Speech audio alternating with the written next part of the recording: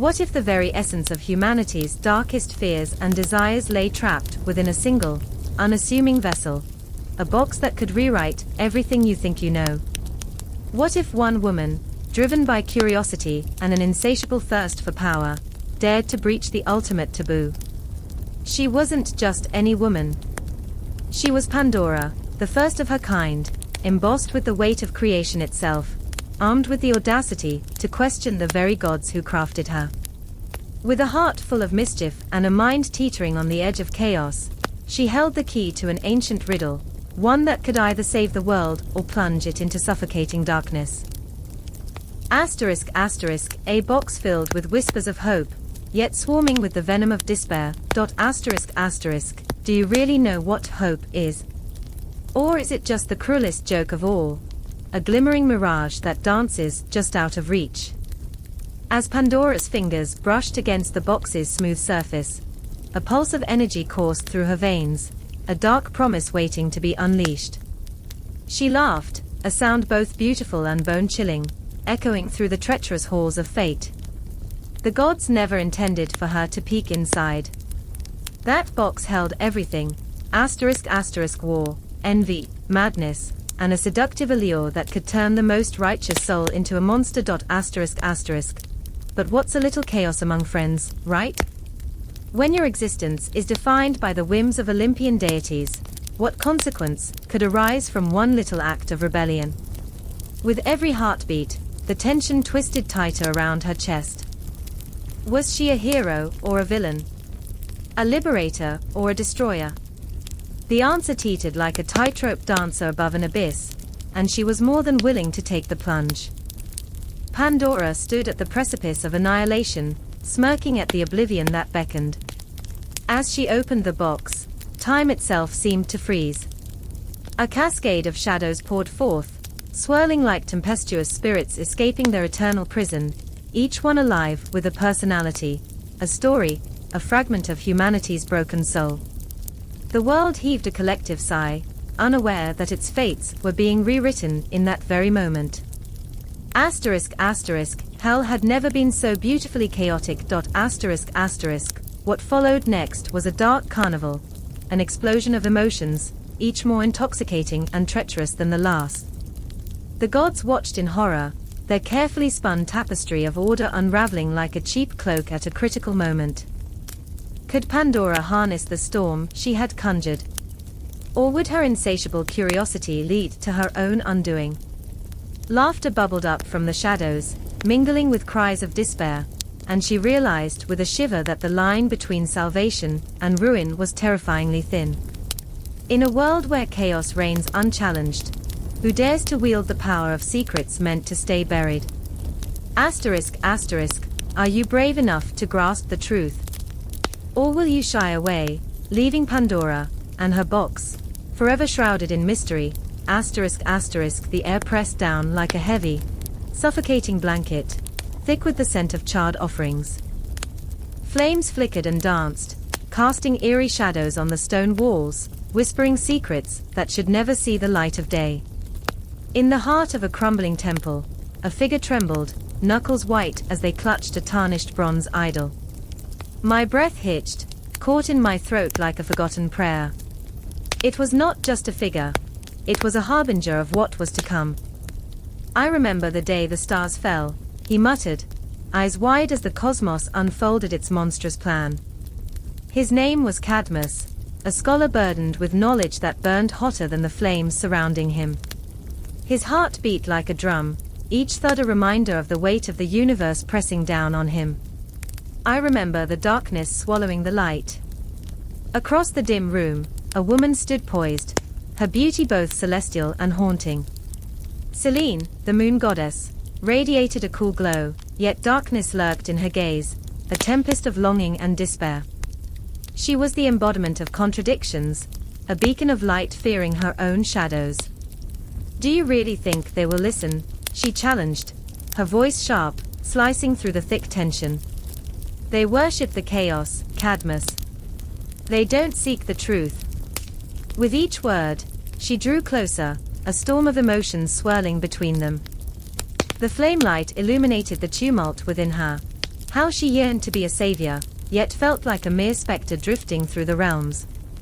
Listen. The fervor in Cadmus's voice cracked, echoing off the cold stone. They need to know. The birth of the cosmos was not a gift, but a curse, a blinding torment that birthed gods and monsters alike. The Titans will rise again. Will they even care? Selene's eyes glistened with unspilled tears, each drop a universe of sorrow. What can we do against the madness, Cadmus? Humans cling to their myths like lifelines. They'd rather drown than confront the truth. The shadows pressed closer, as if eavesdropping, feeding on their despair. Outside, the winds howled like lost souls, a reminder of the chaos that loomed just beyond the temple walls. I remember when it all began, Cadmus whispered, trembling fingers clutching the idol like a shipwrecked sailor clinging to a splintered board. In the void, there was only night. She birthed Eros, the primal force, and the cosmos ignited. But from that spark came darkness, a darkness that will consume everything. He could feel it, a pulse within the very fabric of existence, a heartbeat too loud to ignore. His thoughts raced, weaving through memories like a frantic dance. He recalled the first whispers of creation, the clash of titans echoing through time, the cries of anguish as the earth buckled under the weight of gods. Be careful what you wish for, Selene warned, stepping back, her figure illuminated by a flicker of flame. You seek to summon the truth, but what if the truth is worse than the lie? What if it leads us to despair? Despair is already here. Cadmus shot back, voice cracking, a tempest of fear and resolve. Lies can only hold back the tide for so long. They need to know, chaos births creation, yes, but it also devours. The sky, the earth, the very souls of men, everything will pay the price. The air around them pulsed, heavy with unspoken fears, and dreams turned to nightmarish visions. Time wrapped around them, a suffocating blanket of inevitability. Each tick of the clock echoed like a heartbeat, a reminder that the moment was slipping through their fingers. Just then, a roar reverberated from the depths of the earth. It was a reminder, a shiver that ran down their spines. The Titans, long imprisoned, were stirring. Cadmus felt the tremor in his bones, the ancient memories clawing at his consciousness. He could see it clearly now, the specters of past and future colliding, the unraveling of reality itself. No, Selene breathed, her voice barely a whisper, we cannot awaken them. You do not understand the chaos you invite. Do you not feel it? He implored, desperation wrapping around his heart like a noose. This is our moment. We can forge a new narrative. We can turn the tide. With a single breath, it was as if the universe held its own, a desperate pause as they grappled with their destinies. What if they were not saviors? What if they were merely pawns in a game played by gods and monsters? What if their actions spiraled into darkness, unleashing a fate worse than silence? I remember the moment the shadows flickered, and the light dimmed. I remember the way Selene's eyes reflected the chaos swirling around them, the uncertain dawn of creation and destruction. In that heartbeat, the world teetered on the brink, and time itself shuddered as if to say, this is only the beginning. Outside, the sky darkened, an ominous shroud wrapping around the temple, the winds whispering promises of change. With trembling hands, Cadmus raised the idol high, ready to face the chaos, ready to confront the Titans. Mark my words, he bellowed, voice echoing off the stone walls, trembling with raw intensity. From the womb of chaos, we will birth a new myth, one that will resonate through the ages. And as the shadows deepened, as the fire flickered and faded, the tension hung thick in the air, a promise of the storm to come. The line between creation and destruction blurred, and the ancient whispers of the cosmos pulled them deeper into the abyss. In that moment, time stood still, suspended between the weight of their desires and the inevitability of their fates. Here, in the heart of the chaos, the origins of myth began to stir, each heartbeat a reminder that the universe was watching, waiting, ready to swallow them whole. The scene hung, fraught with tension, aching with unanswered questions. The fire dimmed, and the shadows leered, anticipating the clash of titans and the birth of legends, as the night wrapped itself around their fragile hopes.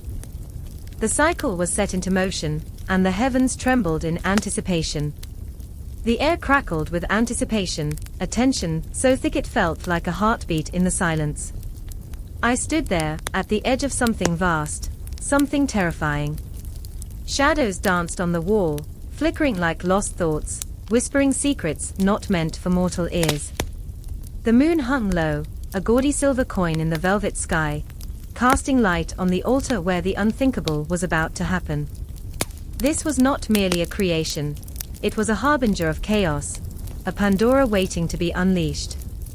I remember the way the earth trembled beneath my feet, resonating with the pulse of divinity, as if the very ground was warning me of the storm to come.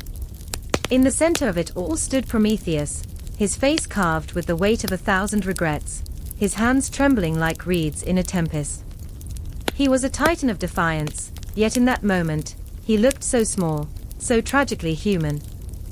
"What are we doing?" he breathed, looking at the flickering flame in his palm, the very essence of life and destruction. Beside him, Athena, fierce and wise, her eyes like twin galaxies spinning with the knowledge of ages, watched with a mixture of hope and dread. "We are crafting a gift," she whispered, but her voice broke like glass, revealing a chasm of uncertainty. This was not just about creation, it was about consequence. "Do you understand what this means, Prometheus? This is beyond us. And yet, what was hope without risk? What is a flame without the potential for fire?" I could see the wall between them, thick and impenetrable, built on fears they both refused to voice. The silence screamed around us, echoing their doubts. I felt it deep in my bones, the weight of their choices strangling the air. Then there was Pandora, yet to be born, yet already a ghost haunting this moment. She was a blank canvas, her potential limitless, yet fraught with danger. Her essence flickered in the shadows, waiting for the breath of life to fill her lungs. I shivered, caught between admiration and horror, as if I were watching a beautiful train wreck unfold in slow motion. What will she become?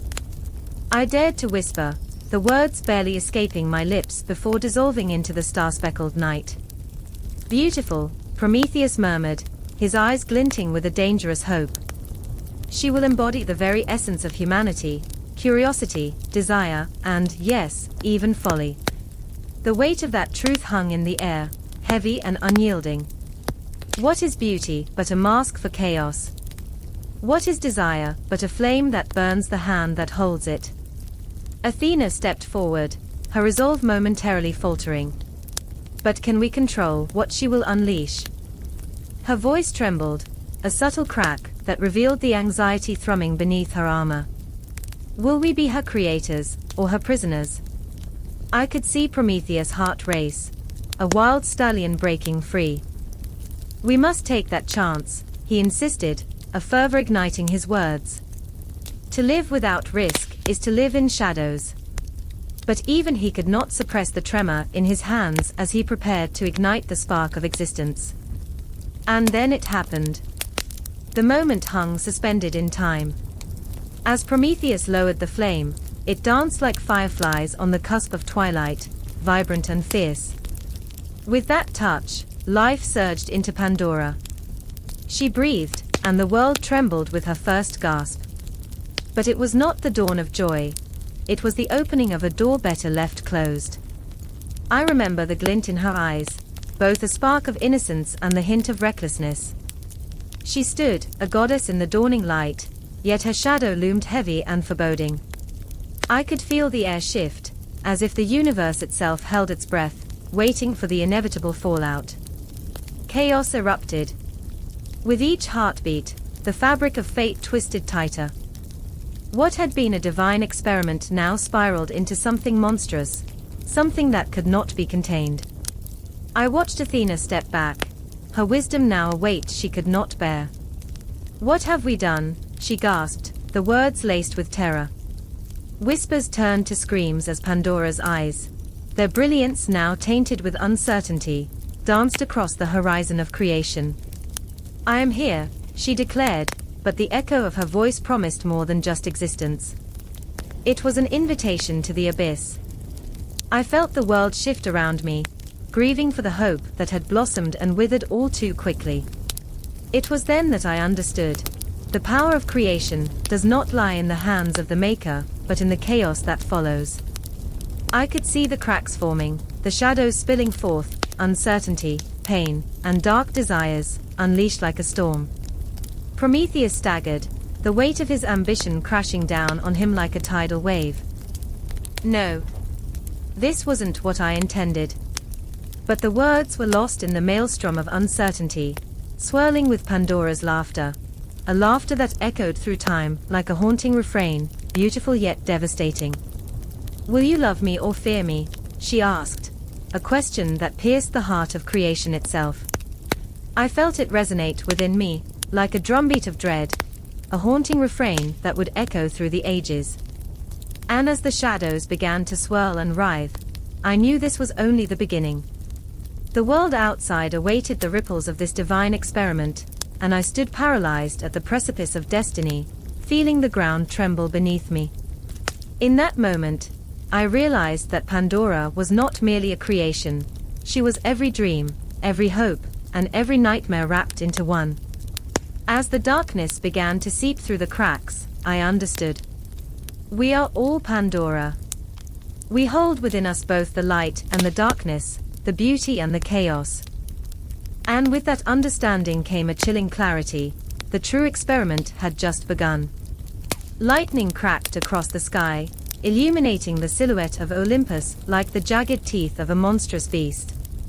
In that moment, the air crackled with tension, heartbeats racing with a rhythm only the gods could hear. Below, the earth trembled as if it sensed the brewing storm, a cacophony of chaos echoing through the valleys.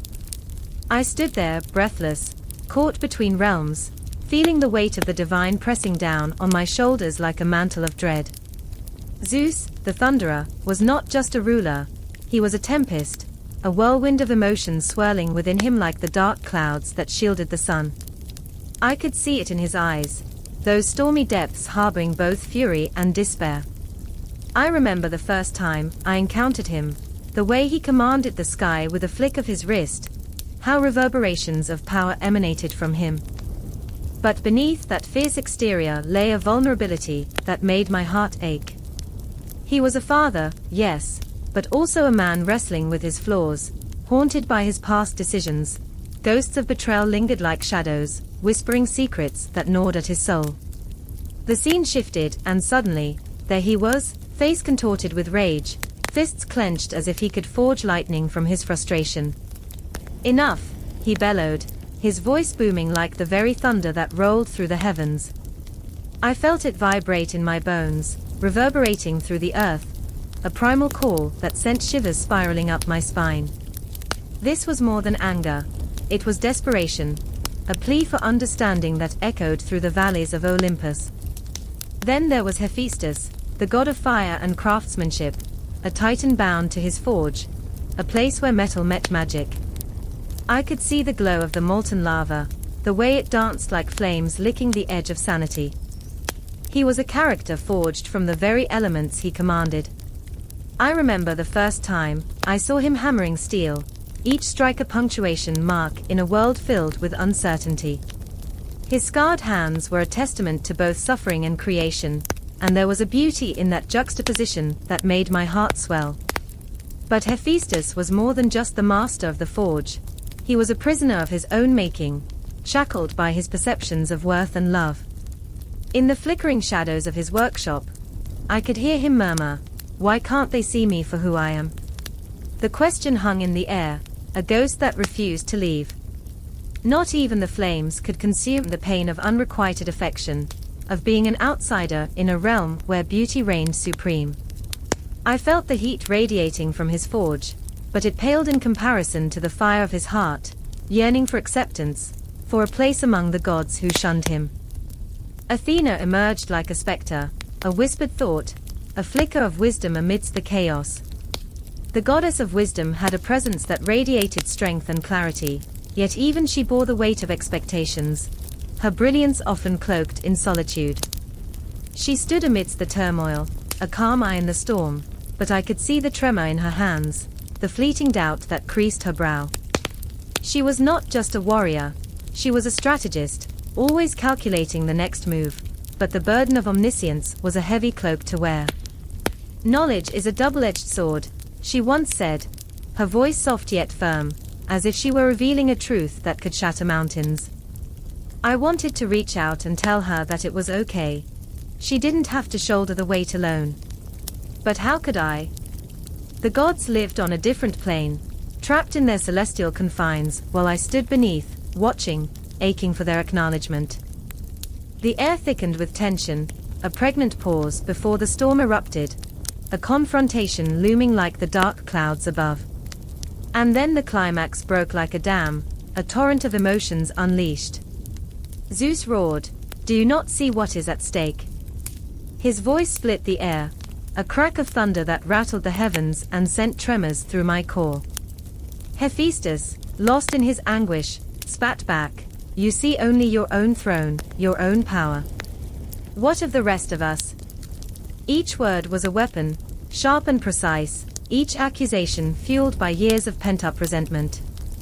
I could feel their pain, the desperation clawing at their souls like a beast lurking just beneath the surface, waiting for the chance to break free. Athena stepped forward, her gaze piercing through the tempest that surrounded them. "Enough. We are not just gods, we are flawed, we are real." Those words were both a balm and a dagger, cutting through the storm and forcing them to confront the truths they had long buried. It was a confrontation that transcended the divine, reaching deep into the hearts of those who wielded power, but often felt powerless. Time stood still, the cosmos holding its breath as they faced each other, the weight of their unresolved emotions crackling in the air like static before a storm. As the tension escalated, I found myself caught in a web of conflicting emotions, torn between the desire to intervene and the understanding that this was a battle they had to fight alone. The shadows danced around them, whispering forgotten truths, and I felt the weight of destiny pressing down, urging each of them to confront not just each other but themselves. In that moment, I realized this wasn't merely a confrontation of gods. It was a reflection of our own humanity, our struggles, our fears. I remember standing there, heart pounding, breath hitching in my throat, as the gods wrestled with their own ghosts. The air crackled with raw emotion, betrayal, need, the yearning to be seen, to be understood. The chaos around them swirled, a tempest of feelings that made the very heavens tremble. The moment stretched, an eternity wrapped in a heartbeat, as they faced their truths, each one grappling with their own demons while the world around them held its breath. I could feel the pulse of the universe, a reminder that we are all connected by our flaws, our desires, our struggles. The gods weren't just distant deities, they were reflections of ourselves, a mirror held up to our innermost fears and hopes, a testament to the complexity of existence. And as their confrontation loomed larger, I could sense the night closing in, the shadows deepening, as if the cosmos itself was waiting for the outcome. Time was a cruel trickster, and with every heartbeat, I felt the pull of eternity, the awareness that this moment, this raw, unfiltered moment, was just a fragment of something vast and ungraspable, an intricate tapestry of fate that interconnected us all. In that cosmic silence, my heart raced, caught between the divine and the mundane, the eternal and the ephemeral, knowing that this was only the beginning, the first spark in a universe of endless possibilities, where every heartbeat echoed through the ages, leaving behind the promise of what was yet to unfold. A clock ticks in the darkness, its rhythmic pulse a reminder of time slipping through trembling fingers. Shadows dance on the walls, whispering secrets only the night can understand. I stand in the dimly lit room, heart racing, each beat thudding against the hollowness of my chest. The scent of dust and old paper fills my nostrils, suffocating yet oddly comforting. In the corner, a young girl, Pandora, stares at the aged chest, her eyes wide, brimming with a mixture of terror and fascination that mirrors my own. Don't, I say, my voice a fraying thread barely holding itself together. The word hangs in the air, heavy, pregnant with all the things we dare not say. But it's too late. The lid creaks open, a groan of ancient wood protesting against the moment. What emerges is chaos, a whirl of fears, desires, regrets. Each item has a memory, a life of its own. I can feel them clawing at my insides, begging to be remembered, and I know what Pandora does not. Some things are better left in the dark. Her fingers tremble as she reaches for a delicate locket, its surface smooth and inviting. What if it's beautiful, she whispers, her voice a soft caress, but I hear the longing beneath it, the ache of curiosity that gnaws at her like a relentless beast. I remember that feeling, the intoxicating pull towards the unknown. I was once like her, a child reaching for the stars, blissfully unaware of the fire they could ignite. Pandora, I plead, stepping closer, my heart a thunderstorm in my chest. You don't know what's inside. You don't know what it can do. The shadows flicker, and for a moment, I see the flicker of memories, my father's laughter, my mother's sorrowful eyes, the night they left me alone with my thoughts. I was left with my curiosity. Curiosity unravels like a thread, and once pulled, it leads to a tapestry of chaos. But she doesn't hear me. She's entranced, an explorer on the precipice of a cliff, poised to leap into an abyss. It can't be that bad, she insists, her voice a quiver of innocence. What if it's the key to everything? And I want to scream, to shake her, to make her understand the weight of that statement. The key to everything is often a key that locks away more than it reveals. I take another step forward, desperation draping over me like a heavy cloak. It can unleash horrors, I warn, my throat closing around the words. But then there's Leo, watching from the shadows, his presence a storm barely contained. I can see the reckless glint in his eyes, a spark of mischief that pushes against the edges of reason. What's life without a little danger, he calls out, voice smooth as silk, yet it grates against my nerves. He steps forward, his grin a wicked crescent moon, illuminating the darkness with his audacity. Let her see, let her choose. Isn't that what curiosity is for? I hate him for that. I hate him for the way he makes it sound so inviting, so enticing. He's always been the reckless one, the risk-taker, and I've always been the voice of caution, the anchor tethered to a safety net that feels more like a prison. I remember the days when we'd chase fireflies in the summer, laughter spilling out of us like confetti. But this is different. There's a chasm between us now, a fracture that grows wider with every heartbeat. Leo, don't encourage her, I plead, my voice breaking with the weight of my fear. I can feel the memories tightening around my throat like a noose. You've always loved the thrill, but this is not a game. Pandora's breath hitches, caught in the electric tension. For a heartbeat, she wavers, unsure. I see the flickers of doubt, the shadows of fear curling around her heart. What if it's something beautiful? She whispers again, hope weaving itself into her words like a fragile thread. What if it's something worse? I counter, the heaviness of my own memories crashing in on me. What if it's something you can't unsee? The tension hangs in the air, each second stretching thin like an old canvas, and suddenly I am 5 years old again, hiding under the bed, listening to the voices above. The world outside was chaotic, but under there it was safe. I remember the feeling of being small, of being scared, and I can't bear to see that look on Pandora's face. But Leo steps closer, his hand brushing against Pandora's shoulder, a silent promise of protection, of adventure that dangles like a golden thread. You'll never know until you try, right? He urges, voice low and smooth like honey dripping from a spoon. Life is a collection of choices. And I can't breathe. Because I know the truth buried under his words. The choices we make often lead to the choices we regret. And regret can become a ghost that haunts us forever. Pandora, I whisper, my voice cracking, raw and trembling under the weight of my fear. You have the gift of curiosity, but it's also a curse. Sometimes the things we want to know are better left unknown. She looks at me, and in that moment, I see the child I once was, the child who dreamed too big, who asked too many questions. I see the dilemma etched in her brow, the internal war raging between the desire for knowledge and the instinct for survival. A wind howls outside, rattling the windows and sending chills down my spine. It's a warning, a reminder of the fragility of our existence. If you open that chest, you may never be the same again, I whisper, my heart pounding, begging her to hear me. I remember, I start, but the memory slips away, lost in the haze of desperation. I want to tell her about the dreams that spiral out of control, about the secrets that twist and turn like serpents. Then, with a sudden snap, Pandora's fingers close around the locket, its surface gleaming in the dim light. She hesitates, her breath hitching, and the room feels like it's holding its breath, waiting for the inevitable moment to unfold. What lies inside that chest? The shadows whisper, and the air thickens with a palpable tension. Pandora, and that's when I realize, it's not just a fate hanging in the balance. It's ours.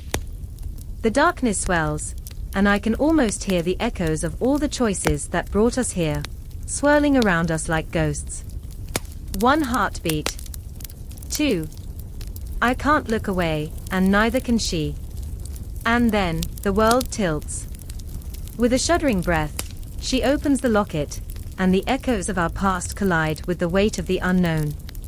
The screams pierce the night like a dagger, the sound echoing through the obsidian shadows of ancient trees.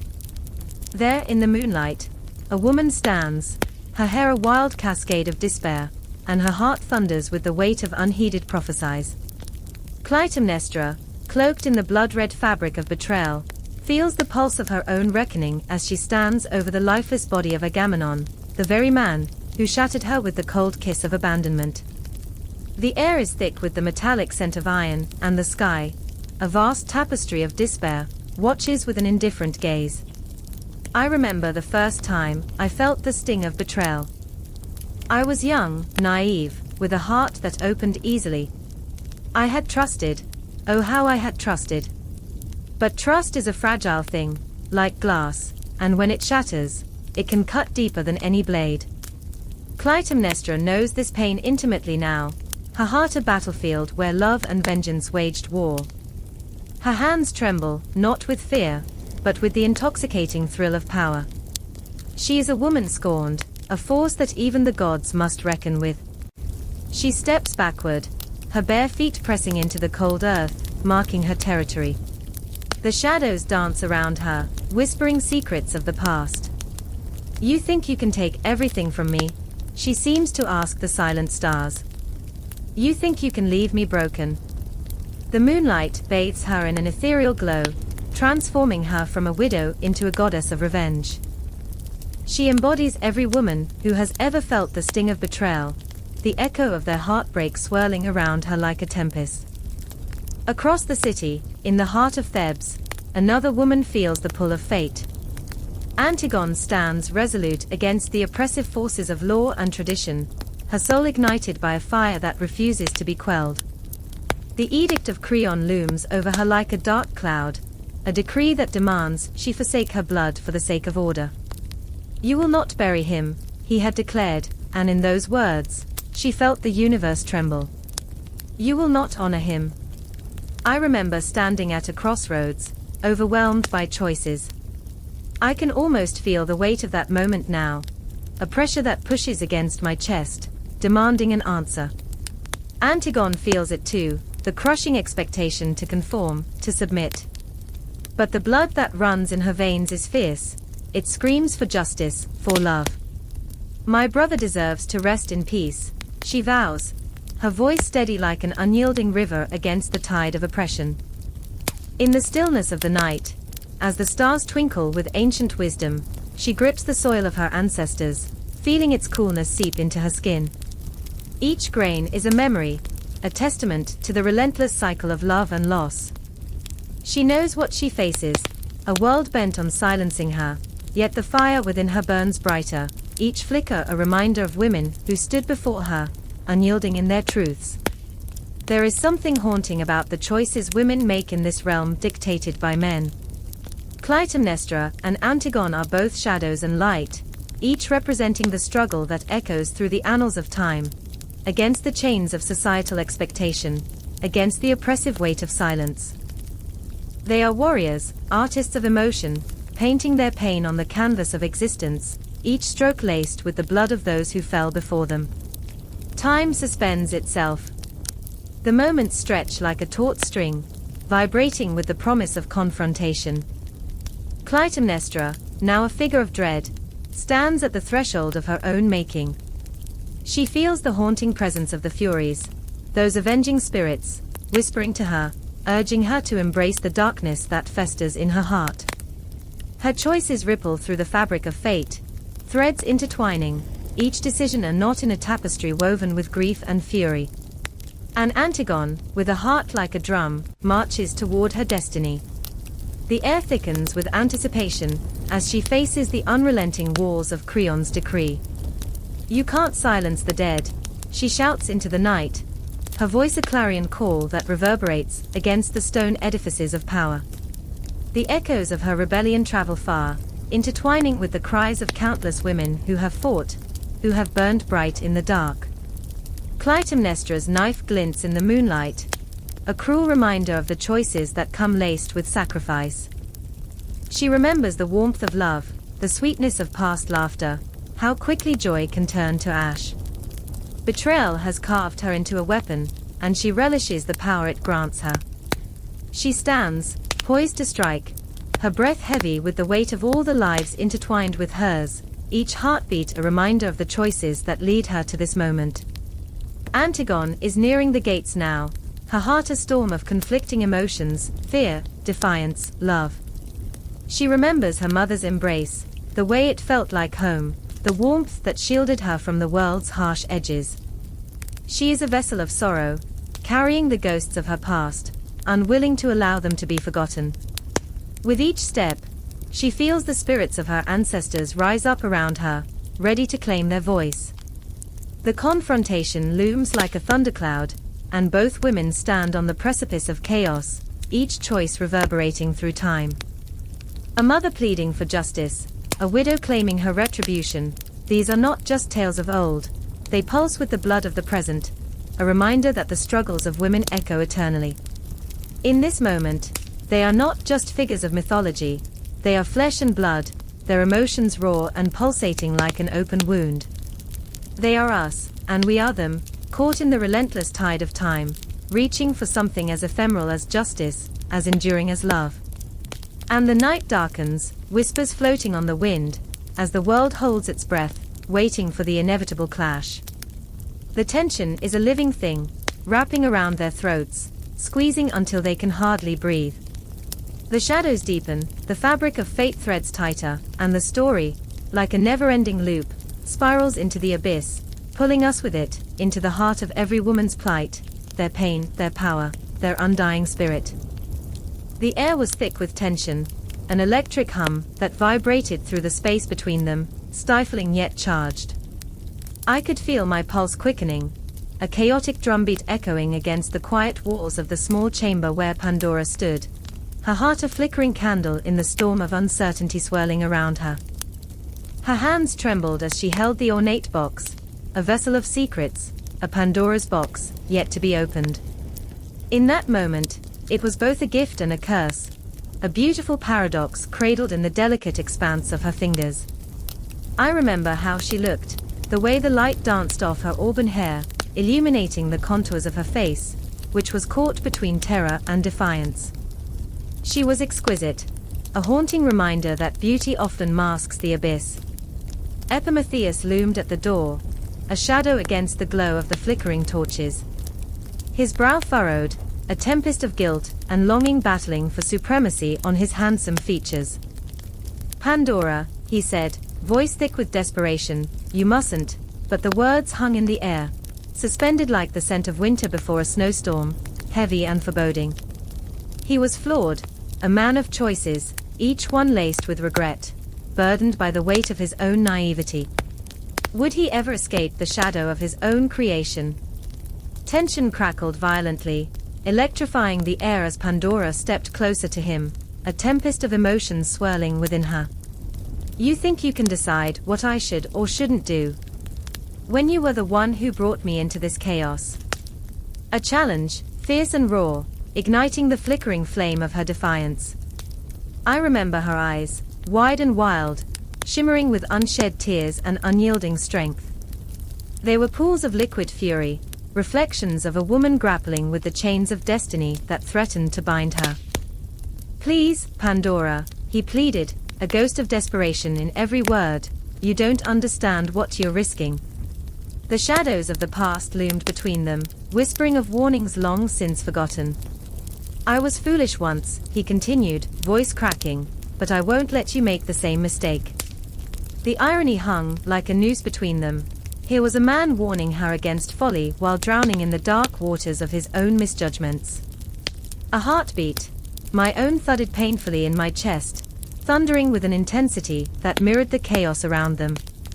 They stood at the precipice of something monumental, a choice that could unravel everything they were and everything they could ever be.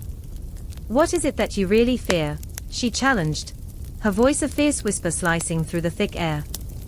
The world outside, or the truth that lies inside this box? I remember the way the box shimmered in the dim light, a siren's call wrapped in wooden mystery, its very presence a reminder of all they wished to hide from. Pandora took a step back, and for a fleeting moment, the room held its breath, waiting, anticipating the storm that was about to break. The weight of the moment pressed upon me, a tangible thing that settled on my shoulders, suffocating yet exhilarating. Through the open window, the moon cast an eerie glow, a silver specter watching their fate unfold. Outside, the world thrummed with life, but inside this chamber, time felt suspended, wrapped in a cocoon of uncertainty. I remember, Pandora's voice trembled, echoing in the silence like a distant memory. I remember the way the earth felt when I first opened my eyes. It was beautiful, cruel, and utterly unforgiving. Epimetheus watched her, a tempest of emotions etched across his face. And yet, he said, stepping closer, you were forged from the very essence of desire and destruction. Do you even grasp what that means? The shadows flickered, almost as if they were alive, dancing around their words, their fears, the very fabric of who they were. Or were you simply created to fulfill a purpose? He questioned, his voice cracking like shattered glass.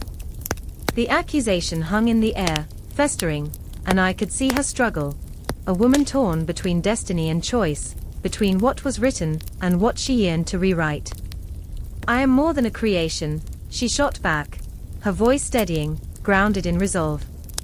I am Pandora. I am flesh, blood, thought, freedom. But freedom came at a cost. I could feel it swirling around them, an insidious specter that threatened to consume everything in its path. What if this box holds nothing but despair? He reached out, fingers brushing the edges of her vision, a desperate plea for connection. What if you unleash a torrent of suffering upon us all? She faltered, the tremor in her hands betraying the storm within her. It was a moment of pure vulnerability, raw and unmasked. I remember how she looked at him, eyes wide, a kaleidoscope of emotion swirling in the depths of her soul. Her voice dropped to a whisper, and what if it holds hope? What if we could change our fate? But even as she spoke those words, uncertainty loomed large, a monstrous shadow that loomed over their fragile bond. I could hear the ticking of an unseen clock, each second a haunting reminder of time slipping away. The world outside continued to pulse with life, oblivious to the unraveling fabric of their existence. As she raised the box, the air crackled with an otherworldly energy, drawing them closer, hearts pounding in an echoing rhythm that drowned out the cacophony of fear.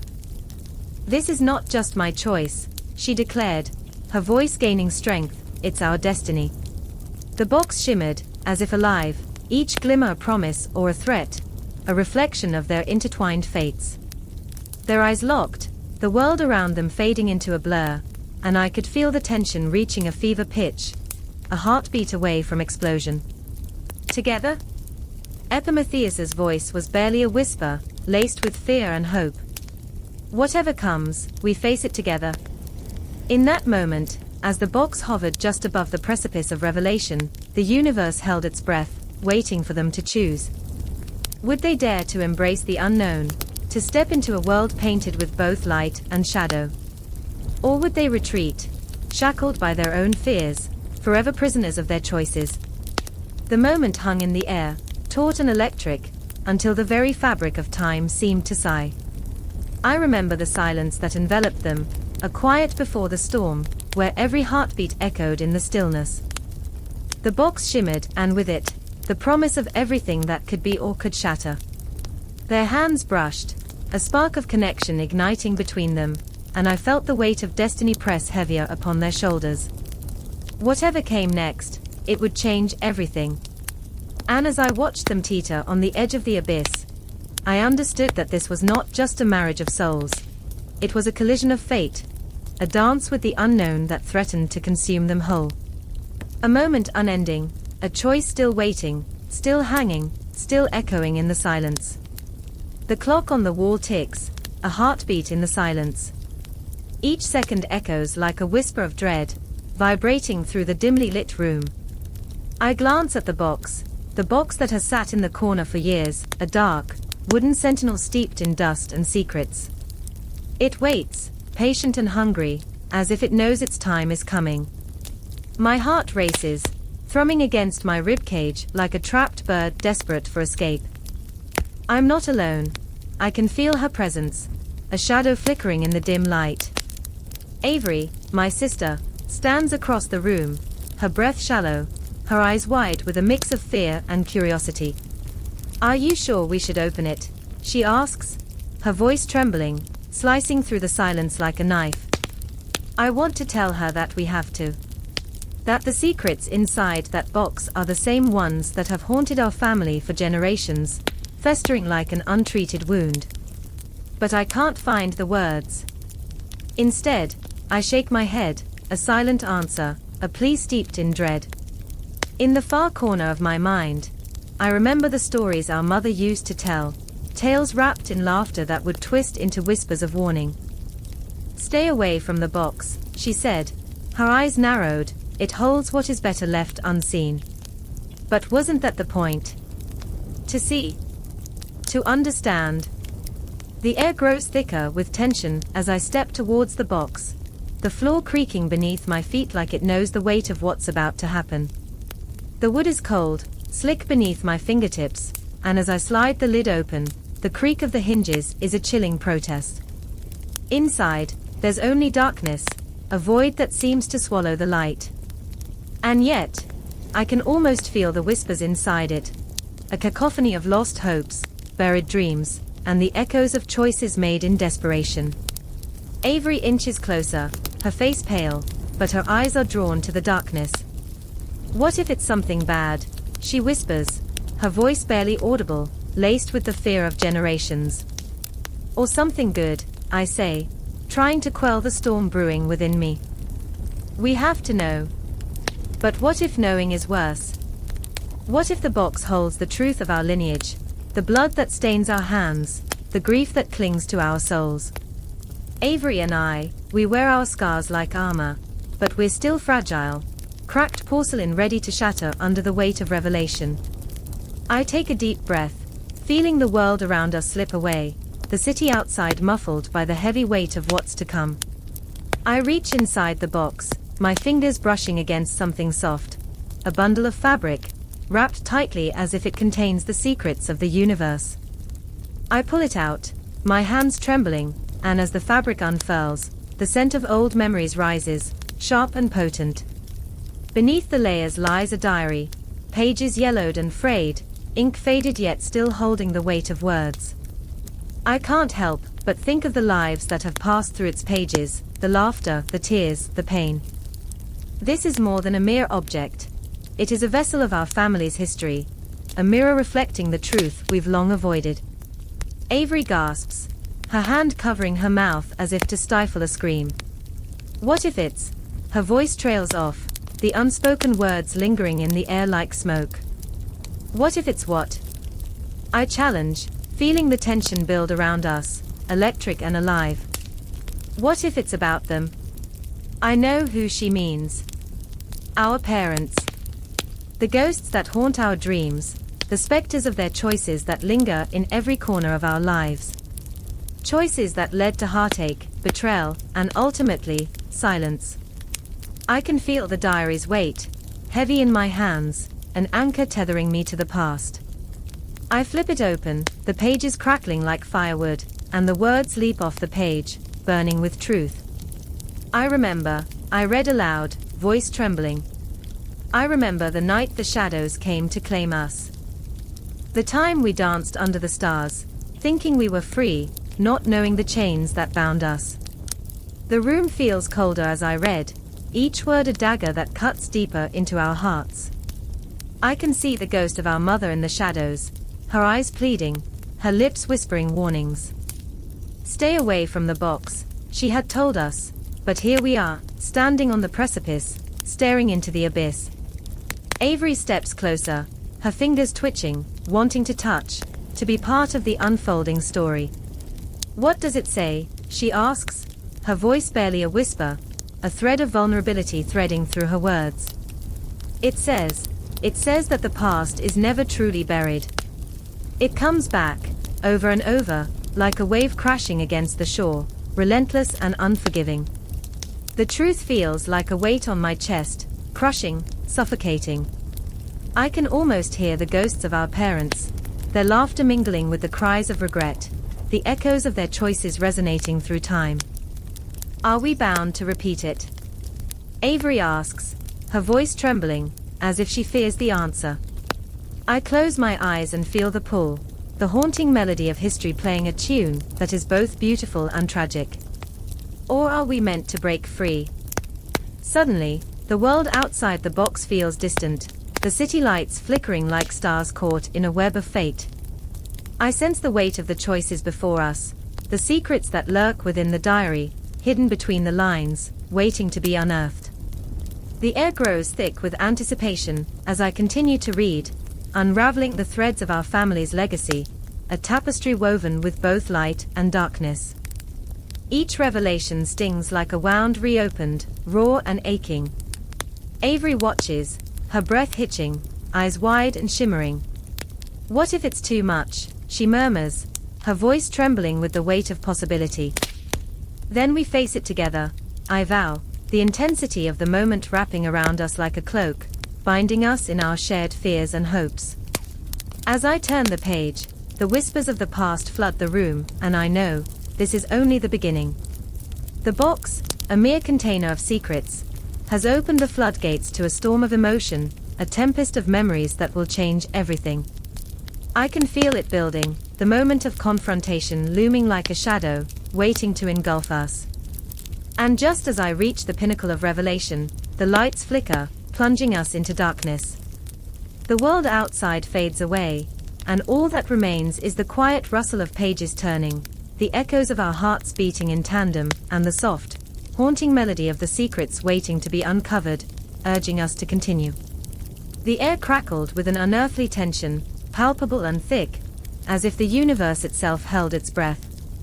In that fleeting moment, the world had transformed into a stage, set for a tragedy. Epimetheus sat on the edge of despair, fingers trembling as they traced the delicate, glistening surface of the box that had become Pandora's prison and his own. He could feel its warmth radiating, a siren's call that both tempted and warned. The shadows danced around him, whispering secrets that twisted in the corners of his mind, a perverse lullaby. I remember the day she came to me, her beauty a cascade of light, an ethereal being woven from the very strands of fate. Pandora, with her bright eyes and wild curiosity, had been both a blessing and a curse. But that moment, when her fingers first brushed against the box, was when the fragile rhythm of our existence shattered. The air grew heavy with a warning, an echo of the gods' curses, but we were naive fools, wrapped in dreams that eclipsed the stark riddle of reality. "Don't open it," I whispered, but the words were lost in the chaos of her wonder.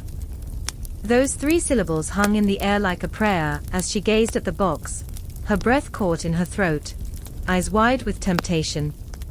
It was beautiful, exquisite, and utterly incriminating. I could see it now, the glint of mischief, the thrill of the unknown, the pure, unfiltered desire to know what lay beyond the veil. I wished I could take it back. I wished I could unsee the gleam in her eyes. "Why not?" she asked, her voice a melody that rang with innocence. "What if it holds wonders? What if it holds beauty?" But inside, I felt the cold finger of dread curling around my heart, squeezing tighter with each passing second. I remember the whispers of the elders, their warnings heavy with the weight of history, stories of calamity born from curiosity. Yet, the moment stretched, twisting into eternity, and before I knew it, Pandora's hands had gripped the lid, her breath quickening. "Don't," but the word was a ghost, a shadow drowned beneath the swell of her yearning. And then it happened. The box creaked open, a sound that echoed like the tolling of a bell, each note a harbinger of doom. My heart raced, pounding against my ribs as if trying to escape the impending horror. I remember the moment the shadows spilled forth, like dark tendrils hungry to consume the light. Fear wrapped around me, suffocating and bitter. I stood frozen, rooted in place, paralyzed by the reality of what was unfolding. The world dimmed, colors fading to shades of gray as the air filled with chaos, screams of anguish, whispers of despair, a cacophony of emotions unleashed. "Epimetheus!" Pandora cried, her voice a blend of terror and confusion, raw and unfiltered. I turned to her, and my heart shattered at the sight. Her eyes, once bright with curiosity, now reflected a storm of regret and fear. The shadows danced around her, wrapping her in a shroud of despair, devouring her laughter, extinguishing her joy. "What have I done?" she whispered, her voice barely rising above the chaos, a fragile thread barely holding her together. In that moment, I felt the weight of all humanity, the burden of our choices, the folly of our insatiable curiosity. We were not gods, but mere mortals, clumsy, flawed, and endlessly seeking. A part of me wanted to reach out, to cradle her face and tell her it would be all right, but another part knew the truth. We had opened the floodgates, and there would be no going back. The shadows clawed at our hearts, each tendril a reminder of the suffering we had unleashed. I could hear whispers weaving through the chaos, taunting me with visions of despair and heartache. I saw children, their laughter replaced by cries of anguish. I felt the weight of loneliness settle into my bones as memories of love lost and dreams shattered clouded my vision. "Please, Pandora. Close it," I begged, desperation clawing at my throat.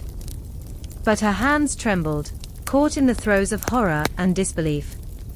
She was a tempest, a flicker of light in a world consumed by darkness, and I was powerless to pull her back. In that moment, everything felt spectral, like a dream teetering on the edge of nightmare. Time warped around us, stretching into eternity, as we stood amidst the chaos we had wrought. I remember the frustration bubbling within me, the anger at the gods who had stitched this fate into our lives, but more than that, I felt the anguish of my own ignorance, the folly of warnings ignored, the price of unchecked curiosity. The shadows danced closer, weaving a tapestry of sorrow and strife, whispering promises of pain. I caught a glimpse of hope, a flicker amidst the encroaching darkness. "Pandora!" I shouted, and as if the very heavens were listening, a single thread of light broke through, illuminating her face. "Hope!" I cried, clinging to that fragile word as it flickered in the depths of the box. "It's there, beneath the shadows. We can fight this." But the shadows were relentless, and despair coiled around us like a serpent, squeezing tighter. I could feel Pandora slipping further away, her spirit dimming as the weight of the moment bore down upon us. "I'm so sorry," she whispered, tears spilling from her eyes, each drop a crystallized fragment of heartbreak. What have I done? Together, I urged, my voice raw and unsteady. We will face it together. Do not give in. Yet, as the shadows crept closer, I could see the truth weaving itself into our fates. We were trapped in a web of our own making, ensnared by the very curiosity that had once drawn us together. The warnings had echoed, but we were too caught in the thrill of discovery to hear them. In that haunting moment, I understood the true weight of our choices, the cost of knowledge and the burden of the unknown. The shadows were not just born from the box. They were reflections of our deepest fears, our darkest truths. And as they swirled around us, I knew that the confrontation we faced was not just with the shadows, but with ourselves, the very essence of what it meant to be human. Hope, I murmured, clinging to that fragile flicker in the storm, desperate to save not just us, but everything we held dear. But the shadows loomed, hungry and fierce, and the battle had only just begun. The air was thick with a tension, so palpable it could suffocate. Every breath in the dimly lit room felt like an act of defiance, as if the very walls were closing in, whispering secrets meant only for those daring enough to listen. The wooden floor creaked beneath my feet, a sinister symphony that matched the pounding of my heart. I was acutely aware of every gaze, every breath, their weight heavy, pressing against my chest. It was here, in this moment, that the box lay before us, its surface gleaming dully under the feeble light, a siren call to our deepest desires. I remember Sarah's eyes, wide and shimmering with a blend of longing and terror. She had always been the brave one, the dreamer. What if it's everything we've ever wanted? She whispered, each word a delicate thread pulled taut over a chasm of uncertainty. The tremor in her voice betrayed the confidence she tried so hard to project, a thin veil over the raw fear twisting in her gut. I wanted to reach out, to hold her hand and tell her it would be okay, but the box demanded our attention with an insidious allure. Hadn't it always? Next to her, Mark stood, arms crossed tightly over his chest, his jaw clenched. The air around him crackled with a low-grade fury, a simmering storm waiting to erupt. It's a trap, he spat, the words like bitter shards of glass. Nothing good ever comes from opening something like that. And yet, I could see the flicker of curiosity in his gaze, the way it danced like firelight, beckoning us closer. The box, ancient and adorned with intricate carvings, seemed to pulse with a life of its own. I could almost hear it humming, a low, seductive tune that wrapped around us like a fog. Shadows danced across its surface as if alive, evolving into grotesque forms, mocking us. It could be power, Sarah urged, her voice softer now, coaxing. Or maybe a way out. But wasn't that always the temptation? The promise of escape, of relief from the mundane. I recalled the crushing weight of my own life, bills, deadlines, the never-ending cycle of work. Each tick of the clock echoed the hollow rhythm of existence, haunting and relentless. I wanted to believe in something beyond the drudgery, to grasp at hope wrapped in mystery. I stepped closer, my heart racing, a wild drumbeat against the silence. My fingers hovered above the box, trembling at the precipice of decision. The cool wood sent shivers up my spine, as though it sensed my hesitation and mocked it. What if it's cursed? Mark's voice broke through my thoughts, raw and urgent. What if we unleash something terrible? But in that moment, fear felt distant. My mind was flooded with visions of what could be. I remembered the dreams that haunted my nights, adventures, love, freedom. Each moment I had spent trapped in the monotony felt like a betrayal of those dreams. What if this box held the key?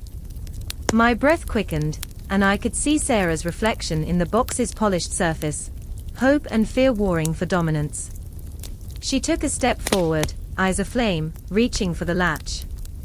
Let's find out, she breathed, and with that, the air shifted. Mark's voice rose, desperate. No. Sarah, don't. But it was too late. The latch clicked open, echoing like a gunshot in the stillness, reverberating in my bones. Time stretched, an elastic band pulled taut, and in that heartbeat, the world around us faded, everything but the box and the intoxicating pull of the unknown. As the lid creaked open, I felt the rush of cold air, a sharp contrast to the suffocating heat we had created in that room. Inside lay darkness, an abyss that promised more than mere contents, it promised transformation. My heart raced, resonating with the chaos of our decisions. I could taste the danger, sweet and rotten on my tongue, a cocktail of fear and exhilaration mixing dangerously. Inside that darkness, I saw flickers of light, images, memories, futures unwritten. Some tantalizing, others grotesque, but all beckoning, all so achingly real. What do you see? Sarah's voice trembled with excitement. The shadows twisted, revealing glimpses of ourselves, of choices unmade. There was me, alone, successful, but hollow. There was Mark, lost in a sea of faces, every connection severed. And Sarah, radiant and free, but trapped in a loop of her own making, running from something unseen. It was all laid bare before us, a mirror reflecting the depths of our souls, and the weight of our choices crushed down. My breath hitched as the truth unfolded. This was not merely a box. It was the embodiment of our desires, our fears, our regrets, each one vying for attention, for resolution. I staggered back, stunned, as realization crashed over me like a wave. We can't, we shouldn't. The words felt inadequate, drowning in the cacophony of emotions swirling around us. Mark's expression was one of fierce determination, a man at war with himself. It's not just a box, it's our reckoning, he said, voice hoarse. What we do next, it changes everything. And still, the darkness inside beckoned, whispering promises like a lover's caress. I clenched my fists, heart pounding, as the shadows twisted and writhed.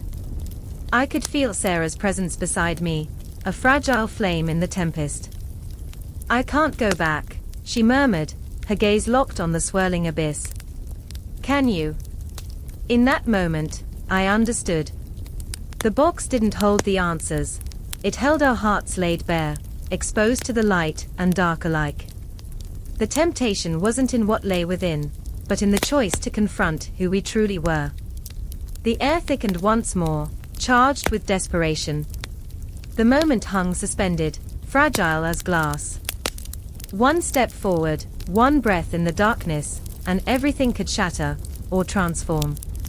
Time twisted, the weight of our decisions entangled with the law of the unknown. With every heartbeat, the box called to us, a siren song of possibility wrapped in the cloak of dread. And in that echoing silence, I felt the choice loom larger than life, demanding to be faced, waiting to unleash its beautiful, terrible truth. The air was thick, almost viscous, clinging to the skin like a suffocating fog. The sun had long since vanished, leaving only a bruised horizon, the color of old bruises, as if the sky mourned the world below. I stood at the edge of the cobblestone street, the silence so profound it screamed.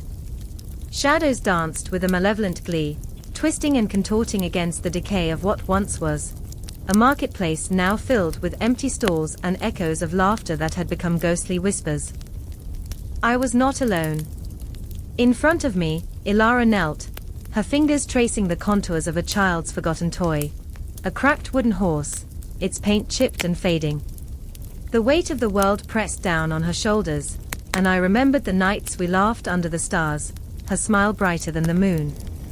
But now, that smile was a distant memory, buried beneath the sorrow that dripped from her eyes like heavy rain. They are gone, she whispered, her voice barely a breath, trembling under the weight of devastation. I felt the tremor in her heart, the shattering of dreams that echoed in the hollow of my own chest. A stone's throw away, the church loomed, a dark, solemn figure, its steeple reaching toward the heavens as if seeking forgiveness. The bells had fallen silent, their once joyous clamor now a haunting reminder of the plague that had swept through our lives like wildfire. Every toll had marked another loss, another soul swallowed by the insatiable void. I thought of my brother, Marcus, who would never again tease me about my terrible cooking, or try to win back the coin he lost in our last wager. I remember, I started, but the words choked in my throat, heavy with sorrow. Through the haze, a figure emerged, staggering. It was Alden, a man we all once trusted, now a shadow of his former self. His eyes were sunken, hollowed out from sleepless nights filled with nightmares. He stumbled forward, his breath a ragged rasp, and I could see the marks of desperation etched into his skin. "It's spreading," he gasped, and the words hung in the air like a death sentence. "More sick. More dead." Each syllable felt like a knife, carving into my resolve, leaving scars I knew would never heal. I looked around, and the streets were filled with the ghosts of our past laughter, the memories of children playing, merchants haggling, lovers whispering sweet nothings.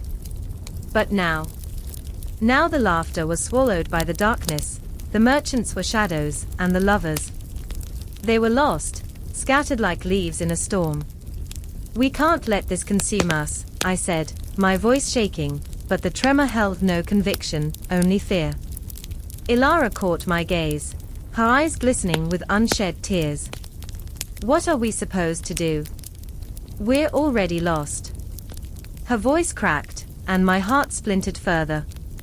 I wanted to be strong for her, to be the anchor in this turbulent sea of despair, but I felt as if I were sinking alongside her.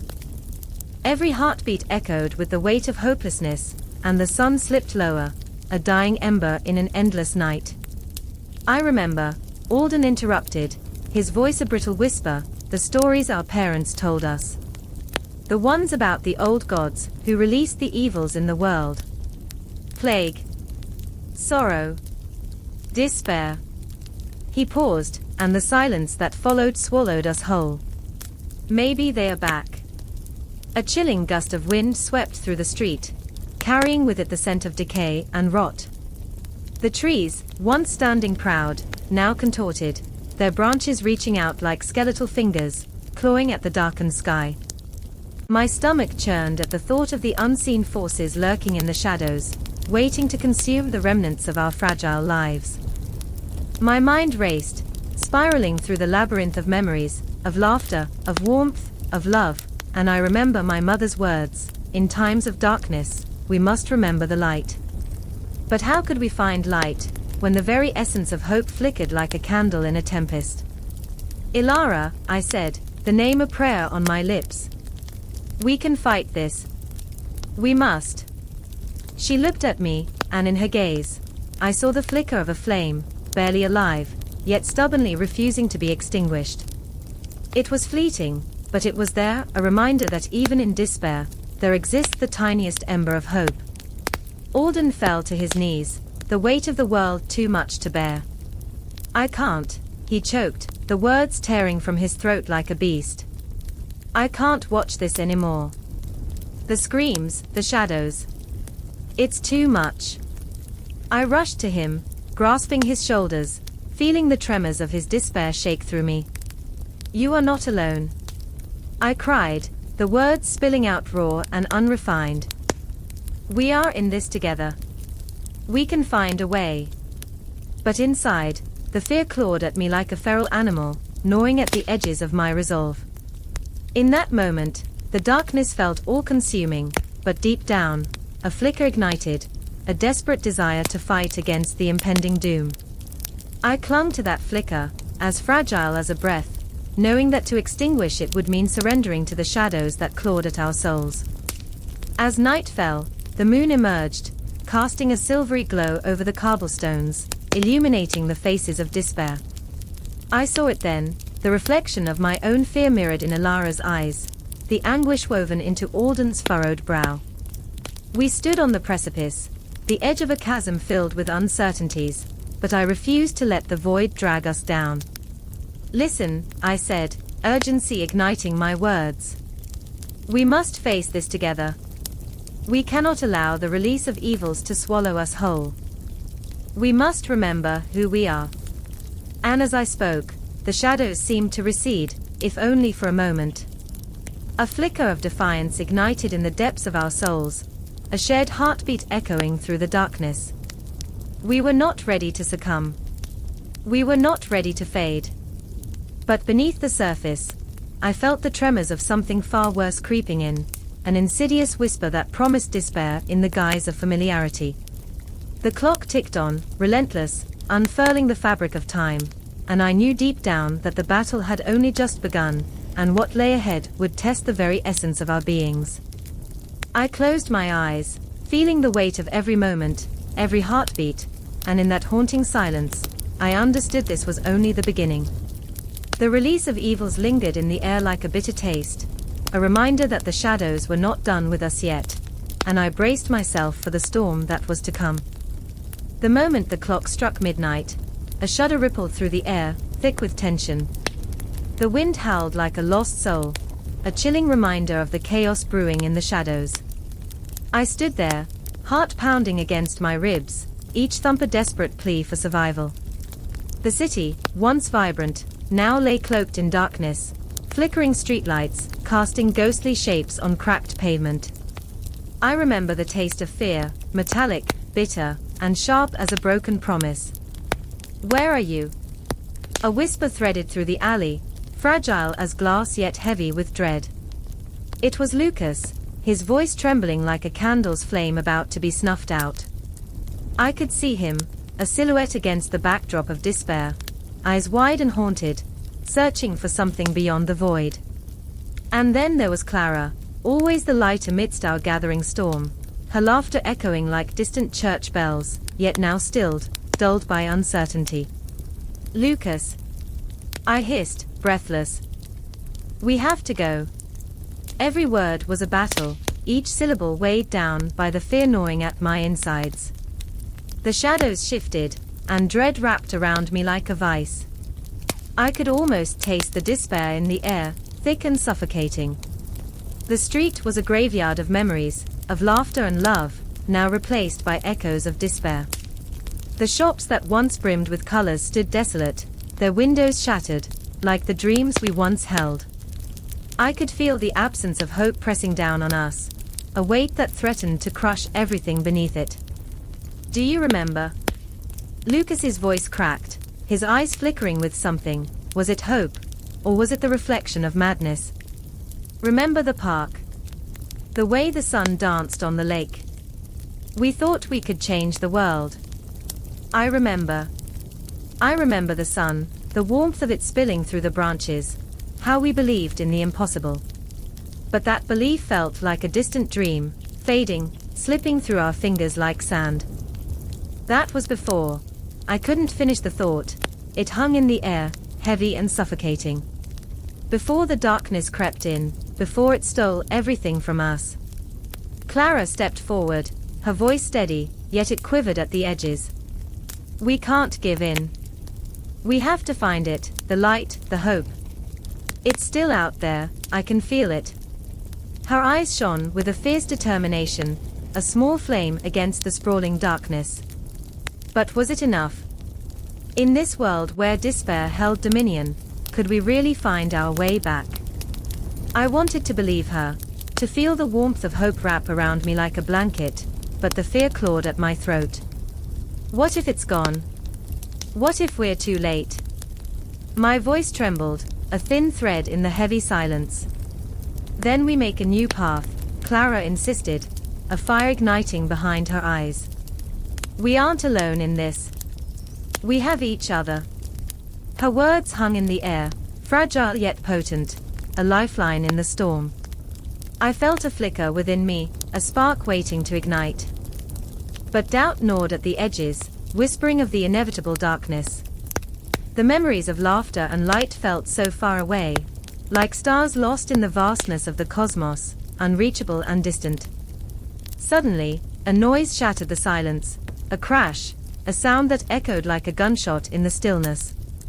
We froze, hearts racing, the air thick with tension. The shadows moved, slithering like serpents, and then a figure emerged, cloaked and menacing, a specter of our worst fears. The darkness had found us. "Run!" Lucas shouted, and in that moment, instinct took over. We sprinted down the alley, breath sharp and ragged, our feet pounding against the ground. Each step was a desperate fight for survival, a frantic dance with the ghosts of our past. As we turned the corner, I stole a glance back. The figure loomed closer, a harbinger of despair, its presence almost tangible as it chased us through the night. I could feel the tendrils of panic wrapping around my chest, squeezing tighter with every heartbeat. But Clara's voice pierced through the chaos, steady and unwavering. "Keep going. We can't stop." I wanted to scream, to give in to the despair clawing at my heart, but I couldn't. Not now. Not when Clara's resolve shone like a beacon in the night. I remembered the laughter, the sunlight, the dreams we shared. I remembered that somewhere beneath the layers of darkness, hope still lingered, like a flickering candle waiting to be reignited. We stumbled into a clearing, the moonlight a sliver of silver against the black canvas of the universe. It was beautiful, hauntingly so, a reminder of everything we fought to protect. And then I saw it, the glimmer of hope in Clara's eyes, a reflection of the light we could still find within the darkness. "Together," she whispered, and in that moment, I felt the weight of the world shift ever so slightly, a crack in the facade of despair. We were not just three lost souls. We were a tapestry of memories, of laughter, of love woven together in a world that sought to tear us apart. I took a deep breath, the air cool and crisp, filling my lungs with a sense of purpose. "Together," I echoed, and for the first time, I felt a spark of defiance against the encroaching darkness. The figure lurked at the edge of the clearing, the embodiment of our fears, but we stood firm, united, intertwined, our hearts beating as one. Hope shimmered in the air, a fragile yet undeniable force, illuminating our path as we faced the abyss together. And as we took a step forward, we embraced the uncertainty, the fear, and the flickering light. Because in the heart of despair, we found our truth. Hope was not an absence of darkness, but the fierce, unwavering light that refused to be extinguished. It was our lifeline, our rebellion against the night. "Let's go," I said, the words a promise wrapped in courage. And with that, we stepped into the unknown, hand in hand, ready to confront whatever lay ahead. The darkness may have loomed large, but so did our hope, a bright spark igniting the shadows. We were alive, and that was enough. Night cloaked the world in a suffocating shroud, shadows creeping like whispers through the streets of a city barely alive. The wind cut through the air, a howl that brought with it the scent of rain and regret, swirling memories of laughter now turned to ash.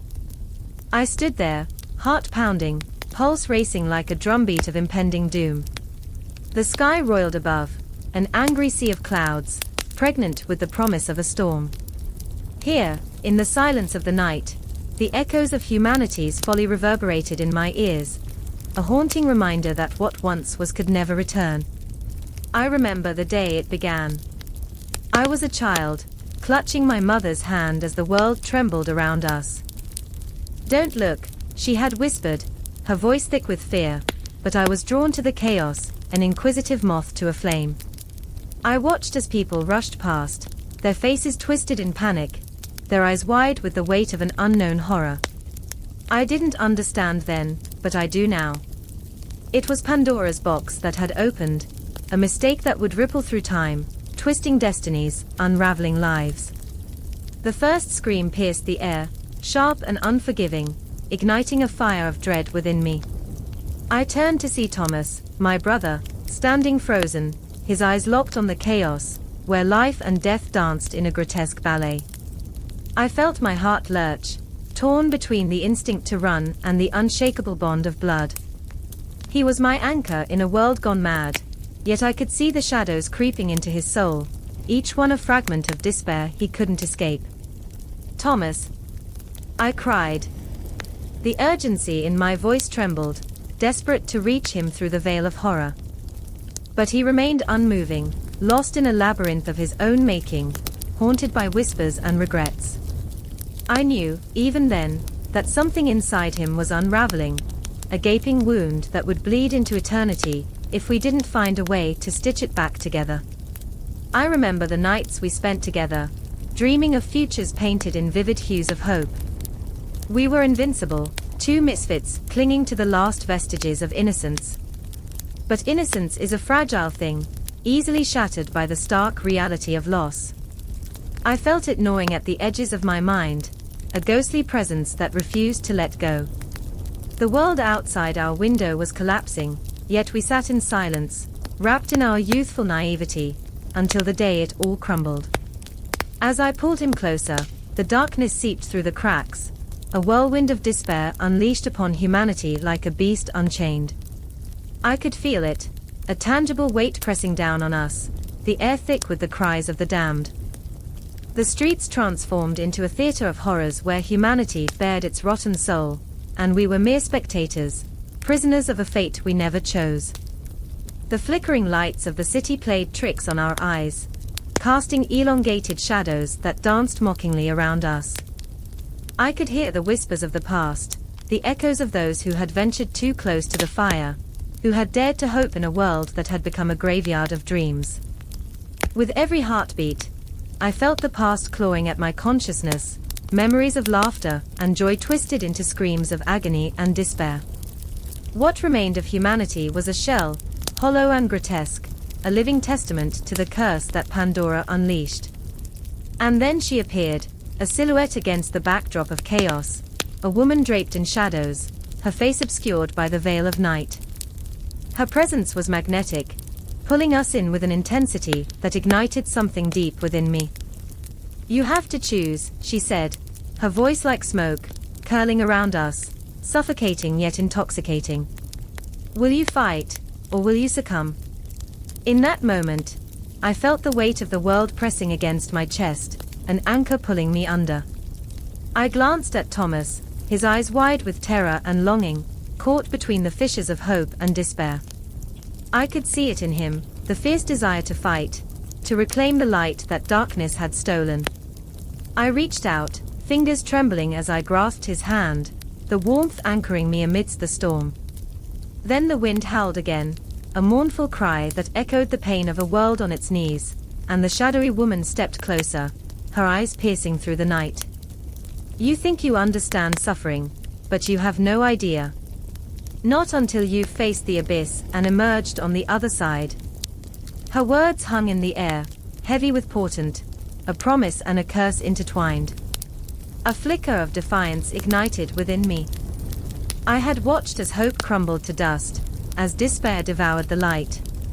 But perhaps, just perhaps, within the crevices of suffering, there lay a flicker of resilience waiting to be ignited. I dared to believe that we could rewrite the narrative, that we could reclaim the humanity we had lost. "What if," I breathed, my voice trembling, "what if we choose to fight?" The woman smiled then, a ghostly grin that hinted at secrets untold. "Then you must confront the darkness, for it is in the heart of despair that true courage is born." The moment hung heavy in the air, a fragile thread strung between what was and what might be. I looked at Thomas, and in that fleeting heartbeat, I saw the flicker of hope reflected in his eyes, a fragile flame ready to take flight amidst the torment of our reality. We would not falter, we would not surrender. The storm rumbled above, a warning, a promise. And as the first drops of rain began to fall, we felt the world shifting beneath our feet, reality slipping away like sand through fingers. The shadows elongated, reaching for us, but we stood firm, hearts racing, souls ignited. This was not the end, it was merely the beginning. With every breath, the weight of Pandora's impact pressed down, yet within that weight, we found a strange sense of belonging, a shared burden that echoed through the ages. The shadows may have enveloped us, but we would rise, fighting against the tide, forging our destinies beneath the jagged teeth of fate. In that eerie silence, a storm was brewing, and with it, an awakening, a shift that would forever alter the fabric of humanity. The box sat there, an unassuming relic in the center of a dimly lit room, casting shadows that curled and twisted like forgotten memories. Dust motes danced in the flickering light, each one an echo of something lost. I could hear my heartbeat thrumming, thump, thump, thump, as if the box itself pulsed with some dark secret. My fingers hovered just above its surface, the wood warm and oddly alive beneath my touch. I could almost hear it whispering, begging for attention, for understanding. I was afraid to open it. But fear only sharpens curiosity. Across the room, Julia stood frozen, her breath caught in her throat, eyes wide as if the box had drawn her in with its magnetic pull. She had always had a way of weaving herself into my moments, like a thread in a tapestry, beautiful yet frayed at the edges. I remembered the time we sat on the roof, counting stars, dreaming about lives we'd never lead. But tonight, the air was thick with something else, something darker. Her fingers trembled, barely grazing the box's edge. "What if it's not meant for us?" she whispered, her voice a trembling leaf in the wind. "What if it is?" I shot back, the words heavy with defiance, a spark igniting the tension between us. I could see her fear reflected in my own eyes, an echo of my insecurities, my relentless desire to uncover the truth even when the truth wanted to remain hidden. This was it, the moment we had both dreaded and craved. A confrontation not just with the box, but with the shadows lurking in our hearts. And there was Marcus, lurking at the doorway, his presence a storm brewing on the horizon. He was the kind of man who wore his pain like a badge, each scar telling a story no one wanted to hear. I could see him grappling with his own demons, a turmoil of emotions swirling just beneath the surface. "You both are fools," he growled, voice low, thick with disdain. "You think you can unravel the past. You think these ghosts will let you go." The air crackled with unspoken words as we faced each other, three souls entangled in a web of longing and regret. I remembered the way Marcus used to laugh, a deep, rumbling sound that echoed through the halls of our shared history. But that laughter had faded, replaced by bitterness and a longing for redemption that felt just out of reach. He was right, the ghosts wouldn't let us go. They lingered like smoke, suffocating yet intoxicating, promising clarity, but delivering chaos. Julia stepped closer, her eyes darting between us, a fragile bridge trying to connect two worlds that seemed destined to collide. "What if we opened it together?" she suggested, her voice barely above a whisper, filled with the kind of hope that stung like salt on a wound. "What if we faced whatever's inside?" More than anything, I wanted to say yes, to grasp her hand and plunge into the unknown together. But the moment hung thick in the air, a noose tightening around our hearts. "Some things aren't meant to be uncovered, Julia," I said, my voice harder than I intended. "What if we break what's already broken?" Marcus stepped forward, his shoulders tense, the lines on his face more pronounced in the low light. "You want to know the truth," he spat, anger lacing his words. "The truth is a beast that will swallow you whole if you're not careful. It'll chew you up and spit you out, leaving nothing but bones and regrets." With every heartbeat, the box loomed larger, an embodiment of our fears and desires. I could feel its weight pulling at the edges of my sanity. My mind raced with memories, of laughter turned to silence, of dreams turned to ashes. An endless loop of what could have been and what never would be. "But isn't that the risk we have to take?" I asked, my voice a whisper now, barely breaking the tension. "Isn't it better to know?" The silence that followed was suffocating, thick as fog, wrapping around us like a shroud. Julia's eyes sparkled with unshed tears, and I felt something shifting within me, a surge of longing, of wanting to protect her from the storm. "What if we don't survive this?" she breathed, the fear creeping back into her voice. "Then we die together," I said, a reckless determination igniting my spirit. "But at least we won't die wondering." Marcus laughed, a hollow sound devoid of warmth, yet it rattled through the air like an echo of desperation. "You think that's noble? You're just prolonging the inevitable. You're embracing the madness." And there it was, the heart of the matter, laid bare. The madness that we all carried, the burdens of our choices and the weight of our pasts. I could feel it pressing down on me, a darkness that threatened to swallow me whole. But, despite the fear, I took a step towards the box, my heart pounding in my chest, echoing the wreckage of our lives. What if it holds the key? I suggested, and for a moment, the shadows in the room seemed to sway, as if caught between despair and hope. Julia took a deep breath, her eyes locking onto mine, her fear mingling with something more powerful, resilience. Then let's unlock it, whatever it takes, she said, her voice steady now, hugging the promise of bravery. And as the three of us stood there, each of us wrestling our own demons, the uncertainties of our lives swirling like a tempest, the box awaited, a vessel of secrets and truths, of everything we had ever wanted and everything we had ever lost. In that moment, the air crackled with tension and the walls seemed to breathe. Time felt like an elastic band stretched taut, ready to snap. I reached for the lid, the wood cool beneath my fingers, heart racing as if the entire universe held its breath. Inside, our pasts awaited us, like ghosts yearning for release, beckoning us closer. And just like that, with one final glance at my companions, Julia's fear and courage warring in her eyes, Marcus's bitterness flickering like a waning flame, I drew the lid open. What lay beyond would change everything, or perhaps nothing at all. The darkness curled around us, teasing and promising, daring us to step into the void. There was no turning back now. The air crackled with tension as the world outside twisted into chaos, shadows stretching long across the cobblestone streets, whispering of calamity. A single candle flickered in a tiny room, the wax pooling around a trembling wick like the secrets it held. I sat on the edge of the bed, heart thrumming a wild rhythm, a drumbeat of dread and longing. Somewhere, the clock ticked, cruelly constant, marking time I felt slipping through my fingers like sand. I remembered her face, haunting and beautiful, framed in the dim light. Pandora. Her eyes, wide and luminous, held the weight of 1,000 unspoken fears, 1,000 dreams crushed under the weight of expectation. I could see the shadows behind her, lurking like ghosts, waiting for the moment when her heart would falter. Please, just one more chance, she whispered, her voice a threadbare plea, an echo of desperation.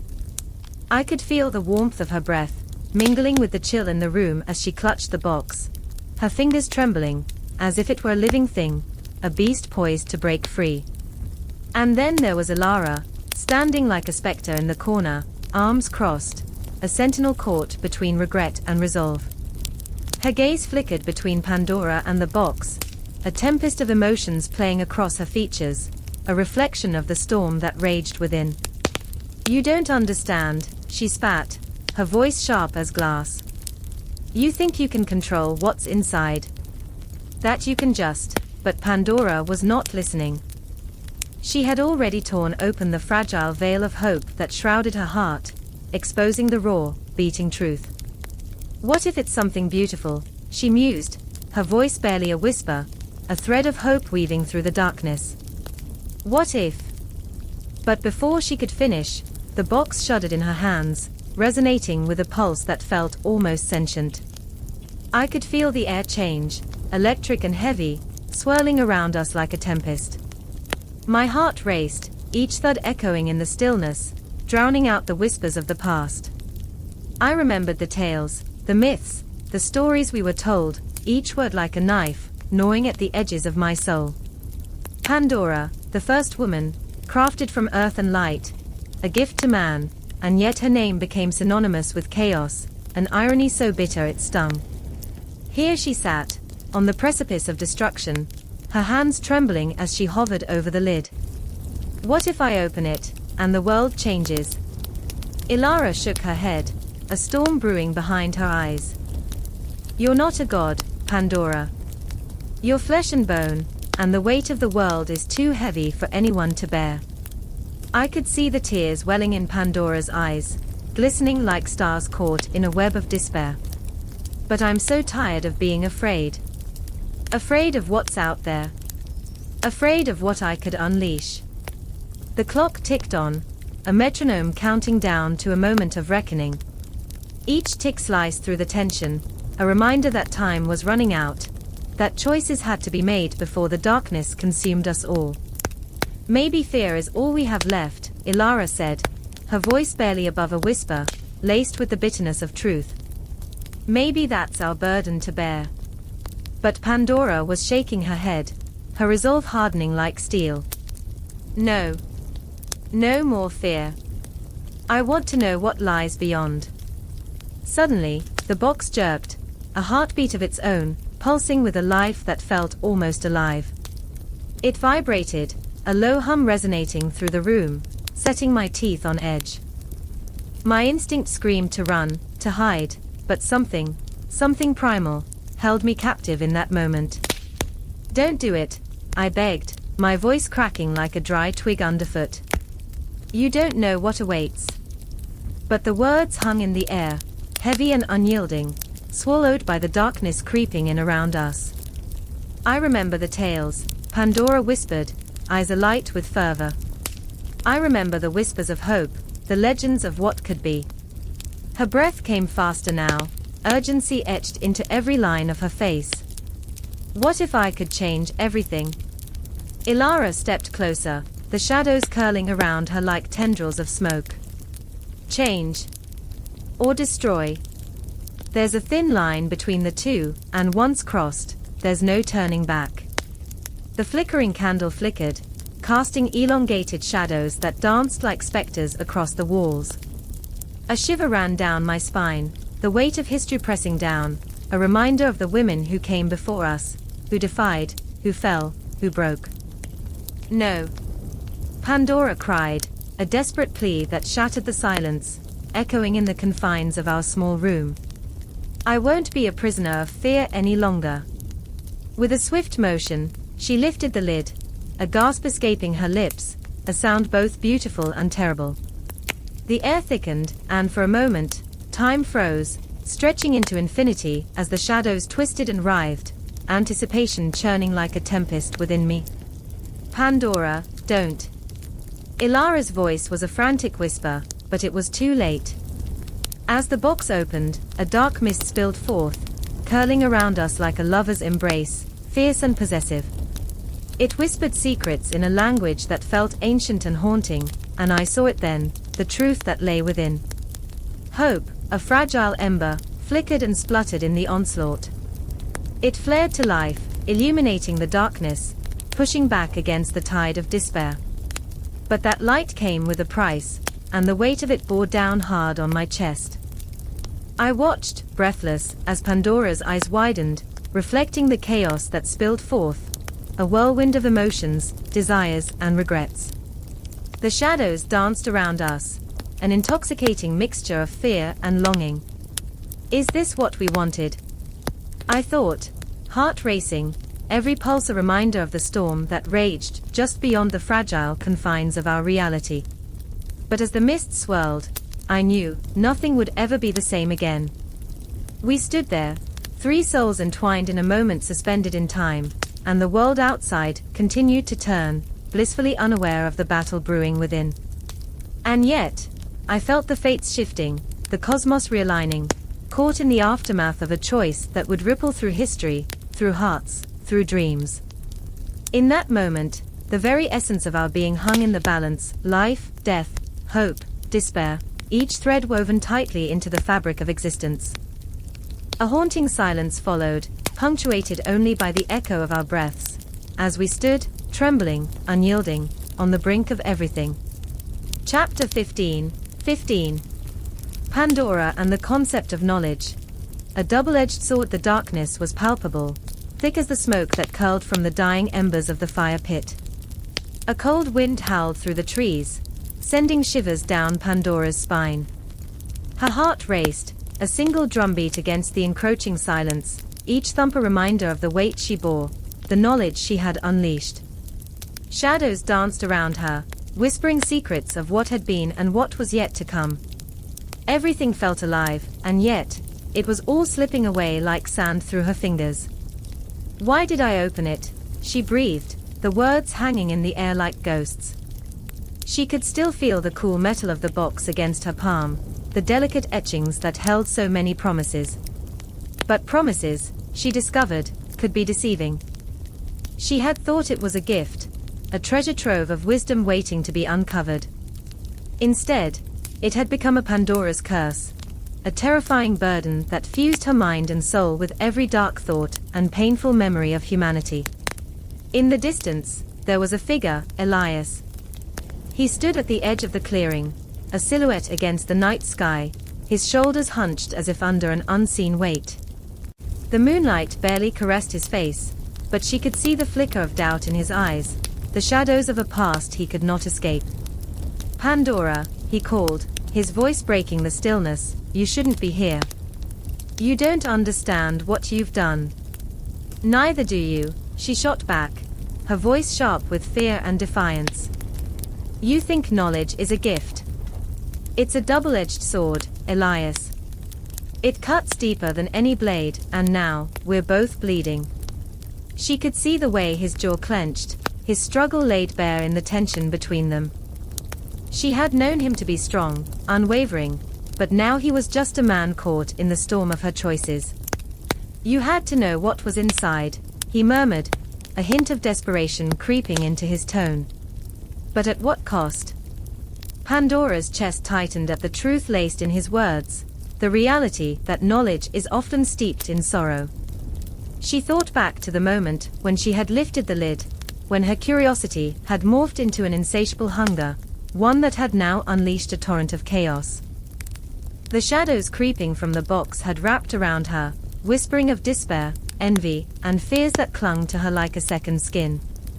I remember when we thought knowledge was salvation, she said, her voice trembling as she recalled their childhood, when they had believed they could conquer the world with the flick of a finger. They had laughed then, two dreamers in a field of daisies, blissfully ignorant of the darkness that lurked just beneath the surface. But now, she trailed off, the weight of the world pressing down on her. Now we're drowning in it, Elias replied, his voice low and ragged. I can feel it clawing at my sanity. The air grew thick, the shadows closing in. The forest whispered, and she could almost hear the cries of the lost souls, the ones who had also sought knowledge and found only despair. She shuddered at the thought, her mind racing. What had she unleashed? The enormity of it all crushed her, and for a moment, she felt like she was sinking into the earth, consumed by the very knowledge she had craved. Then, like a spark igniting a flame, she remembered hope. It flickered weakly inside her, a small candle against the oncoming storm. What if we used it? She proposed, her heart pounding in her chest. What if we harnessed this knowledge, transformed it into something that helps us? Elias looked at her, disbelief etched across his features. You want to fight fire with fire. You think we can control what's inside that box? I don't know, she confessed, tears stinging her eyes as she felt the gravity of her own words. But if we don't try, then what's the point? What are we without hope? His gaze softened, a flicker of understanding crossing his face. Hope is a fragile thing, Pandora. It can turn on you. It can shatter. I know, she whispered, the weight of her guilt crashing over her like a tidal wave. But I refuse to drown in despair. Not yet. A silence enveloped them, filled only with the sounds of the forest, the rustling leaves, the distant hooting of an owl. The world felt suspended, the tension so thick that it could be cut with a knife. Time slipped through their fingers, an unsteady dance of uncertainty and fear. She could almost feel the unseen eyes of the universe watching, judging. Will you help me? She asked, vulnerability spilling from her heart. Will you stand with me against the shadows? Elias hesitated, the conflict raging within him visible in the tightening of his brow. You know I can't promise you anything, he finally replied, the weight of truth anchoring his words. But I'll try. For you. Their hands met, fingers intertwining, a fragile connection forging between them. In that moment, they became a single heartbeat, a shared breath amid the chaos that threatened to consume them. The knowledge that had once felt like a curse now glimmered with a hint of possibility. But as they stood together, shadows writhed at the edge of the clearing, the darkness seeping into the corners of their minds, whispering of doubts and fears. The knowledge they sought to wield, the hope they dared to cling to, it was only the beginning. And the night was far from over. There's a chill in the air, heavy and electric, as the shadows of the city stretch long under the dusky sky. I stand in the cobblestone streets, surrounded by whispers, the echo of footsteps mingling with murmurs of dread. It's the kind of silence that screams, a prelude to chaos, as if the very fabric of our world is about to tear apart. A woman stands at the center, her auburn hair glinting in the failing light, her chest heaving with the burden of a truth too great to bear. Pandora. They call her a gift. I see the chains that bind her. I remember the day she was crafted by the gods, each of her features a deliberate temptation, each curve a divine manipulation. I remember the way the townsfolk look at her, as if her beauty alone could strip away their fears.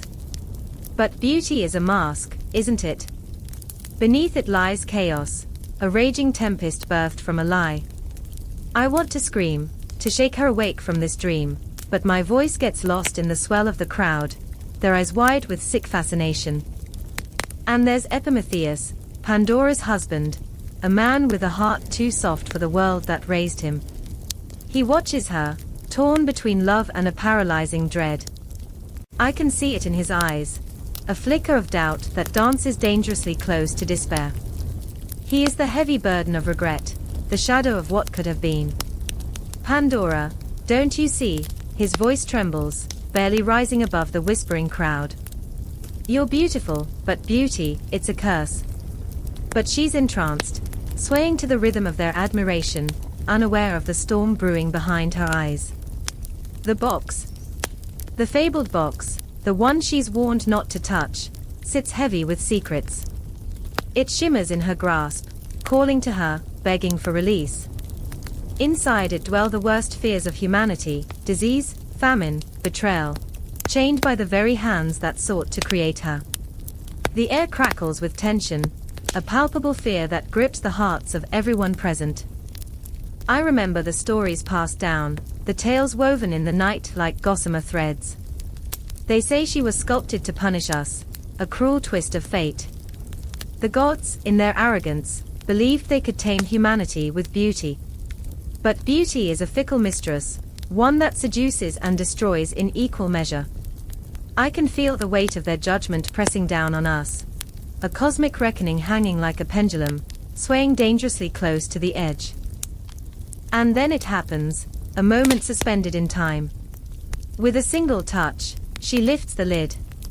The world holds its breath, hearts pounding like war drums.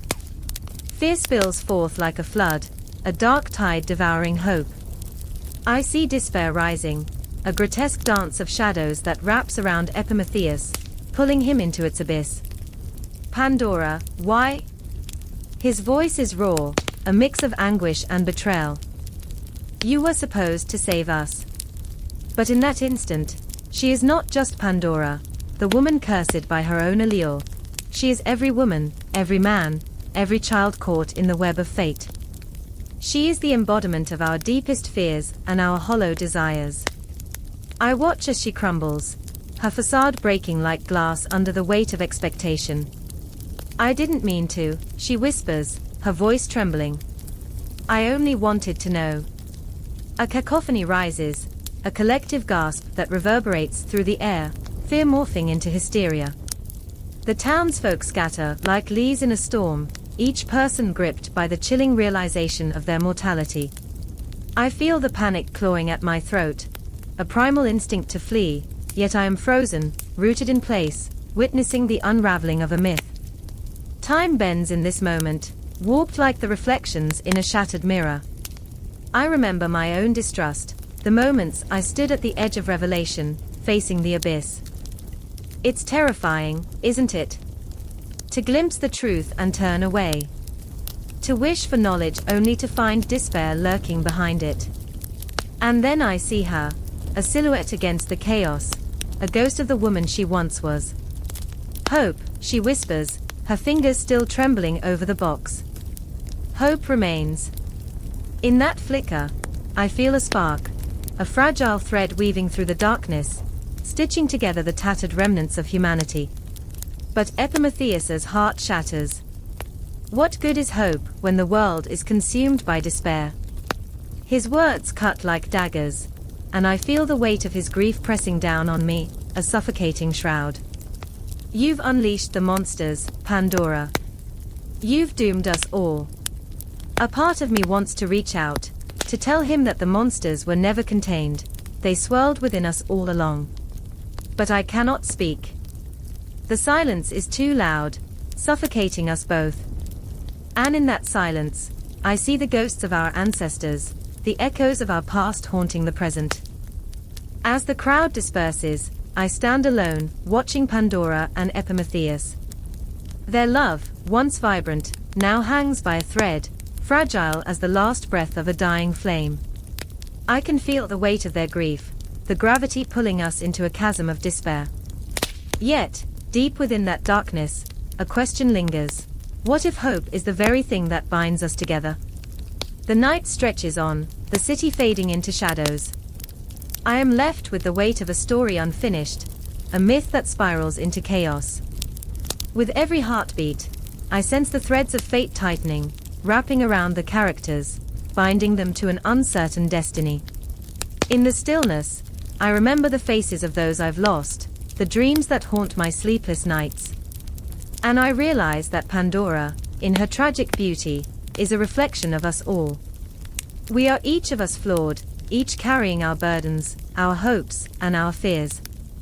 And the night may be dark, but it is within that darkness that we find the flicker of light. I take a breath, the air thick with anticipation, and as the shadows close in, I know the story is far from over. It loops back, cyclically, a haunting refrain echoing through time.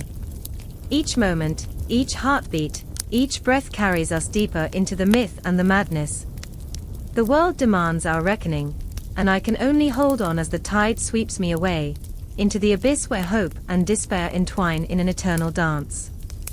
The echoes of chaos drummed in the air like a heartbeat, frantic and dread-laden. I stood there in the hushed gallery, my breath caught in the throat of panic as I faced the canvas. The image of Pandora trembled under the flickering light, her eyes shimmering with unshed tears of regret and curiosity. I could hear the whispers of the past, a chorus of long-forgotten voices, their warnings swirling like smoke around me. Asterisk asterisk, this is where it all begins. Asterisk asterisk asterisk asterisk, I remember the first time I saw her. Asterisk asterisk, a girl with a heart of wonder, her hands poised delicately above a box adorned with ancient runes, tendrils of a dark fate curling around her fingers like a serpent, whispering promises. I felt the chill of inevitability skitter down my spine. This moment, caught between choices, desires, and the weight of existence, was the crucible of her being. Asterisk asterisk, how easily we forget the burdens of curiosity. Asterisk asterisk, in another time, another place, there was Lysander, a painter with dreams tangled in his own despair. A lover of shadows and light, he believed he could capture the essence of Pandora, her innocence, her ruin, on canvas.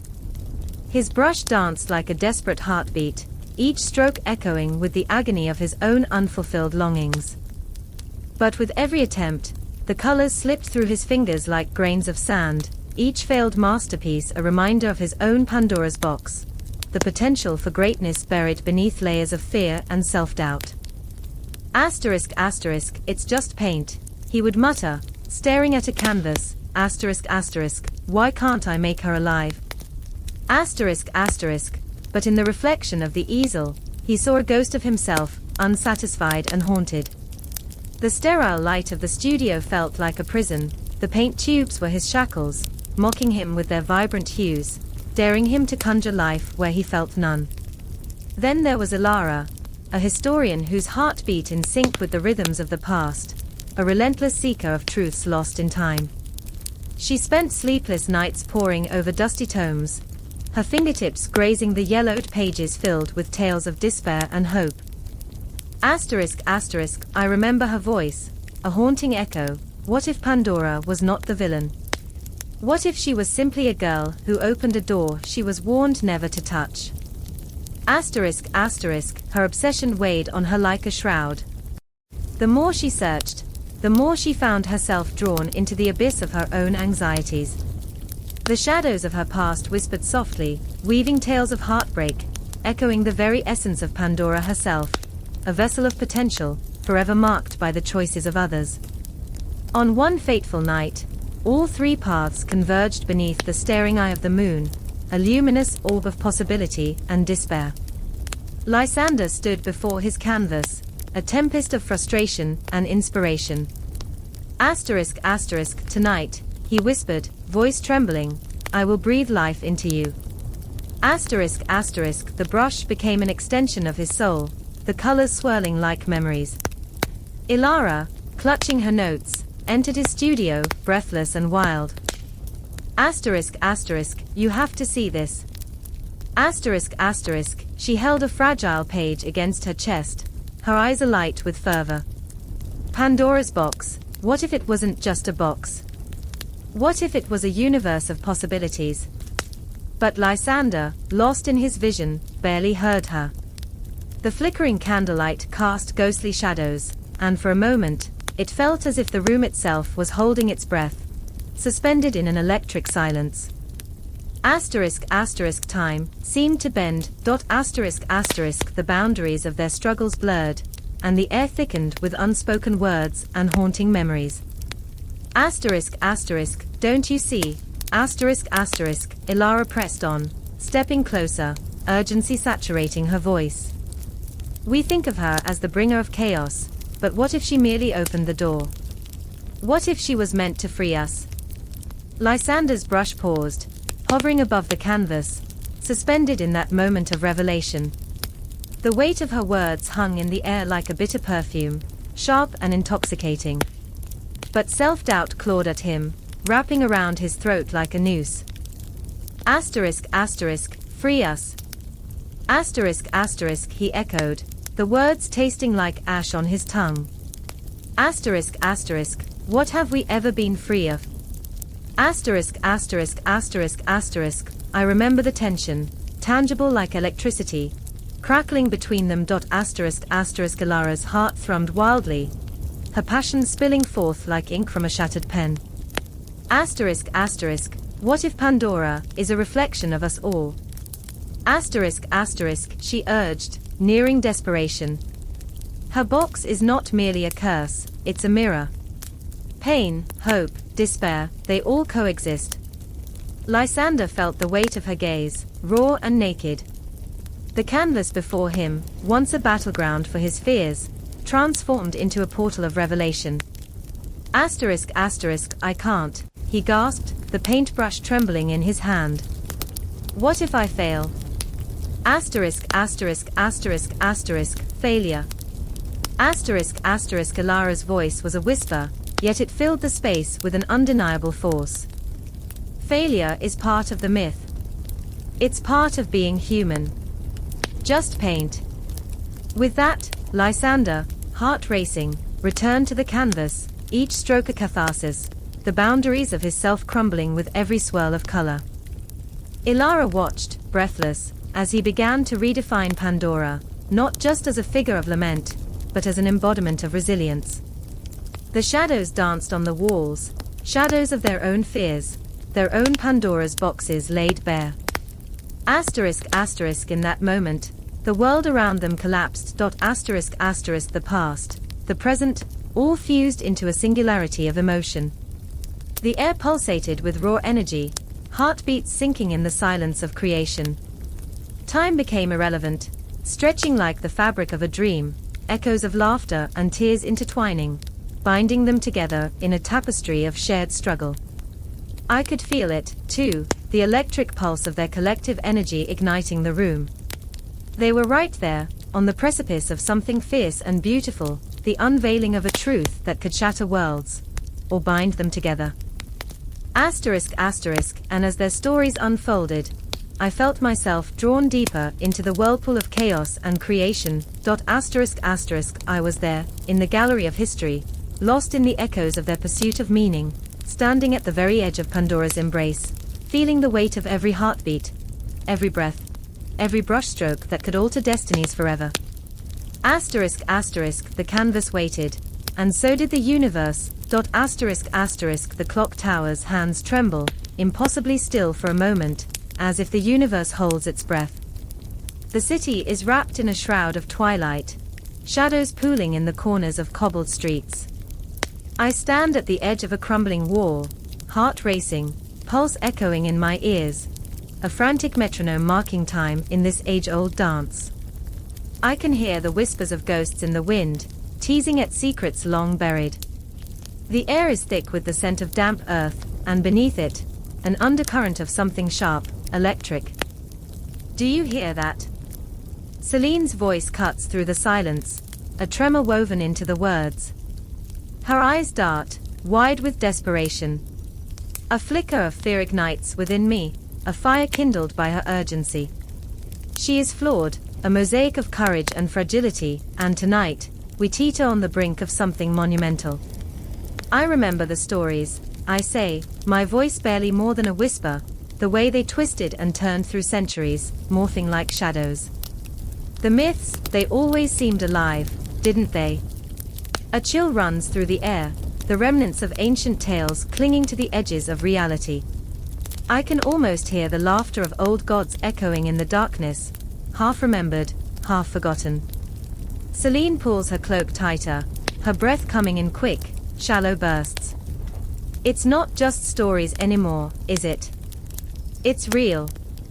I want to laugh, to brush off the gravity of her words, but the world around us is charged with an energy that makes my skin prickle. I remember the old tales of monsters lurking just beyond the firelight, of heroes swallowed by their ambition. Every heartbeat drums a warning. Tonight, we face our own myth. Then there's Marcus, a figure carved from the shadows. He stands apart, arms crossed, leaning against the remnants of a forgotten column. He's a puzzle wrapped in barbed wire, intense, angry, yet desperate in his need to be understood. You think these myths are just stories? They shape our lives, Celine. They haunt us. They are the threads that bind us to this miserable existence. His voice crackles like lightning, igniting something primal within me. I watch him, feeling the weight of his words like stones in my gut. He carries the scars of tradition, a lineage heavy with expectation. And what if we refuse to play our parts? I ask, daring him to respond. What if we rewrite the script? Rewrite. His laugh is hollow, devoid of humor. You can't escape the past. It's stitched into our very souls. The air shifts, thickening with the weight of his truth. I remember the stories of cursed kings and vengeful queens, of choices that echoed through the ages. In that instant, we are not just standing on cobblestones, we are standing in the ruins of everything that came before us. Celine takes a step forward, her voice trembling but resolute. But we're not just echoes. We can reshape the myth. We can become something more. The words hang in the air, heavy with possibility, but the darkness is relentless, an all-consuming void. The wind howls, and for a moment, time fractures. I catch glimpses of the past, silhouettes of warriors, a flicker of armor glinting under a pale moon, shadows of despair clinging to the edges of forgotten tales. I'm trapped in the tapestry of our history, each thread a choice, each choice a ghost. Look at what we've become, Marcus says, voice thick with bitterness. We're not heroes. We're lost. His eyes burn with unshed emotion, and I see a glimpse of the boy he once was, a boy who dared to dream of glory. Lost, but not beyond redemption, I counter, feeling the fire inside me ignite. Every fiber of our being is woven with the remnants of myth. Every heartbeat is a pulse of potential. It's a desperate plea, an echo of hope against the rising tide of despair. Celine nods, her expression shifting from fear to resolve. Then let's create our own legend, she says, the words spilling out like a promise. Let's face the darkness and tell a story that isn't bound by chains. I feel the surge of her courage wrapping around me like a cloak, a shield against the shadows threatening to engulf us. But the night is far from finished. Above us, the sky splits open, revealing a kaleidoscope of stars, each one a reminder of our insignificance in the cosmic dance. And yet, here we are, three souls, battling against the weight of history, against the relentless tides of fate. Do you hear that? I whisper again, and this time, the urgency is palpable. The echoes of the past swirl around us, a haunting melody that beckons with promises and perils. It's calling us. The ground trembles beneath us, a low rumble that feels like the heartbeat of the earth. My heart races as the shadows deepen, twisting and coiling like serpents, and I know, with a certainty that cuts deep, that we are at the precipice of an abyss. Celine takes a step toward the void, her gaze unwavering. The legends of old never spoke of fear as an enemy. They spoke of courage, of the fire that burns within. We have that fire. Marcus watches, caught in the tempest of his own emotions. But what if we fail? His voice is thick with dread, the weight of every failure echoing in its depths. Then we'll fail together, I reply, stepping forward, each word a promise, a lifeline. And we'll rise again. The myths may evolve, but so can we. In that moment, we are no longer mere figures in a story, we are the authors of our fate, holding the quill of destiny in our trembling hands. The past may cling to us like shadows, but we are not defined by it. We are the architects of our own legend, carving paths through the darkness, igniting the spark of hope in a world desperate for light. The air crackles with tension, anticipation swelling like a tide, and as we stand on the edge of the abyss, the universe spins on, and the stories unfold, a tapestry of possibilities weaving itself into the fabric of time. There's no turning back now. Time is an illusion, a fleeting specter, and as we step forward into the unknown, the echoes of history swirl around us, igniting a new myth, one that begins with us tonight. The air crackled with tension, thick as the fog that rolled over the hills, suffocating the valley beneath. I stood there, heart racing, a storm of uncertainty brewing within. Shadows danced like phantoms against the stone walls, whispering secrets that chilled my bones. A flicker of movement caught my eye, Pandora, her delicate frame silhouetted against the dim light. Her beauty was a cruel paradox, a rose wrapped in thorns. She was both a light and a darkness, a spark of hope and a harbinger of despair. I remember the way she looked that night, the moonlight weaving through her hair like silver threads, illuminating the turmoil in her eyes. Her hands trembled, not from fear, but from the weight of expectation. She was a vessel, a creation of gods, meant to carry the burdens of humanity. But inside her lay a tempest, a swirling chaos that threatened to consume everything within reach. I could see it, the flicker of doubt, the ache of loneliness, the awareness that she was not just a gift, but a curse wrapped in divine fabric. "Do you feel it?" she whispered, her voice barely more than a breath. The weight of uncertainty. The dread of what lies ahead. I nodded, the words caught in my throat like a trapped bird. I felt it too, a gnawing fear that clawed at my insides, unrelenting and sharp. Life had become a tightrope walk, each step fraught with peril. The world was no longer bright. It had become a cage, a beautiful prison adorned with the finest silk that could suffocate, just as easily as it could embrace. Then there was Epimetheus, her husband, the man who bore the burden of her existence like a heavy yoke. He stood apart, a figure shrouded in shadows, haunted by the weight of his decisions. I watched him grapple with the consequences of his love for Pandora, torn between a loyalty that felt like a noose and a desire to protect her from the darkness that thrummed around her. His heart was a battlefield, each beat echoing loudly, a drum roll of impending doom. "I didn't know," he said, his voice cracking, raw like an open wound. "I thought she was a gift, a blessing from the gods." But the truth loomed large, a specter that wouldn't let go, a gift with a hidden agenda. I could see the realization wash over him, the dawning horror that he had unwrapped Pandora's box too soon. What lay inside was not just hope, but despair, sickness, strife, and a cacophony of humanity's vices. I remember the moment, the chilling silence that followed the opening of that fateful box, as if time itself held its breath. It was a shattering moment, the kind that reverberates in your soul long after it's passed, leaving behind echoes of sorrow. The world cracked wide open, exposing its raw underbelly. "Why did you do it?" he pleaded, his eyes wide with fear and love. "Why did you unleash this upon us?" But deep down, we all knew the answer. Pandora was not a villain. She was a reflection of our own flawed natures, curiosity intertwined with consequence, innocence tainted by knowledge. She was us, and we were her. As the shadows lengthened, a chill crept into the air. The remnants of hope flickered like a dying flame, and I felt it.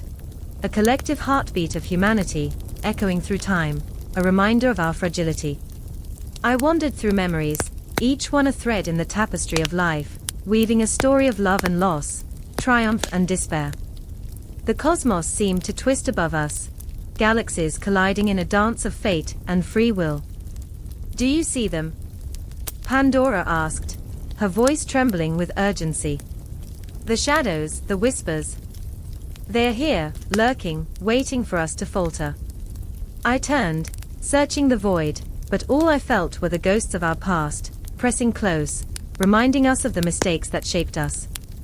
We were all just whispers in the wind, haunted by choices and dreams long gone. And then, there was a stillness that settled over us, a pregnant pause that felt almost reverent, as if the universe itself had halted to witness our plight. I could feel Pandora's heart racing alongside mine, a synchronized rhythm of fear and longing. Her eyes locked onto mine, and in that moment, I understood. We were trapped in a cycle, bound by fate, yet we held the power to change our narrative. "Maybe we can find a way," I said, my voice a testament to the flicker of hope that dared to persist. "Maybe we can reclaim the light." A moment of silence stretched between us, heavy with possibility. But doubts crept in, shadows whispering doubts like a cruel lullaby. What if we failed? What if the darkness was too strong? Epimetheus stepped forward, his determination igniting like a flame against the encroaching night. "No," he said, his voice a steady anchor. "We will fight. We will face whatever comes." His words hung in the air, a promise wrapped in resolve. I felt my heart surge, an electric pulse that coursed through me, binding us together in our shared resolve. But Pandora's eyes shimmered with unshed tears, a storm brewing just beneath the surface.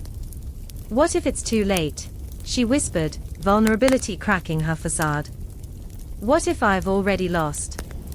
Her fear echoed in my soul, a haunting reminder of what lay ahead. In the distance, the shadows shifted, restless and hungry. I knew that this confrontation was inevitable. The clash of light and dark loomed before us, and I felt the weight of our choices, the burden of Pandora's existence and Epimetheus's love. We stood at the precipice, hearts pounding, a flicker of hope in the swirling chaos. And in that moment, time felt suspended, like the calm before a storm. The world around us faded, leaving only the three of us, bound together by fate, struggling against the tides of despair. The air crackled with electricity, anticipation crackling like thunder. Would we wield our pain as a weapon, or let it devour us whole? With the shadows creeping closer, I knew we were caught in an endless loop, a thread woven into the fabric of existence. There would be no conclusion, no neat resolution. Only a spiral of emotions and choices, intertwining like the stars above, forever pulling us deeper into the abyss of our fears and desires. The heart of the story pulsed with life, and I could feel it, a living, breathing thrum, echoing through the vastness of time and memory. As we stood together, on the brink of chaos, I dared to hope that somehow, we could find a way. Chapter 20. The psychological implications of Pandora's curiosity. The clock ticks in shadows, each second a heartbeat of dread. I find myself in the hollow core of the storm, where whispers curl like smoke, rising from the ash-strewn ground. A scream pierces the air, raw and visceral, echoing through the ruins of what was once a vibrant city.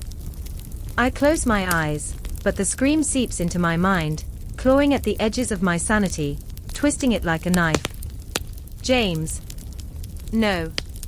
A voice, desperate, shattering the silence, pulls me back into the fray. Sarah's face, pale, haunted, eyes wide with an unfathomable fear, flickers in my memory. I remember her laughter, the warmth of her hand in mine, and how the world seemed to pause when we kissed under the stars. But that was before. Before the world unraveled like a frayed tapestry, the colors fading, threads snapping under the weight of our curiosity.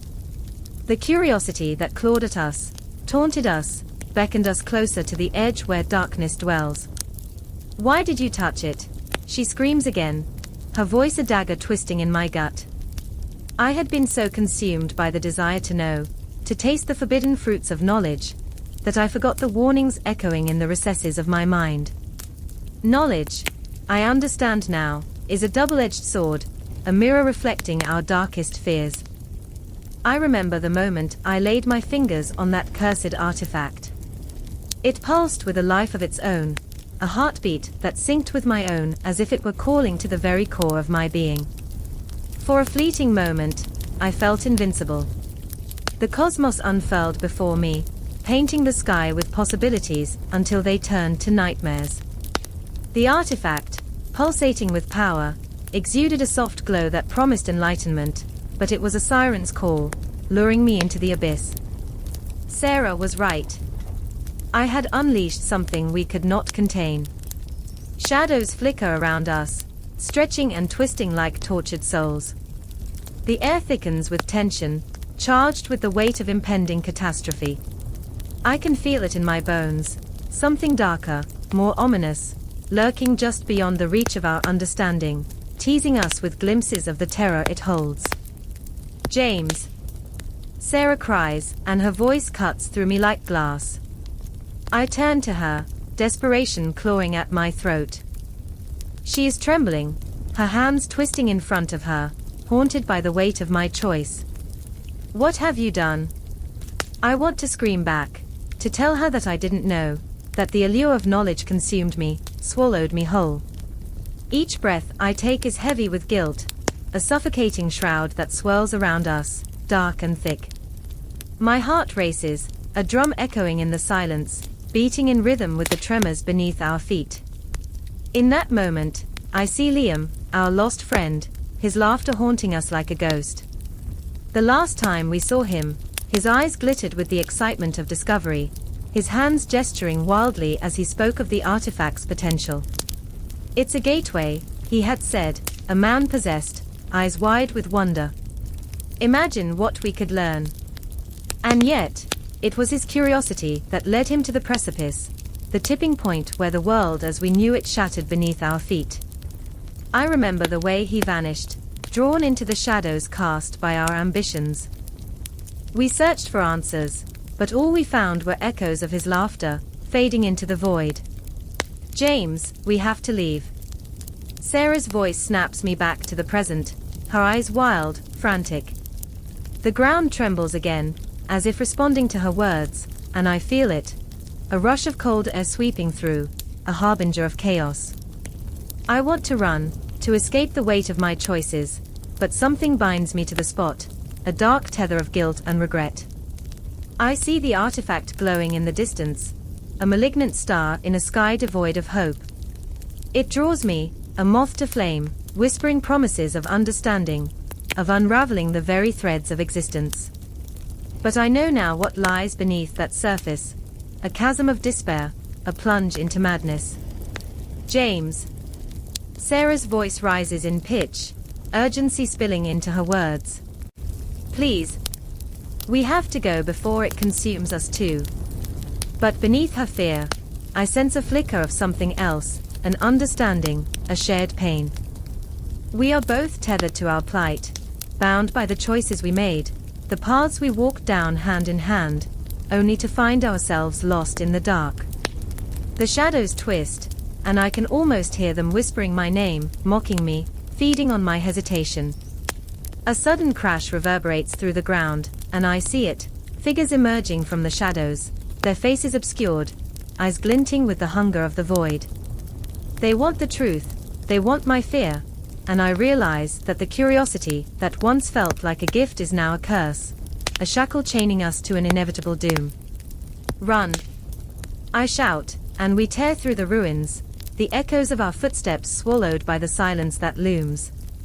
Every heartbeat drums a frantic rhythm, urging us to flee, to escape the shadows that close in around us. But where do we go when the darkness is already inside us? In the chaos, I can feel fragments of memories slipping away, the laughter, the dreams, the warmth of shared moments, erased by the weight of our choices. I remember the stars above, once so bright, now obscured by the clouds of our ignorance. We were curious, hungry for knowledge, but that hunger has turned to madness, gnawing at the edges of our sanity.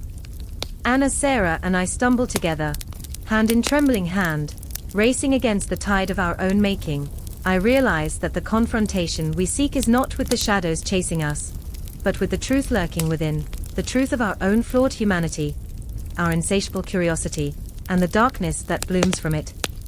It is a truth that will follow us wherever we go, a ghostly specter that lingers as we run. With every step, we are drawn deeper into the abyss, where the echoes of our choices will forever haunt us, a relentless reminder of what it means to be human. In this dance with darkness, we are never alone. The shadows weave around us, whispering secrets, as the clock continues to tick, each second a reminder of what we have lost. And so, we run, deeper into the night, where the light flickers, but never fades, each heartbeat echoing our fears, our regrets, our desperate need for redemption. The clock ticked mercilessly, each second a thunderclap echoing in the hollow chamber of Epimetheus's heart. Shadows danced along the walls, flickering like memories that refused to fade. He stood there alone, with the weight of a world he never asked for pressing down on his shoulders. The air was thick, electric with the unsaid, like a storm waiting to break. Somewhere, a door creaked open. Was it Pandora? Or was it the ghost of his indecision? Pandora, an enigma wrapped in the silk of her own beauty, stepped into the dim light. Her eyes, bright as the stars, bore an intensity that could ignite 1,000 suns. But within that brilliance lay a tempest, a whisper of chaos that made the room tremble. She carried the promise of hope, yet in her wake lingered the stench of dread. The box, no, the jar, was still there, a sinister reminder of what lay within, waiting to be unleashed. Epimetheus, she breathed, the name rolling off her tongue like honey, sweet, but laced with poison. I can't bear this silence anymore. Her voice cracked like glass, and he felt it shatter inside him.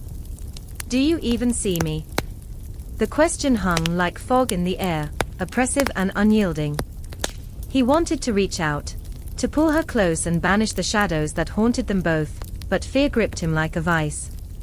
He remembered the stories, the warnings whispered in the dark, tales of curiosity and consequence. Pandora was more than a woman.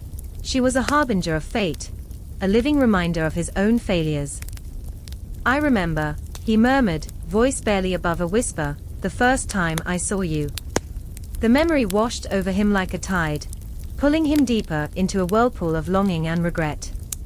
I remember the way your laughter filled the room, how it felt like light breaking through clouds. But laughter dissipated, and the darkness loomed large, swallowing the brightness whole. She stepped closer, and he could feel the warmth radiating from her skin, a stark contrast to the chill gnawing at his insides. But what is the cost of our laughter?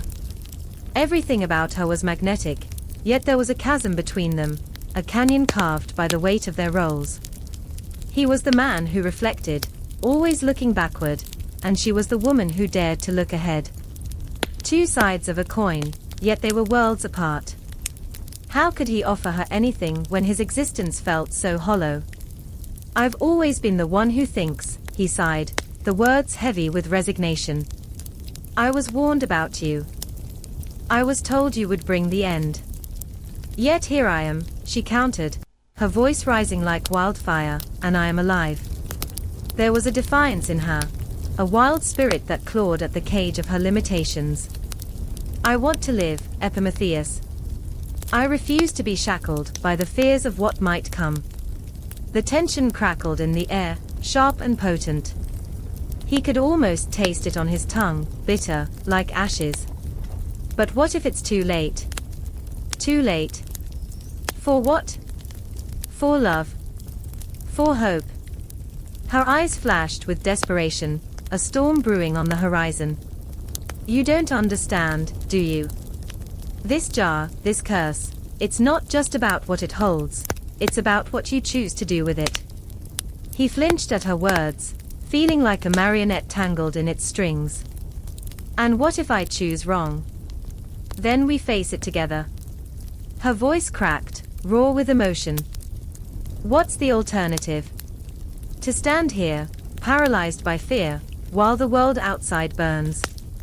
The walls closed in, memories flooding him, moments of laughter, of passion, of a love that felt like a fragile glass ornament teetering on the edge of a precipice. He thought of all the times he had hesitated, the times he had let her slip through his fingers like grains of sand. "Do you believe in destiny?" he asked, voice hoarse. "I believe in choice," she shot back, a fierce light igniting within her. "Destiny is just a story we tell ourselves to excuse our cowardice." Her words struck him like arrows, carving into his resolve. "But what if that choice unleashes something we can't control?" She stepped forward, the space between them collapsing. "Then we fight. Together." In that moment, the weight of the world began to lift, replaced by something lighter, something electric. A shared breath, a shared heartbeat, two souls intertwined in a dance of defiance against the odds. But then, she turned away, and the shadows crept back in, devouring that flicker of hope.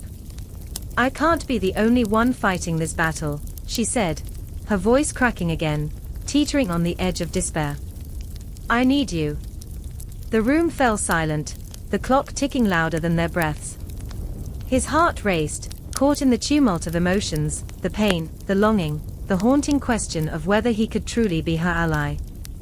"I'm afraid," he confessed, the words spilling out before he could catch them. "Afraid of losing you.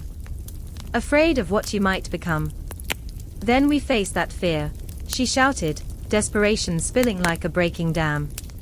"Don't you see? It's our fear that binds us. It's our fear that holds that jar closed." The air shimmered with tension, and in that moment, it felt as though the cosmos held its breath. Would he let the fear define their story? Or would he rise, tear down the walls he had built, and meet her in the chaos? "Pandora," he murmured, but the words faltered.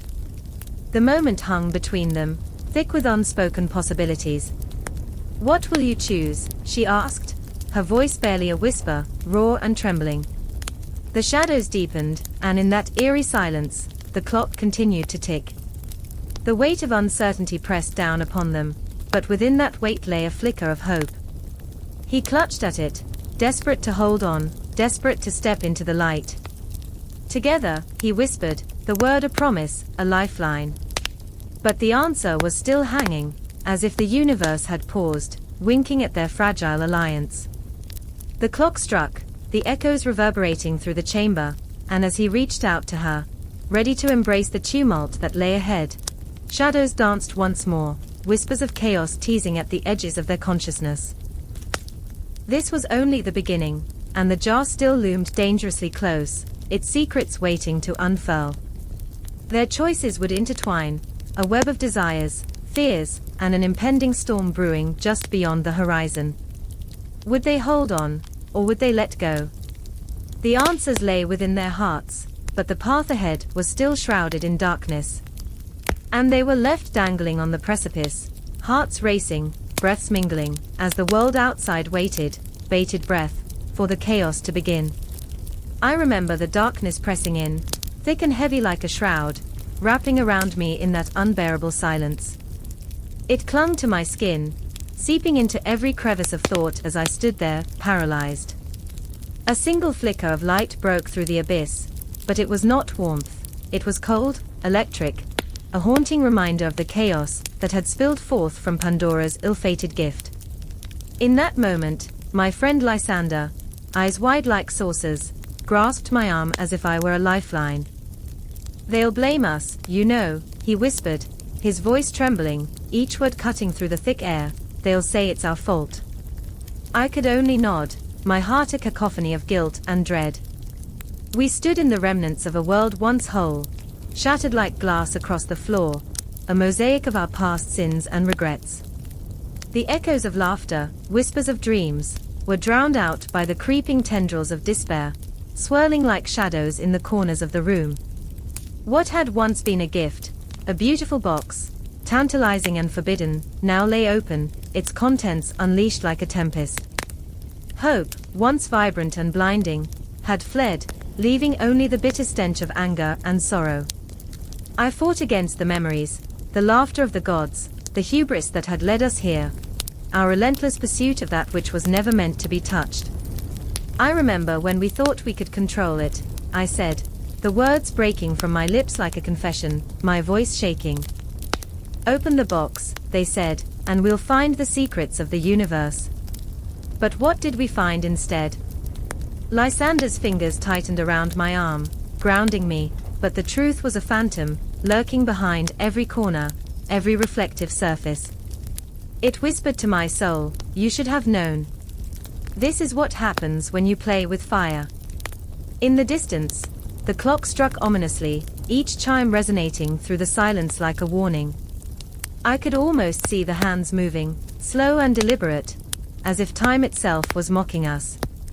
The gods had spun the threads of our lives with cruel mirth, binding us to a fate we hoped to escape. And there she was, Pandora, the origin of our deepest fears, cloaked in a beauty that was nothing but a facade. Each step she took echoed through the hollow shell of our existence.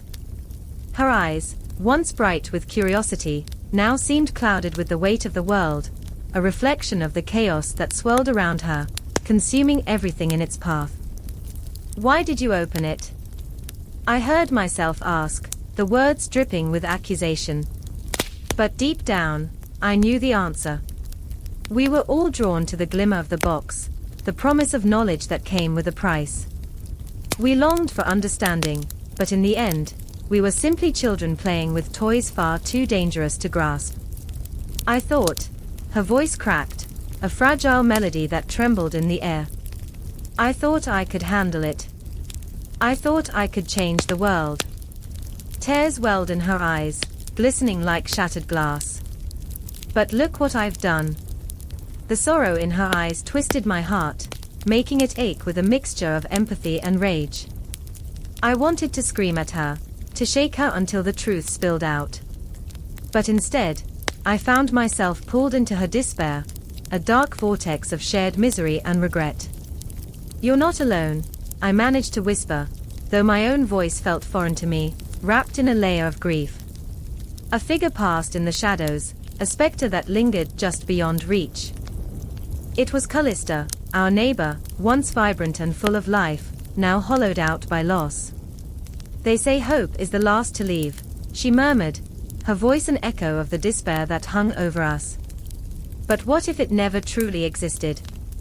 I looked at her then, seeing the crack in her facade, the fragility of her spirit. We were all haunted by the whispers of the past, by what we had unleashed. The air grew thick with despair, and I felt the weight of it settle on my shoulders, a mantle of guilt I couldn't shake. The shadows danced around us, a cruel twist of fate. With every heartbeat, I could feel the tendrils of fear creeping closer. What would become of us? What horrors had we unlocked in our pursuit of knowledge? The tension in the room tightened, anew slowly pulling us closer to confrontation.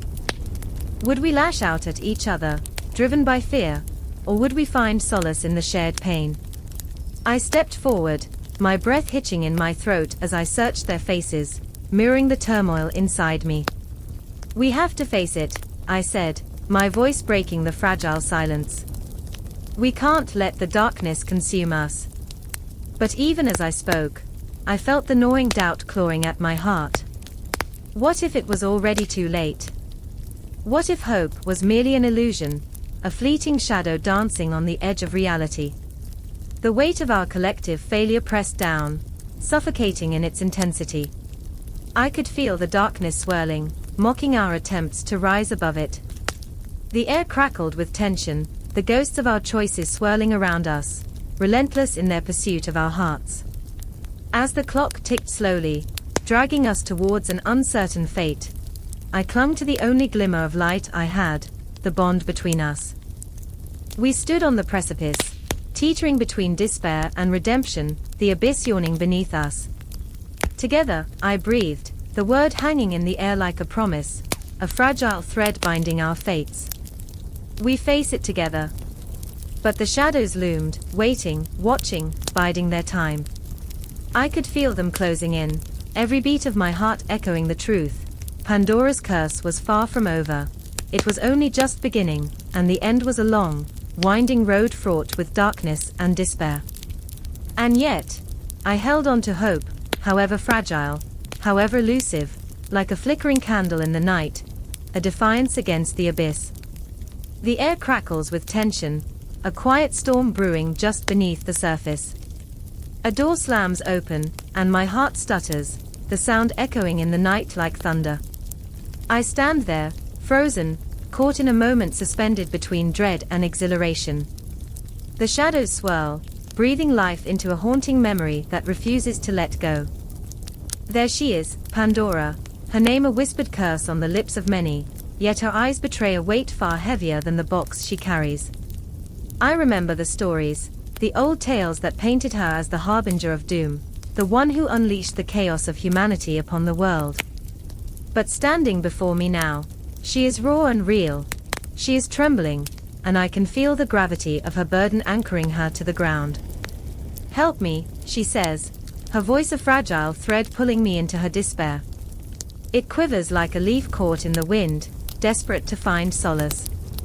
I want to reach out, to pull her into the warmth of understanding, but the darkness of her past is a storm that has left her soaked in fear. I remember how easily she was blamed for the world's suffering, misunderstood, cast aside like a forgotten relic. Behind her, a figure emerges, Elias, his presence a flickering candle in the tempest. His eyes burn with a fierce determination, but even he is shrouded in uncertainty. He steps forward, and I can feel the weight of his own struggles pressing against him. A broken heart, the ghosts of lost love, the haunting echoes of dreams dashed against the walls of reality. "We can't let them win," he says, the fervor in his voice igniting a spark within me. But what does that even mean? Win what? I remember the battles fought in whispered conversations, the late-night rants punctuated by tears and laughter. We've held hands through the murky depths of societal judgment, yet here we are, standing on the precipice of something monumental. The shadows wrap around us, thick and suffocating, each movement feels like a dance with danger, every heartbeat a reminder of the fragility of our resolve. Do you even understand what it means to carry this? Pandora's eyes flash, and there's a fierceness in her gaze that pierces through the darkness. They see me as a monster, a mistake born from curiosity. But I didn't ask for this burden. Her voice rises, a crescendo of anguish that reverberates in my bones. I can feel her pain, it seeps into my skin, staining my thoughts with the bitter reality of her existence. But she isn't a monster. She is flesh and blood, a woman forged in the fires of judgment and scorn. I remember the way society has twisted her tale, how her emotions have been weaponized against her. You opened the box, they say, ignoring the fact that she was never given a choice. I want to scream, to unravel the mythology that's chained her to a destiny she never chose. She wasn't just the vessel of chaos. She was a woman, scared and alone, just like so many of us. Elias steps closer, grounding her, and in that moment, I see the vulnerability in him. We're not monsters, Pandora. We're just human, he whispers, his voice a balm for her frayed spirit. But the shadows loom larger, threatening to swallow us whole. I can feel the weight of history pressing down, centuries of misogyny and misunderstanding closing in like a vice. Humanity is already fractured, I interject, my thoughts spilling out uncontrollably. And we're just expected to bear it. To suffer in silence while the world crumbles around us. The question hangs in the air, heavy and unyielding, a dark cloud of despair. What if we were to turn the narrative on its head? What if we chose to redefine who we were in this chaotic landscape? Pandora turns her gaze toward me, a flicker of hope igniting in her depths. Then we fight, she breathes, and it sends shivers down my spine. We rewrite the story. We reclaim the narrative. As she speaks, visions swirl around us. Dreams of vibrant futures painted in hues of defiance, laughter ringing out in defiance of fear. The clock ticks ominously in the background, each second a reminder that time is slipping through our fingers, yet we stand defiant. Shadows dance around us, and I can see the ghosts of women before us, forgotten, silenced, but not erased. They linger in the corners, whispering tales of resilience and strength, urging us forward. Together, Elias says, and the word hangs like a promise in the air, electrifying the space between us. Together. It's a fragile thread, but it's enough to bind us. I remember the strength in unity, the way hands clasped together can forge impenetrable bonds. We are not alone, not in this fight. I can feel the air shift, thickening with possibilities. The shadows are no longer suffocating. They pulse with energy, a reminder that darkness does not define us. Let's do it, I whisper, the words tumbling from my lips, igniting a fire within me. Let's break the chains. In that moment, Pandora lifts her chin, the flicker of defiance transforming into a blaze of conviction. I see her anew, no longer the one who opened the box, but the one who holds the power to close it. Together, we'll weave a new myth, one where she is the heroine, the architect of her destiny, not the villain of someone else's narrative. And as the shadows retreat, the weight of history feels lighter, the dawn of a new understanding creeping on the horizon, painting the world in shades of pink and gold. It's a battle that has no clear end, an existence intertwined with struggle and hope. I remember what it means to stand together, to rage against the darkness, to breathe life into a story rewritten in our own voices. In the silence that follows, I know this is only the beginning. The chaos may still swirl around us, but we stand tall, ready to face whatever comes next. Together. Always together. The echoes of our resolve linger, a haunting melody that will resonate through time, refusing to fade. The box may be closed, but the fight for our voices, our truth, has only just begun. The clock chimed midnight, the sound echoing through the empty streets like a ghost's wail. I stood there, heart racing, fingers trembling at the edge of the box, the ancient, weathered thing that sat on the table, daring me to open it. Inside, I could only guess. Treasures of forgotten dreams. Or the dark remnants of despair. The air thickened with a tension that felt almost alive, wrapping around me like an unsettling embrace. It was the kind of moment where time unspooled, where every second stretched like taut skin, waiting to break. Ella, my sister, stood across the room, her eyes wide with fear and something else, curiosity. Or was it hunger? She had always been the bold one, the sister who dared to dance in the rain, while I cowered beneath the eaves. Are you really going to open it? Her voice was barely a whisper, quaking like a fragile leaf in autumn's chill. I could see the flickering shadows play across her face, illuminating the scars of our past, the nights we spent hiding from our father, the secrets woven between us like an intricate tapestry. Ella, it's just a box. But even as I spoke, the words felt hollow, swallowed by the weight of what lay before us. The box was not merely a box. It was a vessel of our history, a keeper of memories both sweet and sour. A relic of our childhood, a time when we believed in magic, when monsters lurked only in our imaginations. Now, standing on the brink of adulthood, we were faced with a reality that was far darker than any fairy tale. Just a box, I repeated, but my voice trembled like the candle flickering on the table. With every heartbeat, the box pulsed in the dim light, an echo of something lost. I stepped closer, drawn not by curiosity, but by an unshakable dread. The wood felt warm against my palm, whispering secrets of the past, stirring memories I had long buried. I remembered the nights spent in our makeshift fort, the stories we invented, the laughter that poured from our hearts like sunlight. But there was also the darkness, the arguments, the silences that screamed louder than any shout. Time was relentless, and it had twisted our lives into an intricate knot of love and pain. I glanced at Ella, her hair falling like shadows across her face, and in that moment, I felt the weight of our shared history. We had become strangers, drifting through the tides of our lives, caught in the currents of our own making. What if it's cursed? She asked suddenly, shattering the silence. What if it brings back everything we tried to forget? Her words hung in the air, thick and suffocating. I felt the ghost of our father lingering, the echoes of his rage and disappointment. We had run from that house, from the memories that clawed at our minds, like a specter refusing to be laid to rest. Maybe we should just leave it, I murmured, the thought sending a chill down my spine.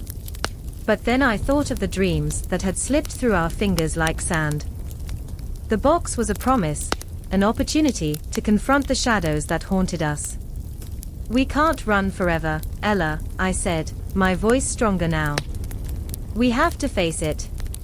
It was a small truth, but it resonated deeply within me, stirring the remnants of hope.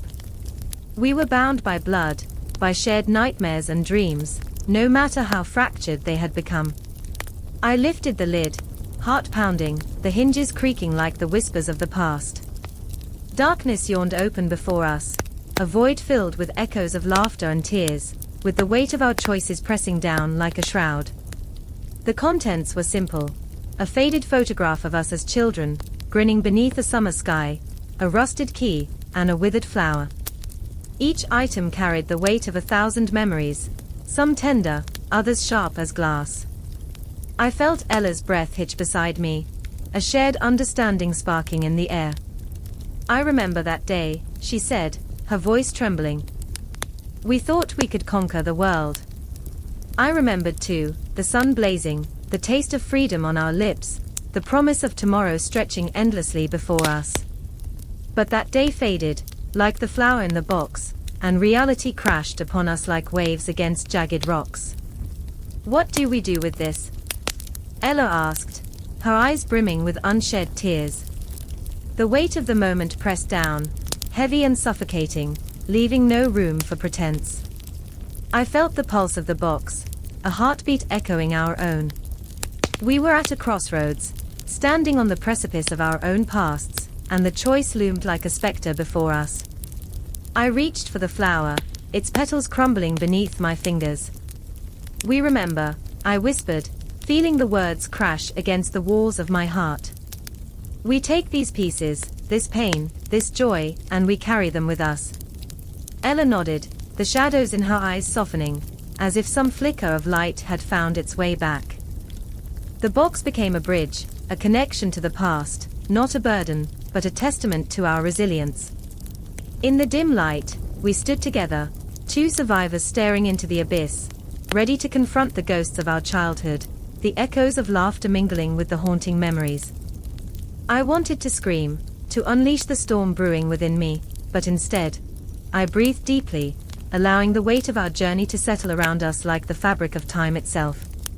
As the night deepened, the world outside faded into silence, and the box became a portal, whispering secrets in a language only we could understand. I felt the pull of what lay ahead, an unseen force drawing us closer to an inevitable confrontation, not just with the past, but with ourselves. We were no longer just sisters bonded by blood, we were warriors, standing side by side, ready to face whatever lay within the shadows. The clock ticked on, the heartbeat of the universe syncing with our own. And I knew, this was only the beginning. The clock ticked, cruel and relentless, echoing like a war drum in the suffocating silence of the room. Time was a thief, and it was stealing moments from Nora as she stared at her phone, the screen flickering with a message that felt like a gunshot in her chest. "I'm sorry." 2 words, but they carried the weight of 1,000 regrets, a ton of heartbreak.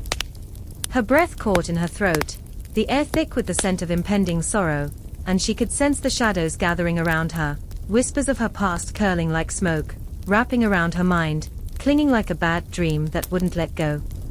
Behind her, Lucas stood frozen, his face a mask of confusion and anger. He was the embodiment of chaos, tousled hair and a wild look in his eyes, the kind of desperation that clawed at his insides. "What did you expect?" he shouted, the words slicing through the air like glass. "You opened the box, didn't you?" His voice trembled, not from fear, but from an emotion that surged like a tidal wave, pain mixed with a simmering rage that threatened to boil over. Nora's eyes flickered to the box on the table, a small, innocuous thing that held the remnants of a life she'd never wanted, yet couldn't run from.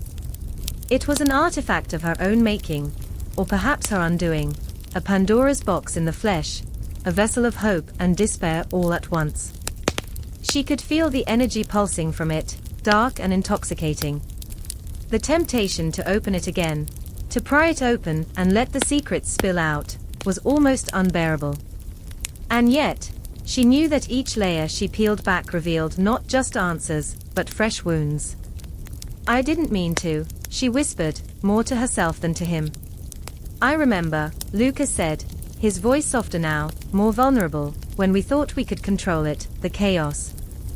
We thought we could handle whatever came out." A bitter laugh escaped him, echoing in the small space, like a ghost of who he used to be. "Look where that got us. You chased the shadows, and now they are here. They are all here." Outside, the world continued on as if nothing was amiss. Cars drifted through the rain-slicked streets, oblivious to the storm brewing within these 4 walls. Nora felt the weight of that normalcy, heightened and claustrophobic, as it pressed down on her chest. She was caught in a whirlwind of memories and wrath, and every breath was a reminder of what she had unleashed. The shadows danced on the walls, swaying, taunting. Each flicker of movement reminded her of the decisions she had made. She thought of the nights spent bent over her research, unearthing secrets in dusty tomes and forgotten corners of the internet, searching for a way to mend broken hearts, or heal old wounds. But what had she truly found? Threads of sorrow woven into her very being, a tapestry of hopes dashed upon the jagged rocks of reality. "I remember," she began, her voice trembling, "the first time I saw it. It was beautiful, a perfect little box, just sitting there. I thought I was invincible." The irony wrapped around her heart like a vice, squeezing tighter with every word. It was just a myth, right? Just a story. But I had to know. I had to know if it was real. Lucas stepped closer, his eyes searching hers, desperate for a connection that felt shattered. "And now you do," he murmured, the weight of their shared history lingering between them like smoke. "You opened it, and now we're drowning in everything that was unleashed. It's not just hope and dreams anymore, Nora. It's fear, anguish, it's everything bad we wished away." The clock ticked louder, mocking them, as the shadows grew thicker, reaching out as if to pull them into a void where nothing was safe. Nora felt a tremor of fear slide down her spine, a chill that whispered of consequences long forgotten.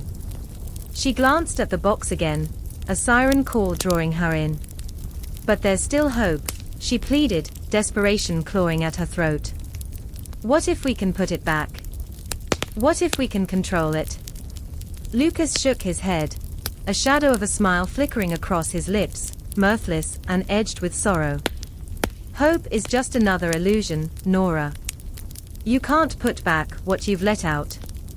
He paused, the silence thickening like fog. Sometimes, you just have to live with the choices you made. Choices, she repeated, each syllable a lead weight in her chest.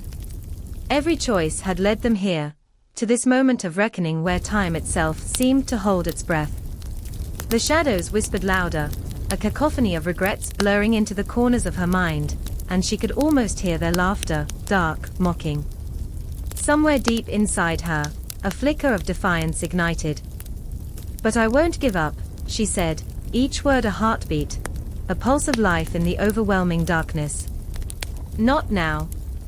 Not ever. Lucas's expression softened, sorrow and admiration etching lines on his face. Sometimes fighting against the shadows feels like a losing battle, Nora. But it's that same fight that makes us human. And there it was, the connection, the raw thread of their shared existence binding them together amidst the chaos. In that moment, the weight of their choices hung suspended, almost tangible, like the electrifying charge before a storm. She felt an urge to reach out, to bridge the chasm that threatened to swallow them whole, to tell him that together, they could face whatever emerged from the darkness. But then, the air shifted and the room felt colder, the shadows darker. The whispers morphed into something more sinister, clawing at the edges of her sanity. Outside, the city continued its dance, oblivious to the turmoil within. Nora could feel the urgency tugging at her. Time was running out, and the ghosts of their past were gathering, ready to drag them into an abyss from which there would be no return. Together, she breathed, the word a fragile thread between them, warmth against the encroaching chill. We face it together. And as the clock ticked defiantly on, they stood at the precipice, hearts pounding as they prepared to confront the shadows they had unleashed. The box lay silent, but the promise of chaos hung in the air, electric and alive, as if the universe held its breath in anticipation of what would come next. It was just the beginning, no resolutions. Only the dark thrill of uncertainty wrapping around them like a shroud, a chilling reminder that the story was far from over. The crack of thunder booms overhead, an ominous prelude to the chaos swirling just beyond the door. I stand there, heart pounding, breath hitching in my throat, the weight of 1,000 secrets pressing down upon my shoulders. Shadows dance in flickering candlelight, grotesque figures springing to life in the corners of my mind. It's a tempest, a storm that knows no mercy. I clench my fists, the warmth of my blood pooling beneath my skin, a reminder of my humanity, even as the world crumbles around me. I remember the moment I first saw her, Pandora, with her skin like porcelain and eyes like stormy seas. She was a vision, a luminous being wrapped in the shimmering fabric of fate. Yet, beneath that beauty lurked an abyss, darkness coiling like smoke around her slender form. I could feel it, the pull of something untamed, a force both magnetic and terrifying. She stood on the precipice of disaster, her heart a fragile flower yearning for light in a world woven with shadows. And there's Prometheus, forever the rebel, the spark ignited in the heart of the cosmos. He stole fire from the gods, a madman fueled by an insatiable desire to defy the heavens. His hands trembled as he held the flame, the warmth licking at his skin, promising freedom, but threatening destruction. I see the conflict etched on his brow, the weight of expectation binding him like chains. Why do you do this? I wanted to scream. Why carry the burden of a world that never wanted you? In the depths of that storm, the door trembles, rattles against its frame as if life itself were trying to escape. The air thickens with tension, a palpable pulse vibrating through the walls. Open it, Pandora. I scream, though the anguish in my voice is drowned by the tempest. She hesitates, her fingers dancing over the latch, trembling as though the weight of the world rested on her fragile shoulders. "What if it's too much?" she whispers, her voice like a feather caught in a gale. Her fear is intoxicating, a cocktail of dread and hope swirling in my chest. I remember the stories, the tales of troubles unleashed by an innocent touch. Hope. It flickers in the air like a candle in a storm, a haunting reminder that even in despair, there lies a chance for salvation. The thought lingers, tantalizing yet terrifying. I realize I am trapped within this moment, a prisoner of fate, the echoes of past choices reverberating like a heartbeat in the dark. Outside, chaos reigns.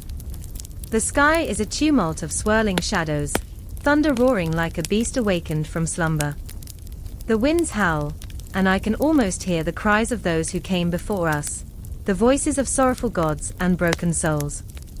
They whisper through the cracks, urging her to unleash the unknown, to tear down the walls we've built. But what lies beyond? Pandora's gaze is fixed on the door, her heart a pendulum swinging between fear and yearning.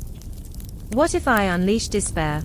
she cries, and her voice trembles, the ground beneath us shaking with the force of her doubt. "What if I become the villain in my own story?" And Prometheus, ever the voice of reason wrapped in rebellion, steps forward, his hands outstretched as if to bridge the chasm of uncertainty. "To be human is to feel pain," he breathes, his voice steady, yet edged with an urgency that grips me. "To be alive is to invite chaos into our hearts. Without it, we are nothing. We become shadows, mere echoes of what we could be." The world holds its breath, teetering on the edge of an unseen precipice. I can taste the fear in the air, the bitterness of regret mingling with the sweetness of hope. Every heartbeat is a prayer, every breath a plea for understanding, for clarity amidst the storm. I watch as Pandora's fingers hover above the latch, the weight of destiny pressing down, suffocating yet exhilarating. "Do it," I whisper, as if my voice could bend reality. "Open the door."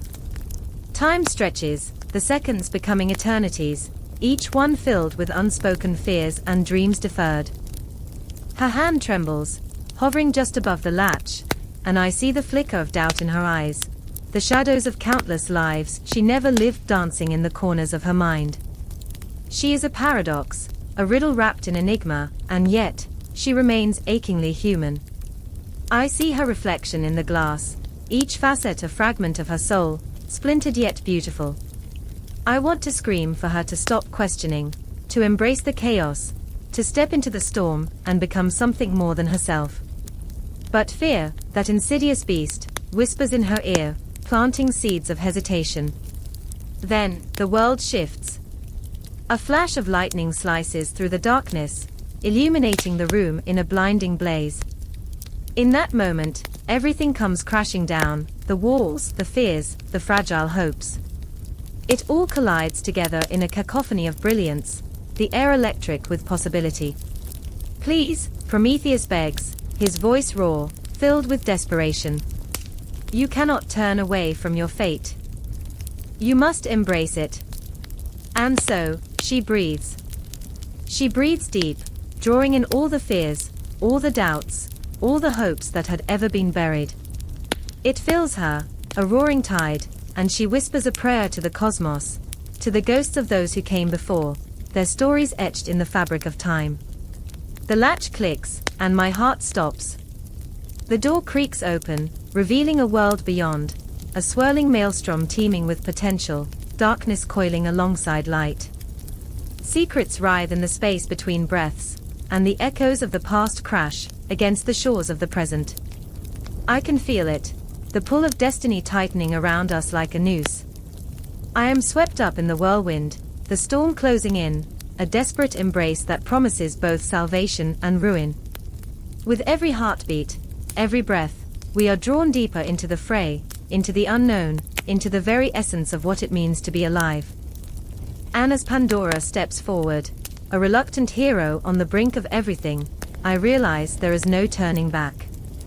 The door is open, and the world will never again be the same. Chapter 27. The symbol of the box in psychology and philosophy, a soft knock reverberated against the wooden door, a sound as fragile as the air that hung heavy in the room. I turned toward it, my heart hitching, sweat pooling in the small of my back. Sam stood there, his face a canvas of terror and confusion, eyes wide like saucers reflecting the chaos that had spiraled out of control. He didn't need to say a word. The silence screamed louder than any accusation. Something was wrong, so wrong. Is it done? He finally managed, throat tight, voice barely a whisper. The unspoken question hovered like a specter between us, binding us in a shared moment of dread. I looked down, fingers fidgeting with the edge of the box, the object that had turned our lives upside down, twisting them into a grotesque shape that felt almost foreign. The box was just a thing, yet it pulsed with an energy that was far too alive, far too intrusive. I don't know, I replied, my voice trembling. A bead of sweat trickled down my temple, and I wiped it away with the back of my hand, as if erasing the truth that clung to the walls around us. It was a simple wooden box, unassuming, but inside lay bits of our souls, fragments of our fear and ambition, all tangled together in a grotesque dance. What had we unleashed? The memories came back like a flood, unwelcome and invasive. I saw the day we stumbled upon it, hidden in the attic, dust dancing in the slivers of light. Sam had grinned, his eyes alight with the thrill of discovery. What do you think's inside? He'd asked, his voice playful, teasing. I remember laughing, the kind of laugh that holds a promise of innocence. How naive we were, how blissfully unaware of the Pandora we had opened, of the chaos waiting just beneath the surface. But that was before the night of the storm, the night we dared to pry it open. I can still feel the chill of that air, still taste the rain that fell like a harbinger of doom. The thunder had rolled in, shrouding our laughter in a blanket of dread. As we finally opened the box, a gust of wind swept through, carrying with it shadows of our past. The screams of our unfulfilled dreams, the echoes of our darkest fears, a cacophony of what we had tried to bury deep within ourselves. Why did we do it? I murmured, pressing my palms against the wood, as if seeking to suffocate the memories that throbbed beneath my touch. Sam's eyes bore into mine, a tempest of emotions swirling within. He was always the brave one, the adventurer, but now he looked like a boy lost in the woods, searching for a guiding light. We thought we'd find something amazing, he said, a shaky smile breaking through his fear. But it's a nightmare. A rustle from the box sent our hearts racing. I was paralyzed, caught in the tension between flight and confrontation, between the familiar warmth of our friendship and the treacherous waters we had stepped into. I wanted to run, to escape this madness, but my feet felt like lead, glued to the floor. The box seemed to hum, a low, vibrating sound that resonated deep within my bones. Open it, Sam urged, desperation dripping from his voice. I shook my head, the weight of the decision pressing down harder than the storm outside. What if it's worse? But he stepped closer, courage edging on recklessness. What if it's better? His words hung in the air, a seductive lure. I could see the glimmer of hope flickering in his eyes, a dangerous spark that illuminated the darkness creeping around us. I thought of the power of the box, the potential it held, and my heart raced with an intoxicating mix of fear and desire. I remember, I breathed, the way it felt to push our limits, to challenge the boundaries of what we thought we were. The memories spiraled, each one more vivid than the last. The thrill of breaking rules, the electric anticipation of the unknown. Hadn't we always sought adventure, sought the extraordinary? But now, in this moment, the adventure felt like a noose tightening around our necks. And then, as if the universe aligned in that split second, the box creaked open, a slow, deliberate movement that seemed to echo through time itself. Shadows crawled out, dark tendrils reaching toward us, cold and unyielding. I caught a glimpse, the fragments of our fears manifested, twisted pieces of ourselves that laid bare all our insecurities, our doubts, our regrets. "Close it! Close it!" I screamed, lunging forward, but Sam was faster. He held his breath, eyes locked on the swirling shadows. "We can't back down now. We have to see." A shiver ran down my spine, an icy hand gripping my heart. The swirling shadows began taking shape, morphing into whispers of our pasts, echoes of laughter now tinged with sorrow, memories scrubbed raw and exposed. I saw faces, lost loves, mistakes made in haste, decisions haunting us like ghosts in the night. Each figure was a puzzle piece of our lives, both hauntingly familiar and terrifyingly foreign. "Sam," my voice quavered, the name spilling from my lips as desperation clawed at me. "What have we done?" But he was entranced, lost in the rapture of the box's revelations. "This is beautiful," he breathed, and I could hardly breathe alongside him. The shadows whispered secrets, caressed our skins like an unwanted lover, revealing truths we had long buried. And just like that, the room shifted. Time twisted, cocooning us in an atmosphere thick with heady tension. I could feel the world outside growing distant, the storm fading into a hum, a mere backdrop to the chaos unfolding within us. The air crackled with possibilities as we stood on the precipice of understanding, yet I felt the cold grip of fear snaking its way around my throat. We couldn't turn back, we were bound by the revelations, pulled deeper into the abyss. "Do we keep going?" Sam asked, his voice barely a whisper, each word laced with uncertainty, with the heavy weight of decision. I knew then that this was no longer just a box. It had become a mirror, reflecting the darkest corners of our souls. We had crossed a threshold, and there would be no going back. "I remember the thrill," I whispered, my heart racing against the tide of uncertainty. "I remember when we thought we could conquer anything. But that was before the box, before the shadows, before the storm. Now, it was just us, two flawed, scared souls standing on the brink, holding hands, waiting for the darkness to consume us whole." The sun hung low in the sky, its dying light casting long shadows that danced like restless spirits across the cobblestones of Athens. In the heart of the city, a woman stood trembling, panic gripping her throat like a vice.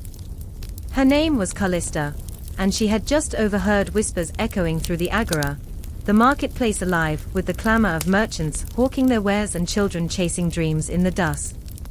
"If she doesn't marry by the new moon, they'll cast her out," they said, laughter laced with malice. Every syllable struck her like a lash. I remember the weight of that moment, the air thick with unspoken expectations, the palpable fear gnawing at her insides. Callista was no ordinary woman.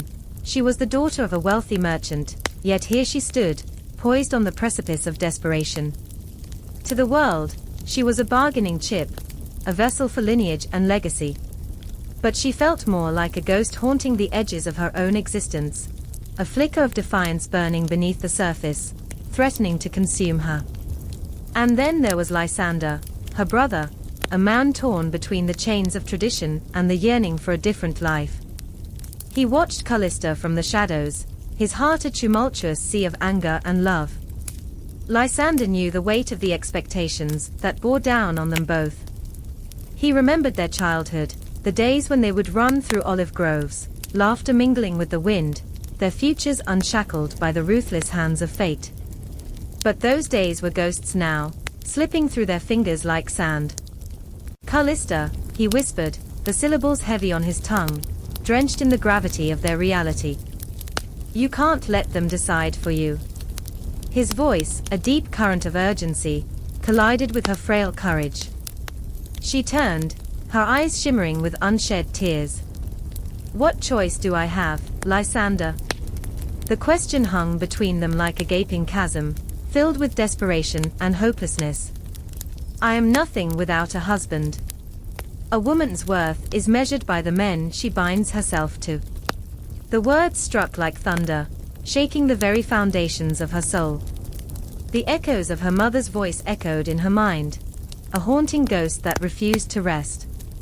A good woman is silent, modest, obedient. The home is your kingdom, Callista. But what of her own kingdom? What of her dreams, her desires? The shadows of ancient expectations clung to her, suffocating, as she felt the walls of her life closing in around her. Just then, a startling silence fell over the marketplace. The air grew thick, pregnant with tension, and all eyes turned toward a figure standing at the edge of the crowd, a man cloaked in authority, a magistrate with the power to decide their fates. His presence was a harbinger of doom, a reminder of the invisible strings that bound them to a life they never chose. Hear ye, he bellowed, his voice a booming thunderclap that sent shivers down her spine. The laws of our ancestors shall be upheld. Callista's heart raced, pounding in her chest like a caged bird desperate for freedom. Lysander stepped forward, defiance coursing through him like wildfire. Will you let them dictate our lives? He shouted, and a hush fell over the crowd. Gasps rippled through the onlookers. It was unthinkable, his voice, once a gentle breeze, now a storm that threatened to tear apart the fabric of their world. Women deserve more than this. We are not mere vessels to be filled and emptied at will. His words, raw and unfiltered, rippled through the crowd, awakening a flicker of rebellion in the hearts of those who witnessed. But Callista felt the weight of tradition pressing down, a cold hand gripping her throat. The echoes of the magistrate's voice returned to her, a bleak reminder that hope was a dangerous thing. In that moment, she was both a prisoner and a warrior, locked in a battle that was as old as time itself. Tears brimmed in her eyes, blurring the lines between fear and rage. What if I refuse? She whispered, the words barely escaping her lips. What if I choose to walk my own path? The question hung in the air, a fragile thread of possibility. Lysander met her gaze, his eyes ablaze with a fierce intensity. Then we will forge a new destiny, Callista. Together. Time seemed to slow, each heartbeat reverberating with the echo of their resolve. The crowd, once a sea of indifferent faces, turned into a waiting storm, charged with anticipation. In that moment, Callista could feel the pulse of change, a flicker of light piercing through the shadows of oppression. She was not just a woman in a world designed to confine her. She was a storm, fierce and unrelenting. As the magistrate's eyes narrowed, the tension crackled like lightning in the air.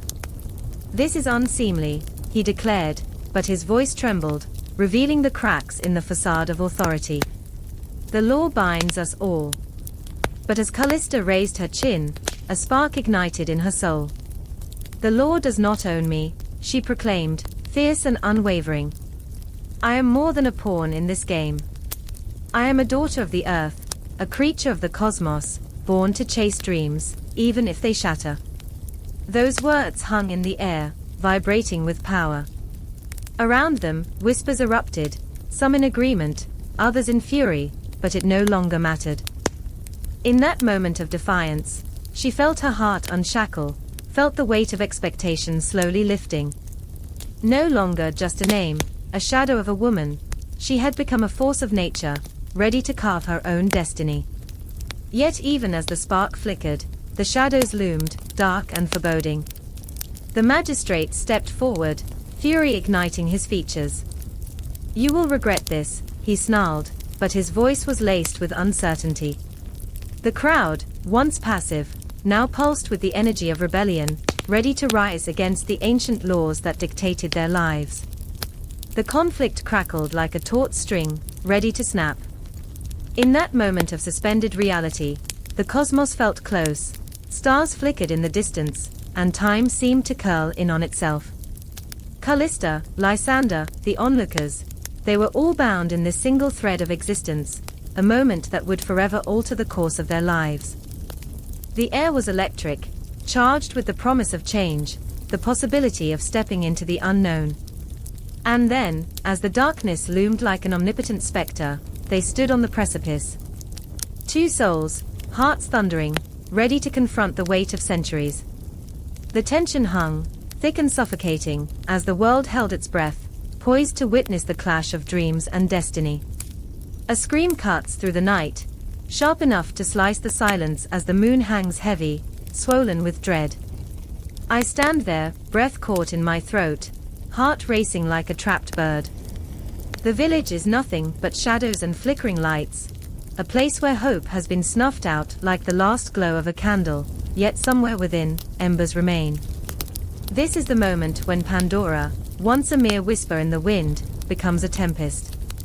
She stands there, a figure cloaked in darkness, the very embodiment of chaos. Her eyes, two jagged shards of ice, pierce through the gloom. But beneath that chilling exterior, I sense a flicker of something else, fear. Regret? It's a feeling that slithers into my veins, wrapping around my heart like a serpent.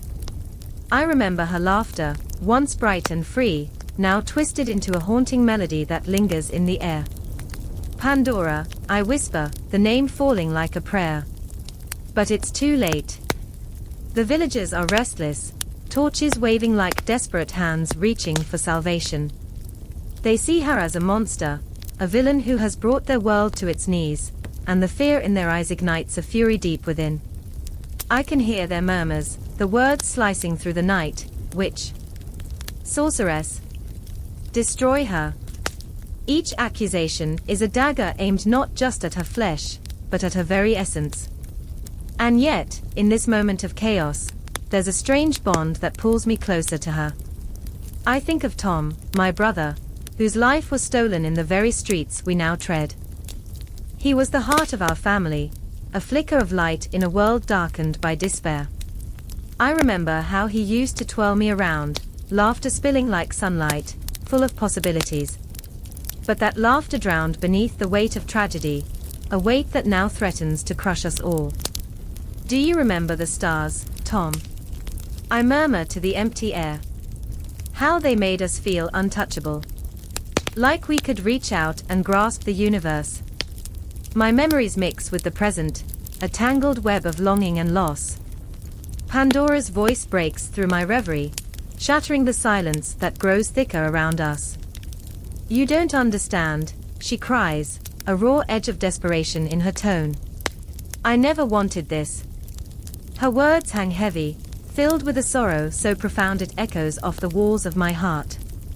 I see her, not as the villain they claim, but as a woman drowning in her choices, caught in a storm of her own making. Her hands tremble, and for a heartbeat, I can see the girl she once was, the one who danced in the moonlight, the one who dreamed of a world where kindness reigned. I remember, she whispers, eyes glistening like freshly fallen rain. I remember the laughter. I remember the love. And just like that, the facade cracks. The shadows that envelop her begin to flicker, revealing the stark reality beneath, a woman burdened with pain, chaos, and a desperate longing for redemption. I see the ghosts of her past swirling around her, memories that haunt her like a relentless tide. The villagers advance, torches blazing, fury igniting the night. They want blood, Pandora. I shout, desperation clawing at my throat. You have to run. But I know, deep inside, that running won't free her from the demons that coil around her soul. Run, she echoes, a bitter laugh escaping her lips. And leave this all behind. The destruction. The consequence of my choices. Her eyes, once cold, now burn with a fierce determination. I can't. The ground beneath us trembles, a low rumble that reverberates through the very core of the village. Shadows weave through the spaces between us, a living tapestry of fear and anger. What have you done? I ask, my voice a mere whisper, as if uttering her sins could summon the past back to life. Her gaze meets mine, and in that moment, the world falls away. I wanted to change things, she confesses, her voice a fragile thread in the tempest. But I became something else, something I didn't recognize. Her pain is palpable, like a physical force that wraps around us, binding us together in this moment of reckoning. The villagers close in, faces twisted in rage, and I can't help but recall Tom's final moments. the way the light dimmed in his eyes, the way despair took hold of him. "I won't let them do this to you, Pandora," I plead, the words spilling from my lips like blood from an open wound. "You are not what they say." But she shakes her head, the weight of her past crashing down like stones. "I am," she breathes, and with that single admission, I feel the walls closing in, an unbearable pressure that threatens to crush the very fabric of my soul. As they draw closer, the air thick with tension, Pandora's voice rises above the chaos, a haunting symphony of despair and resolve. "If they want a monster," she shouts, "I will give them one." The words hang heavy in the air, a promise wrapped in anguish. I watch as she steps forward, a warrior cloaked in shadows, ready to confront the darkness within and without. The villagers halt, uncertainty flickering in their eyes like dying flames. I want to scream, to run, to pull her back from the precipice she stands upon. But before I can move, she raises her arms, and I feel the energy crackle around us, a palpable force that bends reality. "Listen to me," she cries, and for the briefest second, time seems to still. Shadows cascade around her like a shroud, and I know then, with a clarity that pierces through the chaos, that every soul carries the burden of their choices, and every heart hides a story waiting to be told. In that moment, I understand. This is not just her fight, it's ours, each of us entwined in a web of pain and possibility. As her voice echoes out, a powerful affirmation of her truth, I realize we are all haunted by the things we've done, the lives we've touched. But in the depths of this storm, there lies a glimmer of something pure, a chance for redemption. I can feel it, the shift in the air, the electric pulse of hope that beats just beneath the surface, waiting to burst forth into the night. And as the confrontation looms, I brace myself for the inevitable. The clash of truths, the unraveling of fears. The transformation is upon us, and I can't help but feel that the night holds more than just darkness. It cradles the promise of rebirth. The line between villain and victim blurs, and in this storm, we are all reflections of one another, lost souls searching for a flicker of light in the suffocating shadows. The clock strikes midnight, its echo reverberating through the empty halls of an old university, where shadows cling to the corners like forgotten truths. I stand in the darkened library, the air thick with dust and the scent of old paper, a living mausoleum of ideas. The flickering light of a single bulb illuminates a tattered book on the table before me, Pandora's box. My hands tremble as I open its pages, and the weight of history crashes down, heavy like a storm cloud, charged with the electricity of generations of women fighting, screaming, loving, and yes, breaking. I remember her. I remember Pandora, her name a whispered incantation, a ghost haunting the edges of our consciousness. I feel the anger rising in my throat, a fire ignited by the truth of her story, a woman unfairly burdened with the weight of all the world's woes, a scapegoat for centuries of patriarchal fear. I remember the way her fingers trembled as she lifted the lid, curiosity battling with caution. What was unleashed? And what about the hope that lingered beneath that chaos? Her story, their story, echoes in my chest, each heartbeat a reminder of the battles fought and the chains still binding us. Across the room, Maya stands, a fierce flame flickering in her eyes, her heart pounding with the knowledge that she carries a legacy. Maya, with her ink-stained fingers and worn-out combat boots, is a warrior in her own right, grappling with the ghosts of her ancestors. She hurls words like firebombs, her voice a clarion call, but behind that bravado lies a vulnerability that gnaws at her insides. I can't breathe under this weight, she confesses, the words slipping from her lips like a whispered prayer, her gaze darting to the bookshelves, where voices of the past echo back at her. How do I honor them without losing myself? I see her struggle. I feel her ache. It's a battle we all know, the push and pull of identity, the fear of being consumed by the tides of expectation. I remember the nights I lay awake, wrestling with my own reflection, the mirror shattering under the weight of my dreams. What if I fail? I'd whisper to the darkness, the silence swallowing my fears, yet each dawn would remind me that I was not alone. We are the daughters of Pandora, aren't we? Each of us, carrying the burden of hope amidst despair, the flickers of rebellion in our eyes. And then there's Ethan, perched at the edge of the table, his brow furrowed in contemplation. He embodies the confusion of a man caught in the crossfire of modernity, where he wrestles with the very narratives that shaped his existence. His voice trembles when he speaks of the female figures in history, a tinge of resentment mingling with admiration. It's just. I want to help, he admits, his fingers tracing the spine of a book like a lifeline. But how do I fit in? How do I break free from the chains of my own privilege? The question hangs in the air, thick and suffocating. I feel the pull of their emotions wrapping around me, a tapestry woven from threads of fear, hope, and confusion. We stand on the precipice of something monumental, each of us grappling with our ghosts, seeking solace in the echoes of the past. It's a dance of shadows and light. Sometimes we rise, sometimes we fall. And yet, the urgency of our connection binds us, a silent pact that echoes through the dark, urging us forward. Pandora didn't choose her fate, Maya says suddenly, her voice a whip-crack of realization. She was a pawn in a game that was never hers to play. There's a fire in her eyes now, ignited by that revelation, and I can't help but feel the weight of her words. They resonate, a deep chord vibrating through the silence. We are not just products of our circumstances, we are the architects of our destinies. And neither are we, I whisper fiercely. We were never meant to be silent. Ethan nods, swallowing hard, his vulnerability laid bare. But what if breaking free means losing the people we love? The dread pools in the pit of my stomach.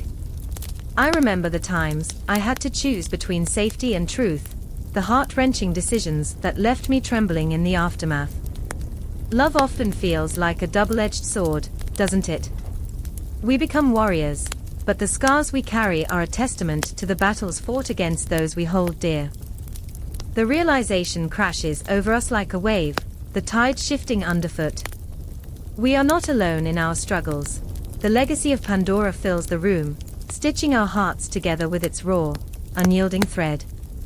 Each woman who has dared to challenge the status quo, each man brave enough to embrace empathy, is a drop in this ocean of change. The weight of it presses down like a blanket, suffocating hope, yet simultaneously igniting a fire in our bellies. Hope, Maya breathes, her voice a soft caress, is the last thing left in the box. It's what keeps us fighting. I feel the weight of her words, the truth of them reverberating deep within me. We look at each other, a collective understanding igniting between us, a flicker of light in the oppressive dark. And I realize, we are all Pandora now, tasked with holding the weight of the world and the promise of a new dawn. The clock ticks on, an ominous reminder of the fleeting nature of time, and yet we stand resolute, our hearts beating in unison, a symphony of courage and defiance. The shadows swirl around us, but we are not afraid. We are warriors. We are the echoes of those who came before and the dreams of those who will follow. The legacy of Pandora is woven into the very fabric of our being, and as we face the unknown together, I can't help but feel an overwhelming sense of possibility. And then, a shattering sound, like glass breaking, echoes through the silence. The moment hangs, suspended in the air, a harbinger of what's to come. The tension crackles, the air thick with unspoken fears and unyielding hope. We are on the cusp of something extraordinary, teetering on the brink of change. What lies ahead is both terrifying and exhilarating, a promise wrapped in uncertainty. In this echoing library, surrounded by the ghosts of the past and the weight of the present, I realize we are not merely tracing the legacy of Pandora. We are redefining it. We are not just women and men, we are the embodiment of hope, the bearers of a light that will not be extinguished. The pages may turn, but our story is just beginning, a tempest of emotions swirling around us, daring us to rise, to fight, to love, to break free. And as the echoes of our hearts resonate in the darkness, we know one truth: we are not alone. The clock struck midnight, its chime echoing through the empty halls, a mournful note that lingered like a ghost refusing to depart. In that heavy silence, Pandora stood frozen, her fingers trembling against the cold metal of the key. The shadows danced around her, obscuring what lay beyond the door that whispered promises of release and despair. The air was thick with the scent of old wood, damp earth, and something sharper: fear, the kind that gnaws at your insides and leaves you breathless. I remember how she hesitated, that fleeting moment where her heart beat so loudly it drowned out reason, a solitary pulse against the quiet. What if, she whispered to herself, the words curling into the darkness like smoke. What if I am not enough? The question hung in the air, heavy, pregnant with uncertainty. And then there was Elias, lurking in the periphery of her turmoil, his own heart a battlefield. He watched Pandora with eyes that held a storm, a tempest of emotions: love, jealousy, desperation. He had seen too much, carried too many scars from battles fought in shadows that would never see the light. You don't have to do this alone, he pleaded, his voice raw, each word a jagged shard that tore at her resolve. But the truth was, he was just as lost, his own demons clawing at his sanity, whispering that he was not worthy of her light. Together, they stood on the precipice of an unknown abyss, a chilling silence wrapping around them like a shroud. The history they shared was a tapestry woven with laughter and tears, yet marred by the bitterness of secrets kept too long. I remember the way Elias's hand brushed against Pandora's, igniting an electric pulse between them that felt both like salvation and damnation. It was a connection fraught with unspoken words, an invisible thread pulling taut, threatening to snap with the weight of their own fears. As Pandora turned the key, a low creak reverberated throughout the room, a sound that echoed the breaking of barriers, both physical and emotional. What lay behind that door was more than a mystery. It was Pandora's past, her guilt, her desires, the inklings of hope wrapped in layers of despair. I remember the air shifting, an almost palpable current that surged through the space, teasing the edges of her resolve. The moment stretched, each second stretching like taffy, impossibly long and painfully brief.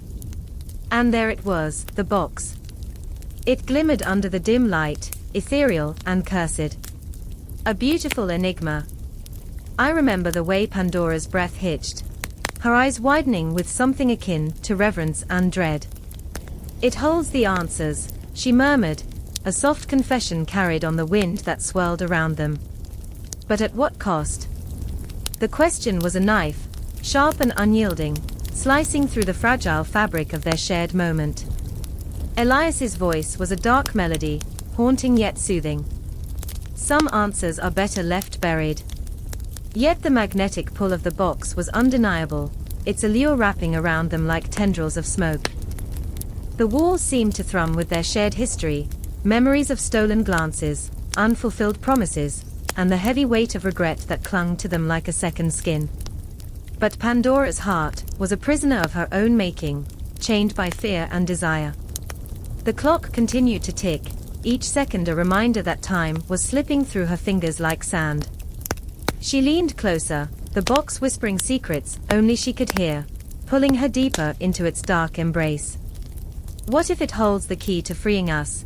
She breathed, the words laced with desperation. I remember the stories, Elias said, the shadows creeping closer, their fingers entwining with the fabric of the moment. I remember the chaos that followed. His voice was raw, a mixture of longing and dread. The intensity of his gaze bore into her, an anchor in the rising tide of uncertainty. There's darkness in that box, Pandora. If you open it, who knows what will be unleashed? As if answering his unspoken fears, a gust of wind howled outside, rattling the shutters, a harbinger of the storm brewing within. The tension thickened, a tangible force that wrapped around them, tightening with every heartbeat. Each thump of their hearts echoed with a primal urgency. What would happen if she opened it? Would it heal their fractured souls, or shatter their world even more? In that fleeting moment, something shifted, a flicker of understanding passed between them, a silent acknowledgement of their shared pain and desires. I remember how Pandora's eyes shimmered with tears, a storm of emotions crashing against the walls of her heart. "I don't want to be afraid anymore," she confessed, her voice barely above a whisper, as if uttering the truth could somehow shield her from the consequences. Elias stepped closer, his presence a warm balm against her cold fear. "Then don't be. But remember, Pandora, sometimes the very things we long for are the ones that destroy us." His words hung in the air, heavy as lead, binding them together in that haunting moment. And then, as if time itself held its breath, Pandora reached for the box, her fingers trembling like leaves caught in a winter's wind. The world around them faded, the echoes of their fears and dreams blurring into a singular focus: what lay within. The moment stretched, pulsing with unbearable intensity, a heartbeat echoing through the void. I remember the darkness swirling within her heart, a tempest rising as she lifted the lid. What would emerge? Hope? Despair? Or the very demons they both feared? In that instant, as the box creaked open, the universe teetered on the edge of chaos and creation, a fragile balance waiting to be unleashed. And then, just like that, the silence shattered, the world erupted into a cacophony of noise, emotion, and heartache. The storm had broken, and with it, Pandora was irrevocably changed. What was once a moment became an eternity, an endless cycle of choices, fears, and the haunting question of what it means to truly live.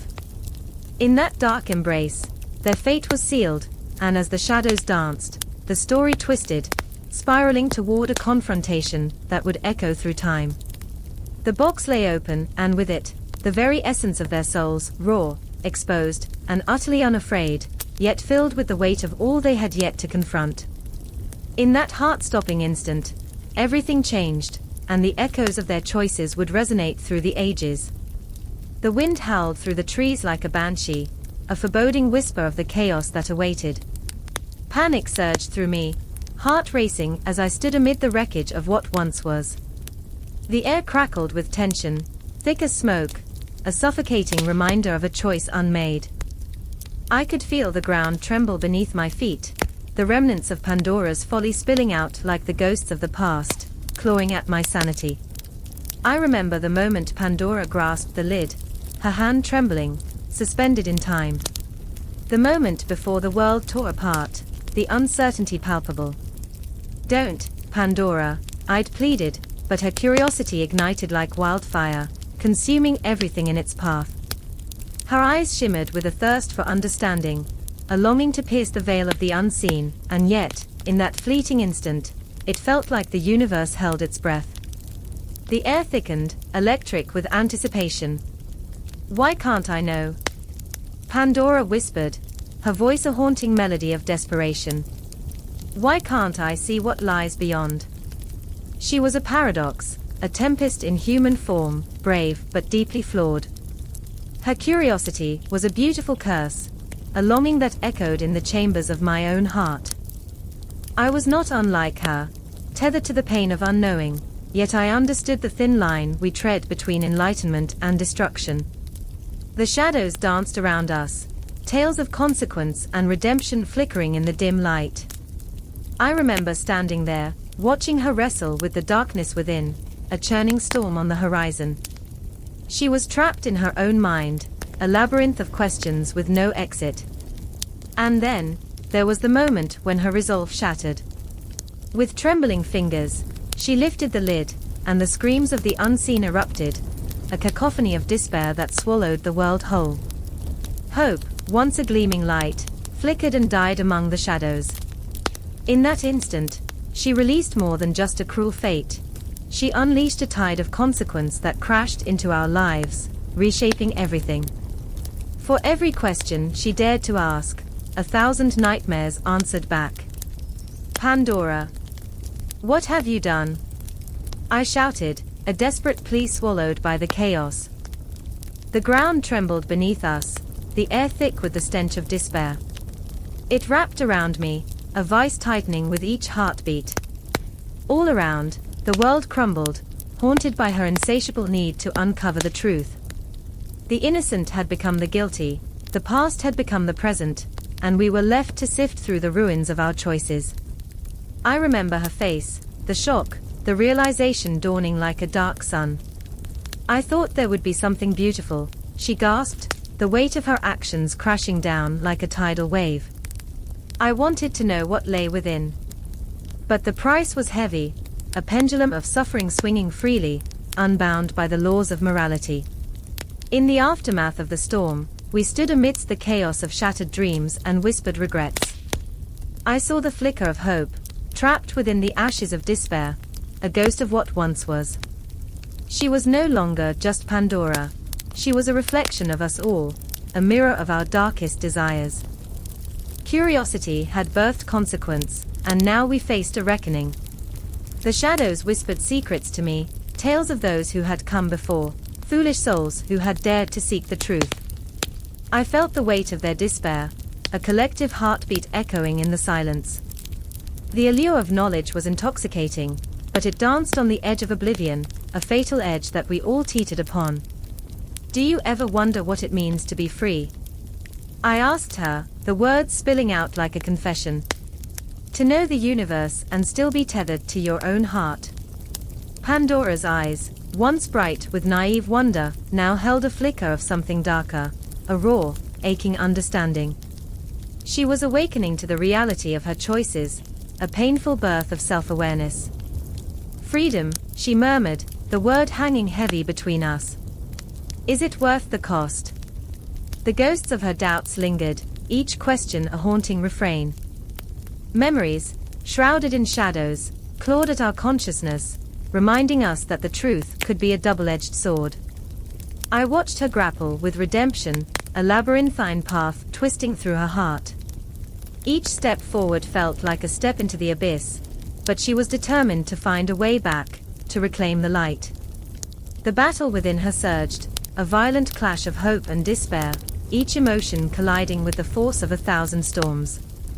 Can we repair what we've broken? I asked, a question echoing through the void. Or is it too late? Her silence was deafening, a void that spoke louder than any words. In that moment, I felt the weight of our shared burden. We were not merely observers of Pandora's plight. We were actors in our own tragedy, each choice a thread woven into the fabric of our lives. And just as hope flickered, a single voice broke through, the softest whisper, yet it carried the weight of the world. Hope remains, it said, a fragile promise. Redemption was not a clear path. It was an ever-shifting landscape, a dance with shadows that echoed our deepest fears. As the night wore on, I realized we were not alone in our struggle. We were bound together, intertwined by the threads of our choices. And perhaps, just perhaps, in the heart of despair lay the seeds of something more, a chance to rise, to heal, to embrace the flawed beauty of our existence. We stood together, on the precipice of something vast and ungraspable. The weight of time pressed upon us as we faced the darkness, ready to confront the consequences of our actions. The wind howled its eerie lullaby, and in that haunting melody, I felt the pulse of the universe, a reminder that curiosity would always walk hand in hand with consequence. And as we ventured into that abyss, I could hear the distant echoes of laughter, of dreams yet to be born, resonating within the shadows. The story was far from over. It was merely a beginning, a chance to redefine our fate. We were not just pawns of the past, we were the authors of our destiny, ready to face whatever lay ahead. In that moment, I understood. In the heart of chaos, there was a flicker of something beautiful, a chance to break free from the chains of despair and embrace the unfathomable possibility of redemption. And so we took that first step into the unknown, hearts pounding with anticipation, ready to confront the shadows and reclaim our light. The clock struck midnight, a resounding chime that echoed through the damp corridors of the old manor, each note a ghostly reminder of secrets buried deep. I stood in the center of a room cloaked in shadows, my heart pounding like a war drum as the weight of unseen eyes bore down upon me. The air felt thick, saturated with dread and unspoken words, as if the walls themselves were whispering tales of betrayal and shattered dreams. The flickering candlelight cast long, dancing shadows that seemed to mock me, taunting my very existence. Why did you do it? The question hung in the air, heavy and oppressive. It was whispered, a thin veil of accusation that slipped through the cracks of my mind, resonating with the pain of choices made and lives forever altered. Pandora stood before me, her eyes wide with a mix of defiance and despair, a tempest of emotions swirling just beneath the surface. She was a mosaic of contradictions, fierce yet fragile, a warrior cloaked in the guise of a broken girl. Her hands trembled as she clutched a small, ornate box, the very object that had unraveled her world. I could see the fingerprints of 1,000 fears etched into her skin, the weight of societal expectations pressing down like a coffin lid. I thought I could control it, she said, her voice cracking like ice underfoot. I was curious. Curiosity isn't a sin, is it? But deep inside, she knew the answer, the truth clawing at her from the shadows. Curiosity had unleashed a storm, a torrent of chaos that spiraled out of her grasp and into the hearts of those she loved. I remembered when Pandora first discovered the box, a relic of power and peril. It had been a quiet afternoon, sunlight filtering through the dusty windows like golden threads weaving stories of old. She had held it in her hands, eyes gleaming with the thrill of the unknown, unaware that within its confines lay sorrows, frustrations, and the remnants of humanity's darkest desires. What was it the elders warned? Curiosity killed the cat. But did they ever consider that it was the cat who lived, who felt, who dared to dream beyond the confines of a leash? Her brother, Prometheus, entered the scene like a fierce wind, his presence commanding yet tremulous. The very embodiment of rebellion, he had always been the one to challenge the rules, the silent guardian who bore the weight of their family's expectations. You don't understand, he shouted, fists clenched, shadows swirling around him like tendrils of smoke. You've set loose a plague upon us, Pandora. This isn't just about you anymore. I watched as their eyes locked, a battlefield of emotions raging between them, like two stars colliding in the vast cosmos, each explosion brighter and more painful than the last. You're right, she replied, her voice a whisper, yet louder than thunder. But what was I supposed to do? Live in a cage built by someone else's fears? In that moment, the tension was palpable, electric, as if the universe itself was holding its breath, waiting for a spark to ignite the powder keg of their raw emotions. I felt the ground tremble beneath me, as if the very fabric of reality was fraying at the edges, ready to unravel. I remembered the town, how the whispers had spread like wildfire, igniting fear and suspicion in every corner. Pandora's unleashed chaos. She's a harbinger of doom. They called her names. They painted her as the villain in a story not of her making. They forgot the girl who dared to dream. They forgot that she had been suffocating beneath the weight of their judgments, confined to expectations that smothered her spirit. Do you know what it feels like to be trapped? She asked, voice quivering, reflecting a mirror of their societal norms back at them. To have your worth measured by what others think. I wanted to break free. Her desperation was a tangible entity, clawing at the edges of reality. Prometheus, with his heart split between love and fury, took a step closer, bridging the chasm of misunderstanding that lay between them. But at what cost, Pandora? You opened the box, and now we are all prisoners in this nightmare.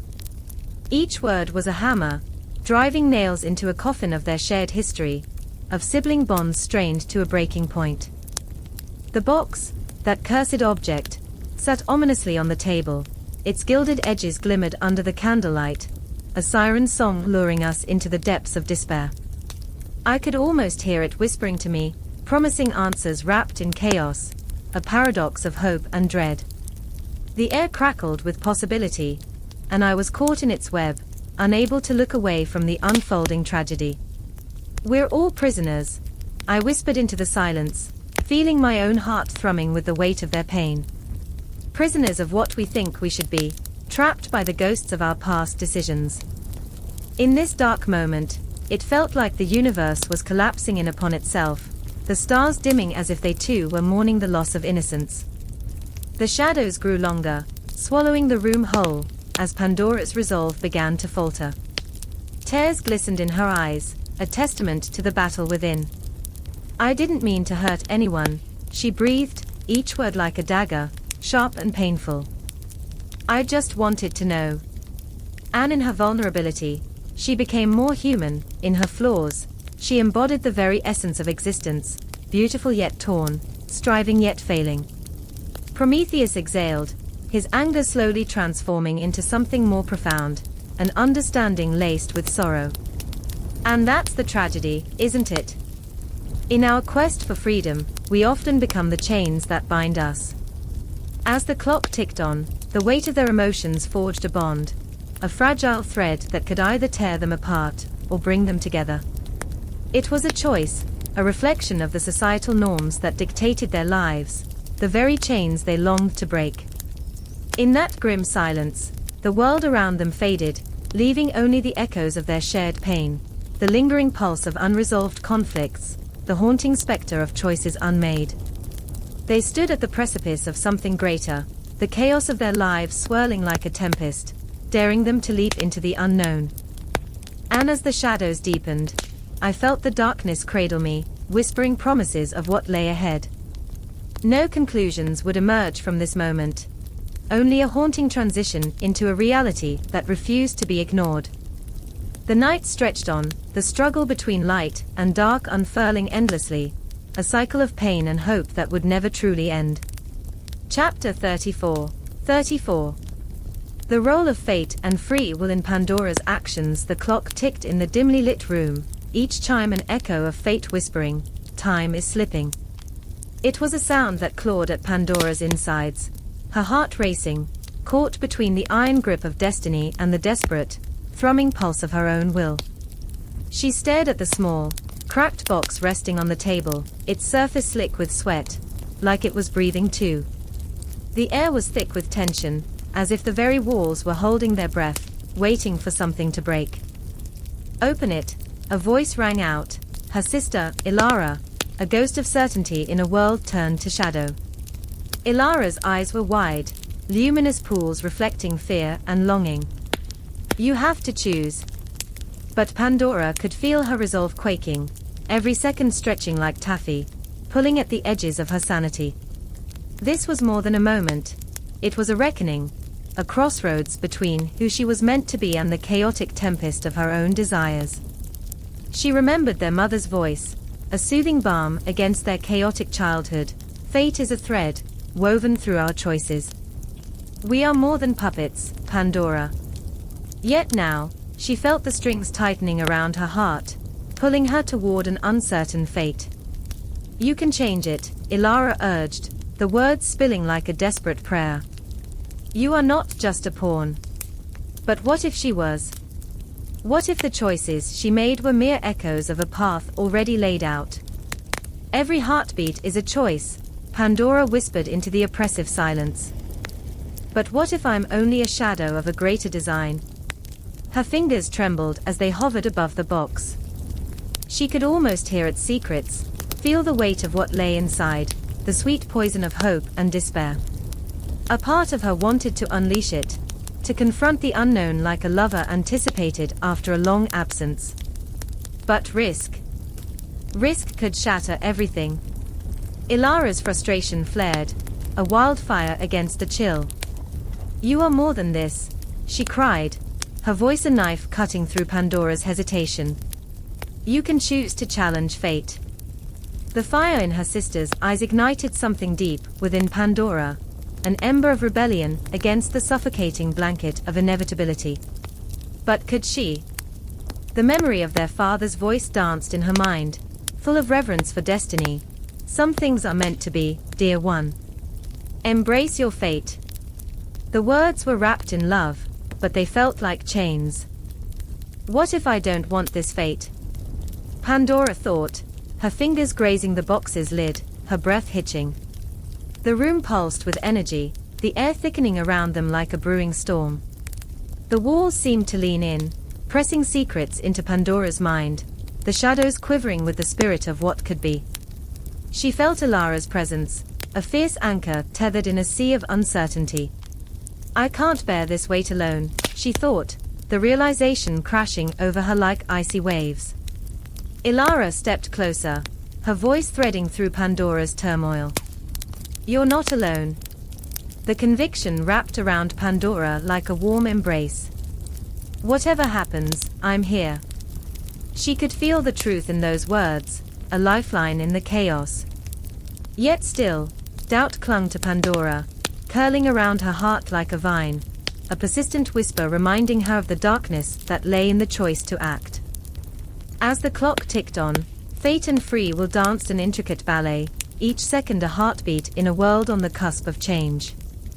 The box felt alive under her trembling fingertips, each breath from Pandora pushing her closer to the brink. What is freedom? She thought, her mind swirling like leaves caught in a storm. Is it the act of opening this box? Or is it the choice to walk away? Time felt suspended, the moment stretching between the desire to leap and the fear of falling. What awaited inside could be solace or destruction, hope or despair. The weight of the universe rested on a single moment, and Pandora was the fulcrum. Ilara was a flame beside her, igniting the darkness with unwavering belief. Choose, Ilara whispered, her voice a fierce whisper, a thread woven through the fabric of their sisterhood. Pandora's heart raced, a wild stallion breaking free. The choice hung between them, a fragile gift waiting to be unwrapped. She inhaled deeply, the air thick with the scent of impending change, and for a moment, she felt the universe pause, an eternity caught in the flicker of an eye. Was she brave enough to step into the unknown? To embrace the chaos of her own making? With each breath, she felt the weight of Ilara's gaze, filled with unwavering faith and fierce love, and it ignited something deep within her. I remember, Pandora's voice trembled, a fragile ribbon of sound in the silence. I remember the dreams that brought us here, the fears that held us back. I remember the weight of the world, and I remember, each word was a step, each heartbeat a moment of clarity, the rhythm of their lives entwined in a symphony of hope and despair. As her fingers finally brushed against the box's lid, the world around her faded. Time unraveled, the ticking clock a distant memory. She could feel every second thrumming through her veins, a reminder that life was not merely a series of choices, but an intricate dance of connection, love, and the raw human spirit. Fate and free will intertwined like lovers, each pulling her in a different direction. Whatever happens next, we face it together, Pandora breathed, a vow dressed in desperation and hope. With a sudden surge of resolve, she lifted the lid, and the shadows around her seemed to breathe, a collective gasp echoing through the stillness, as if the universe itself was holding its breath, waiting for her to reveal the secrets that had long been locked away. The box creaked open, and in that moment, everything shifted, an unseen power thrumming between them, igniting a flame of possibility that would never be extinguished, a pulse of destiny that held the promise of all that was yet to come. The shadows in the room danced as if alive, flickering under the weight of unshed tears, a silent witness to the storm brewing in their midst. Lydia stood at the center, her breath shallow, heart pounding against her ribs like a caged bird desperate for escape. She could feel it, the stranglehold of despair tightening around her throat, the icy fingers of hopelessness clawing at her insides. The air was thick, swollen with unspoken fears and paralyzing uncertainty. Outside, the storm raged, wind howling like a banshee, rain pounding against the windows like a relentless battering ram. I can't do this, she whispered, a confession weighing heavy on her tongue. Her fingers trembled, brushing against the table's edge, seeking something solid to hold onto, but finding only the jagged remnants of broken promises. She looked up at Marcus, his eyes stormy and haunted, a mirror of her own tumultuous soul. What if there's nothing left to hope for? He stood silent, a man trapped in the labyrinth of his own mind, haunted by the specters of choices that loomed over him like dark clouds. His hands were shoved deep into his pockets, knuckles white against the fabric, an anchor against the storm of emotions swirling around them. Hope is a cruel mistress, Lydia, he finally said, voice raw, each word like shards of glass. But it's all we have. Without it, we're nothing. The room held its breath, the tension so thick it threatened to suffocate them both. Outside, the rain beat harder, a relentless roar, drowning out the world beyond. In that moment, the only reality that mattered was the one forged between them, the fragile tapestry of their fears and desires woven together in a desperate dance. I remember, she murmured, her voice barely a thread above the storm. I remember when we used to sit by the river, dreaming about the world. We thought we could change everything. Her laughter echoed, hollow, bouncing off the walls like ghosts mocking her naivety. And now, look where we are. The memories crashed over her like waves, threatening to pull her under. She could see it vividly, the summer sun glinting off the water, the way their dreams had glowed bright and unyielding, like fireflies trapped in glass jars. But time had a way of turning dreams to dust, hadn't it? Reality crept in, insidious and heavy, tainting every whispered hope. Marcus shifted, and for a fleeting moment, the weight of his sorrow slipped, allowing a flicker of something, longing, perhaps. We were foolish, he said softly, the corner of his mouth twitching as if fighting against the darkness. But foolishness has its own kind of power. Lydia gave a terse laugh, sharp and jagged. Is that supposed to make me feel better?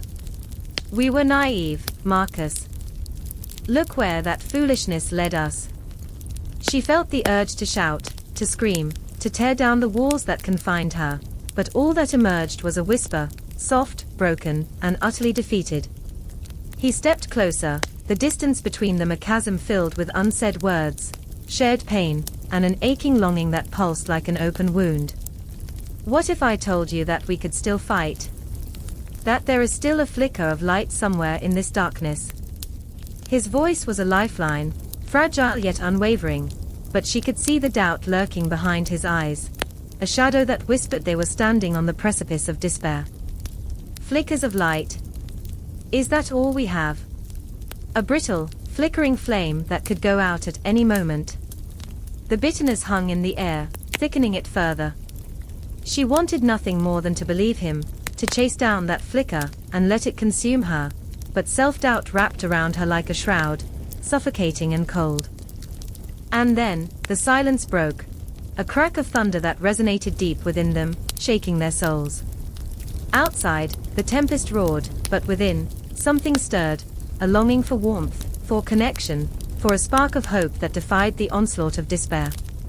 I remember, Marcus said, the whisper almost lost in the chaos surrounding them. I remember our dreams, Lydia. I remember how we held onto them like lifebuoys in turbulent waters. We can't let them drown now. His determination ignited something within her, a fragile ember of defiance against the darkness. What if we fail? What if we're left with nothing but ashes? Then we rise from the ashes, he asserted, his gaze unwavering, the storm raging outside mirroring the tempest of emotions within. But we can't let this silence consume us. We have to fight. Even if it's just for the flicker of hope. Her heart raced, caught in the whirlwind of fear and yearning, a maelstrom of conflicting emotions that twisted within her like a wild tempest. The clock on the wall ticked away the seconds, each beat a reminder of their dwindling time. What do we do? She asked, voice trembling, as if admitting that they needed to act was the first step toward salvation. A spark ignited in his gaze, fierce and unwavering.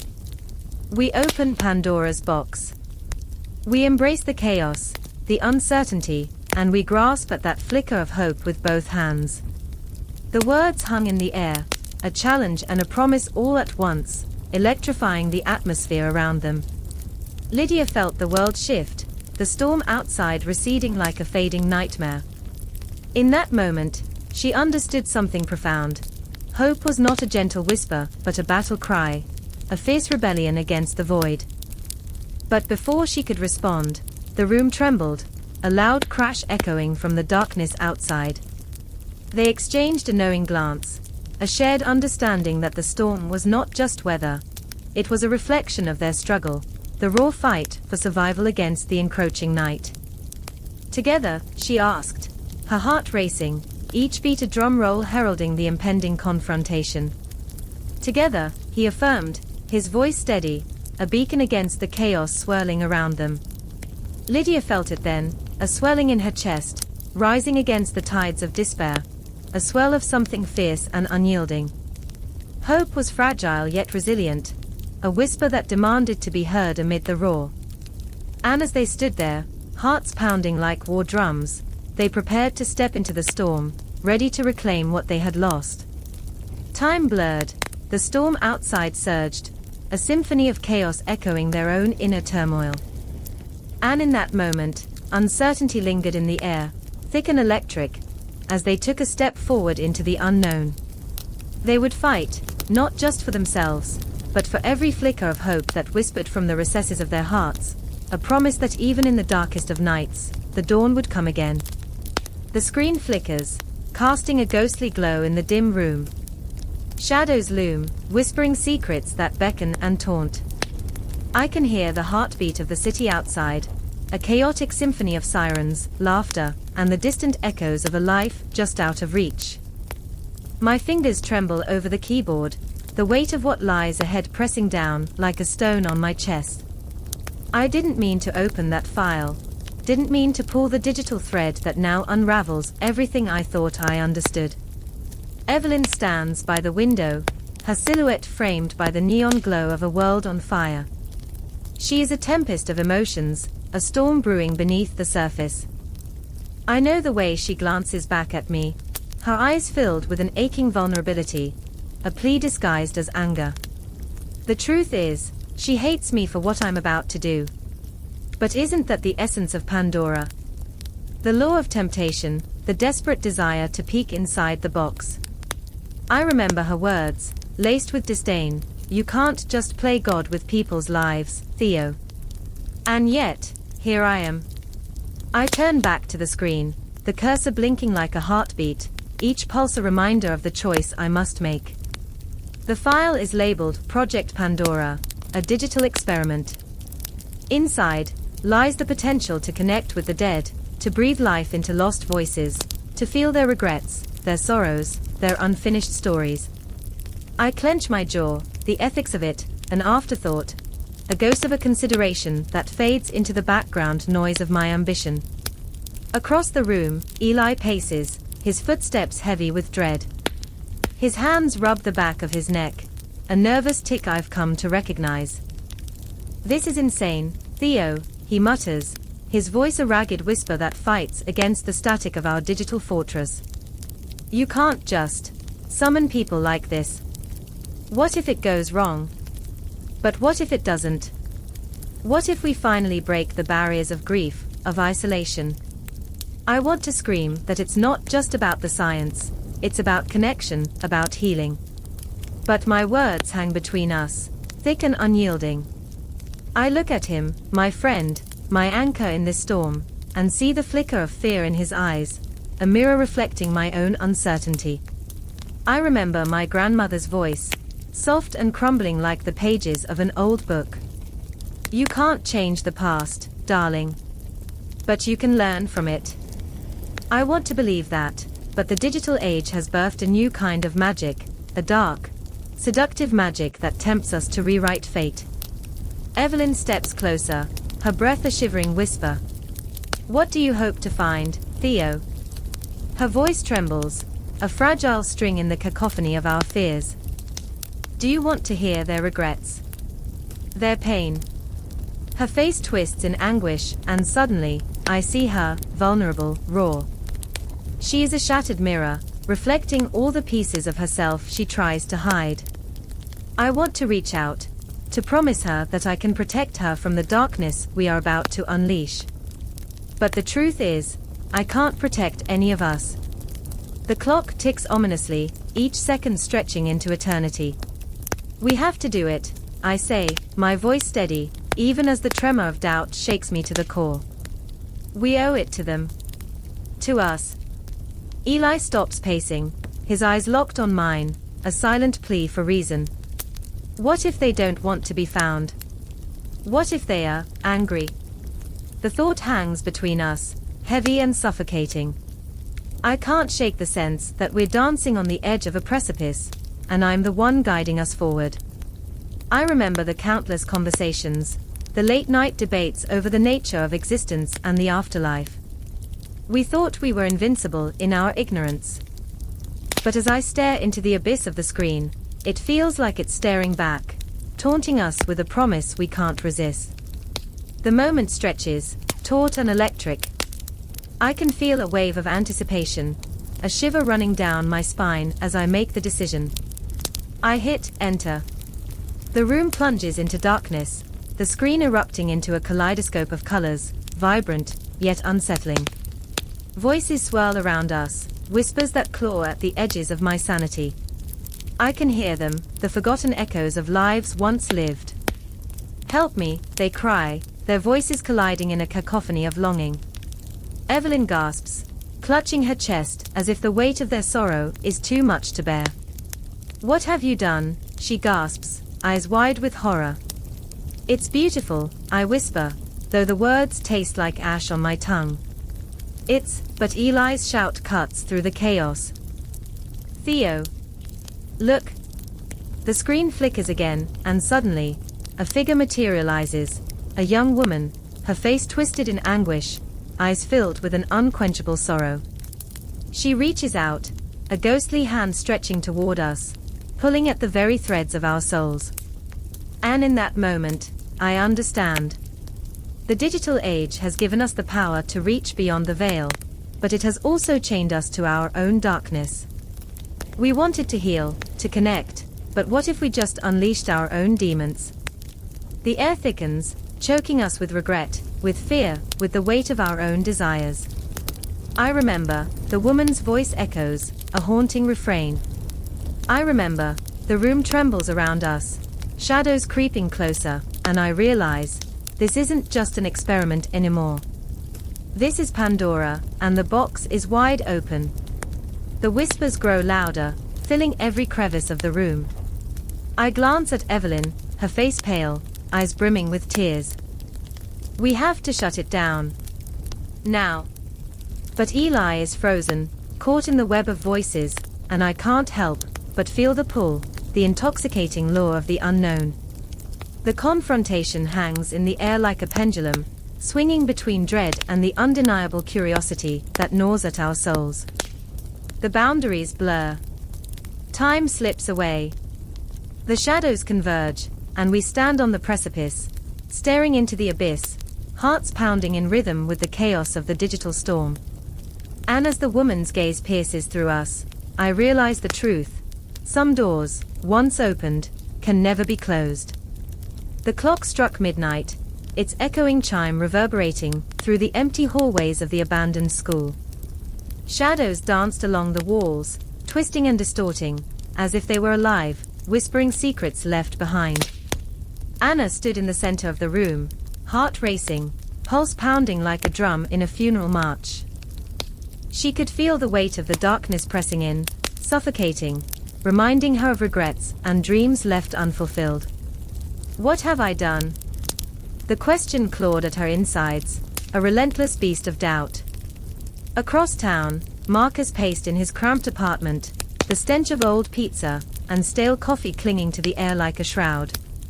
He rubbed his temples, trying to erase the thoughts swirling like a tempest. His students, their faces etched in desperation, their futures hanging by a thread.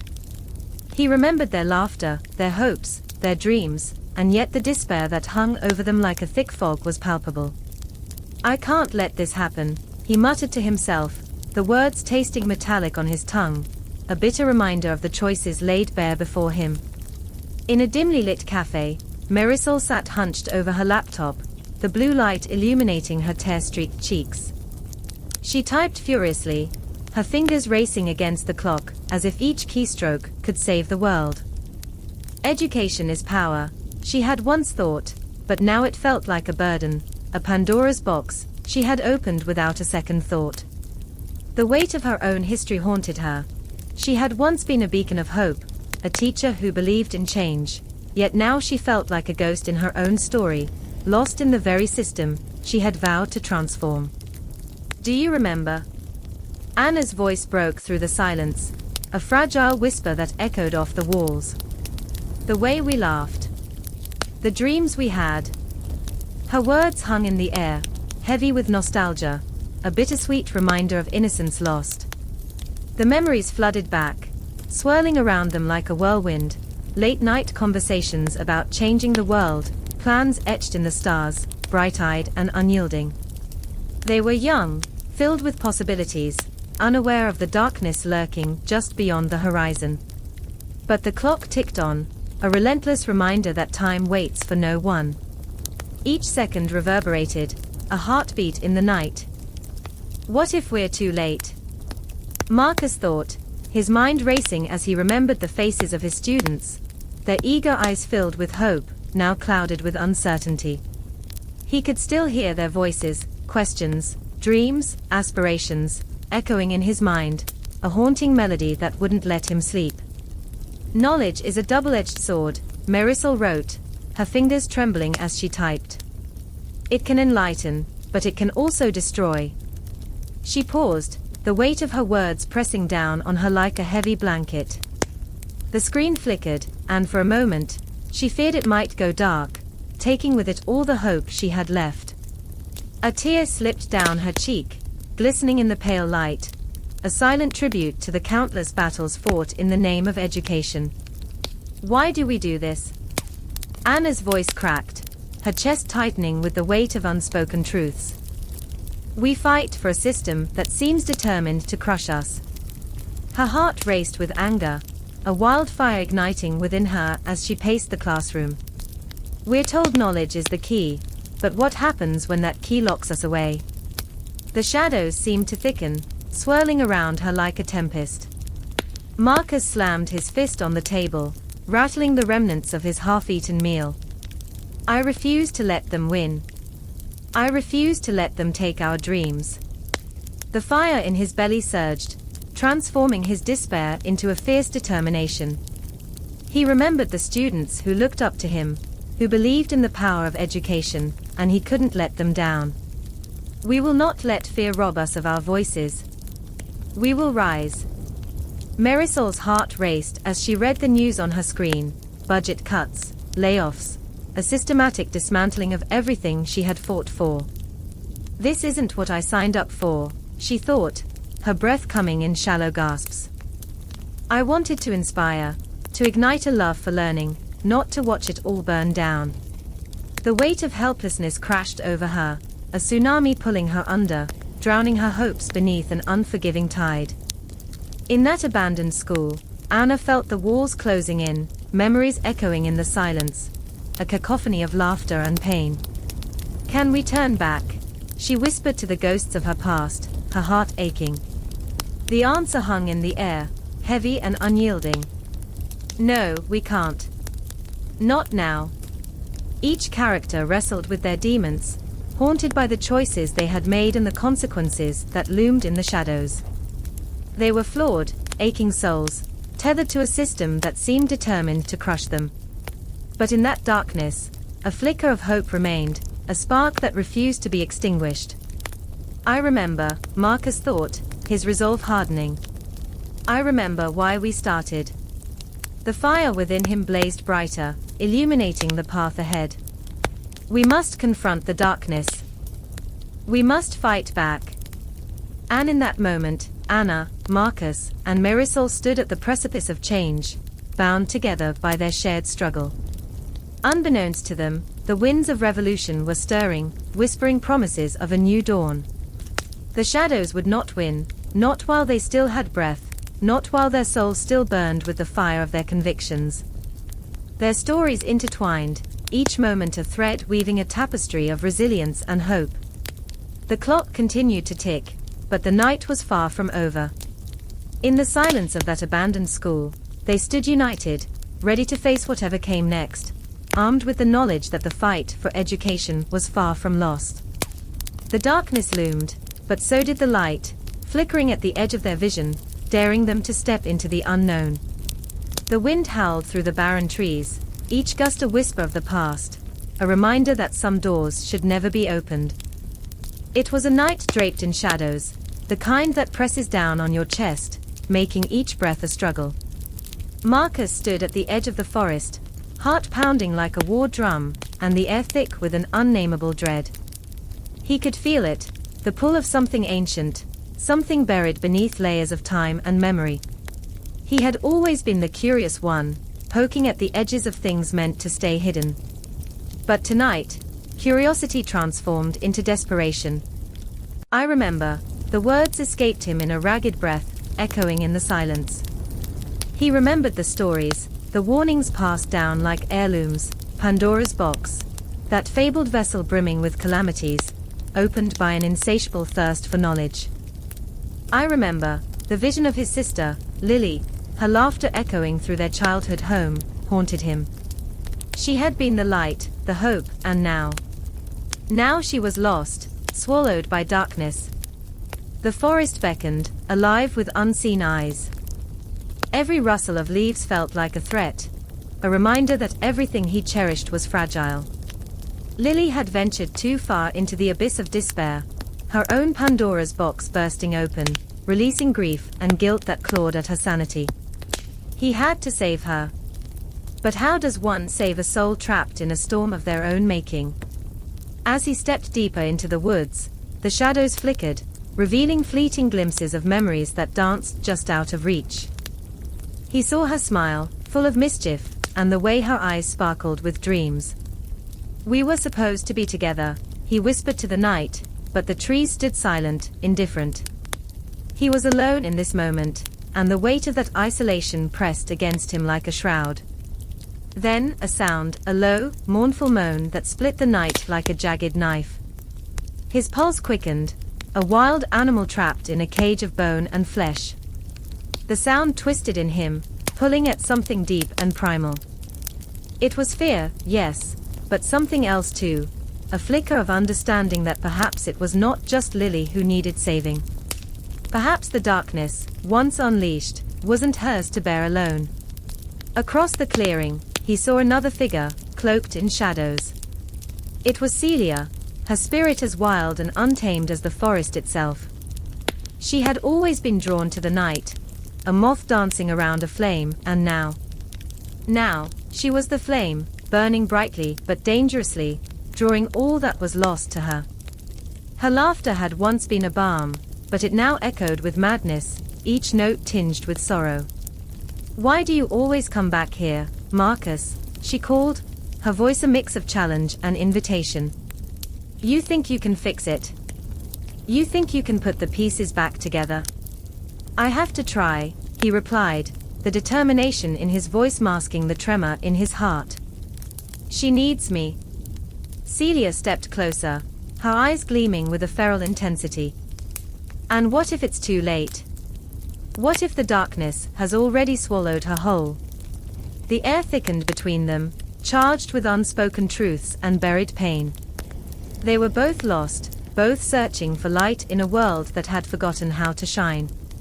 "I remember her laughter," he said, the words spilling out like blood from a wound. "I remember the way she held my hand, how we dreamed of escaping this place. We were supposed to save each other." Celia's gaze softened, a flicker of compassion breaking through her fierce exterior. "We can't go back, Marcus. The past is a tangled thread, and every pull unravels something new. Do you really want to know what lies within that box?" And there it was, the truth, raw and jagged, hanging between them like the shards of a broken mirror. He felt the weight of it, the temptation to look away, to ignore the abyss staring back. But he couldn't. He couldn't abandon her, abandon any of them. "I have to," he whispered, the words tasting like ash on his tongue. "For Lily. For us." The ground trembled beneath them, but it wasn't the earth shifting. It was the pulse of their emotions, a swelling tide of grief and hope. The wind howled again, carrying with it a chorus of whispers, voices from the darkness that promised everything and nothing. "We are what we fear," Celia said, her voice barely above a whisper. "And we are what we love." And in that moment, Marcus understood. To face the darkness meant embracing the very essence of their humanity, the flaws, the fears, the broken dreams. He took a step forward, his heart racing, trembling on the precipice of something monumental. "Then let's face it together." The air crackled, a storm of emotions swirling around them, and for a heartbeat, everything froze. He felt the weight of their choices, the gravity of their connection. The shadows danced, weaving a tapestry of despair and hope, and he knew they were at a crossroads. "Together," Celia echoed, and her voice carried the promise of something powerful and terrifying.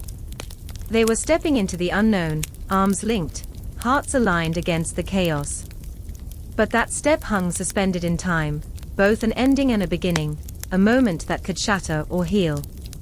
And as they moved forward, time twisted around them, the past clawing at their heels while the future loomed ahead, shadowed and uncertain. The forest whispered secrets, and the night held its breath, waiting for the inevitable crash that would either break them or set them free. In that breathless silence, they were caught between nightmares and dreams, each heartbeat a countdown to the moment Pandora's box would open wide, spilling forth whatever it contained, light, darkness, and all the chaos in between. And as they stepped together into the thick of it, the world shuddered, trembling on the brink of revelation, and all they could do was feel. The room was a tempest, shadows twisting and flickering against the walls, as Pandora stood frozen, heart pounding like a drum in the midst of a war. She could smell the acrid scent of smoke, feel the heat of anguish radiating from her chest, a flame threatening to engulf her. In that moment, the air was thick with despair, and she knew, that choices hung like heavy weights, pulling her deeper into the abyss. She gripped the small, polished box in her hands, her fingers trembling, the wood smooth but cold, a stark contrast to the turmoil inside her. She remembered. She remembered the moment she had first lifted the lid, curiosity dancing with dread. What had she unleashed? It was more than just chaos, it was her reckoning. She could hear the whispers of the others, the voices of those who had tried to bind her, to mold her into something she was not. "Stay within the lines," they had said, "don't question." But with each passing second, she felt the brittle threads of their expectations snapping, one by one. Across the room, Aelios watched with wild eyes, his own heart trapped in a cage of fear and uncertainty. A tangle of emotions contorted his face, love, anger, betrayal. "Pandora, please." His voice trembled, a fragile thread in the storm. "You can still close it. You can still save us." But even as he spoke, she sensed the desperation in his words. He was not just pleading for their safety, he was pleading for her to relinquish her power, to let go of the very thing that made her who she was. She longed to scream, to shatter the silence that hung like a shroud over them. "Save you," she echoed, each word laced with fire. "What about me? What about my choices?" The very essence of her being pulsed with a fierce vitality, a growing storm that demanded to be unleashed. For too long, she had been molded by the hands of others, her father, the gods, even Aelios. "I am not your puppet," she whispered, a vow and a challenge wrapped in one breath. And then there was Echo, watching from the shadows, a ghost of her own dreams. Once vibrant and filled with laughter, she now mirrored Pandora's despair, a reflection of the choices that had twisted their fates. "Pandora, I was like you. I thought I could change the world," she murmured, her voice a haunting melody, "but I lost myself in the process." The weight of her regret hung heavy in the air, a reminder that the lines between agency and obligation were often blurred, a cruel trick of fate. Pandora felt the room spin, the walls closing in like a vice. Memories flooded her, the laughter of childhood, the moments stolen in the dark, the sensation of running free under the moonlit sky. They taunted her. "What did you want?" they whispered. "What do you want now?" The questions blurred into one another, a relentless tide threatening to drown her. "I don't want to be a vessel for someone else's dreams," she declared, her voice trembling but fierce, a spark ignited. "I want to forge my own destiny, to breathe life into my own desires. I want to be the storm, not the calm." And with that, she lifted the box, the shadows coiling around her like serpents, whispering promises and threats in equal measure. Aelios stepped closer, the fear etched into his features morphing into something more profound, understanding, perhaps. "You don't have to do this alone," he said, his voice steadying like the ground beneath her feet. "If you unleash this, you might lose everything, yourself included." She saw the truth in his eyes, the reflection of her own fears mirrored back. But what did it matter to lose herself if it meant discovering who she could truly become? "Then help me," she shot back, desperation igniting her words into an inferno. "Help me shape my destiny, or let me find my own way. I am not afraid of the darkness anymore. I've walked with it long enough to know it can be beautiful." The shadows danced playfully, the box in her hands feeling heavier, yet more vital. In that moment, Pandora felt an odd thrill unfurl within her like a wildflower bursting through cracked concrete. The fear that had once paralyzed her morphed into a fierce determination, a wrath against the constraints that sought to keep her small. Echo, caught in the web of her own past, felt a flicker of something within her, too. "But what if it consumes you?" she whispered, a tremor of both hope and trepidation threading through her voice. "What if it does?" Pandora replied, her heartbeat echoing through the room like a war drum. "I would rather be consumed by this fire than live in the ashes of someone else's life." And in that fervent moment, the tension snapped, a taut string breaking with a resonating twang as the shadows surged around her, a howling wind of possibilities and fears. She was ready to embrace the chaos, to redefine her narrative in the face of overwhelming odds. Aelios stepped back, not out of fear but awe. "Then let's shape it, together," he said, a spark igniting in his own heart, a promise made in the ruins of their past. But as they stood there, hearts racing, Pandora could not shake the feeling that the choice was not just hers. It was a collective endeavor, Echo, Aelios, and even those who had tried to bind her. They were all players in this unfolding drama, each a thread woven into the fabric of their shared fate. The box pulsated with energy, the shadows swirling violently, the air thick with anticipation. A final breath, a moment suspended in time, each heartbeat a countdown to destiny. As she poised to unleash the storm, the very cosmos seemed to hold its breath, the universe leaning in to witness what would unfold. Would she fall into the darkness, or rise to embrace her light? The questions lingered, unfurling like a dark flower, whispering promises of both destruction and liberation. In that suspended moment, Pandora chose not just for herself, but for all those who had ever felt the weight of expectation pressing against their chests, stifling their dreams. The shadows howled fiercely, and as she took the final step into the tempest, she felt the light of 1,000 dreams flickering in the darkness, the night alive with the pulse of possibility. And somewhere, amid the chaos and the looming confrontation, the clock ticked on, the universe spinning in its relentless dance, waiting for the moment Pandora would claim her fate, unfettered, unapologetic, and fierce. The room was thick with tension, the kind that makes every breath feel like a weight pressing against your chest. Shadows flickered in the dim light, and I could hear the faintest whisper of a clock ticking, each click echoing like a primal heartbeat, reminding me of the time slipping away, inch by agonizing inch. Outside, night wrapped the city in a shroud of silence, but here, chaos brewed. I stood, heart racing, in the center of the storm, staring at Pandora, a figure caught between the remnants of a broken past and the uncertain breaths of a future she barely understood. Her eyes, wide and wild, reflected the flickering candlelight, casting a spell that held everyone captive. She was more than just a woman, she was a force, a siren luring us all into the depths of what we feared most. "You don't know what I've unleashed," she whispered, her voice quivering with a cocktail of fear and exhilaration. In the corner, Jonas clenched his fists, the muscles in his arms taut as he grappled with his own demons. His gaze darted from Pandora to the shadows, where the echoes of their past choices haunted him like ghosts refusing to be exorcised. "You think this is about you," he spat, the bitterness curling his lips. "You brought this upon us. Don't you see? It's your fault." The words hung in the air, heavy with the weight of years spent on the precipice of despair, years filled with honesty and lies, love and betrayal. And then there was Lily, her silhouette trembling in the corner, arms wrapped around her knees, a fragile bloom in a world of thorns. Her voice was barely a whisper, a breeze in the storm.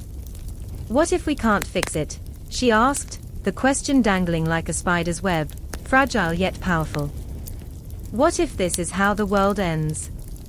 It was the kind of question that pierced through the chaos, an arrow aimed straight at the heart, and for a moment, even Pandora's bravado faltered. I remember the scent of fear, a metallic tang in the air, mixing with the sweet aroma of desperation. I remember Luna, the moon, casting her pale glow through the window, illuminating the faces of my friends, revealing the cracks in their armor. We were warriors forged in the fires of our own making, yet here we were, trembling in the face of our own creation. "Look at us," Pandora said, her voice rising, a crescendo of anguish. "We're not heroes, we're the ones who opened the box." The words hung in the air, a thunderclap shattering the night. Each syllable struck like lightning, igniting memories of laughter drowned out by the weight of regret. "This isn't just about me. It's about all of us." Her plea reached out, a desperate hand grasping for understanding, for connection in the chasm that had opened between us. Jonas stepped forward, anger radiating off him like heat from a flame. "You think your pain is the worst." His voice trembled, a volcano ready to erupt.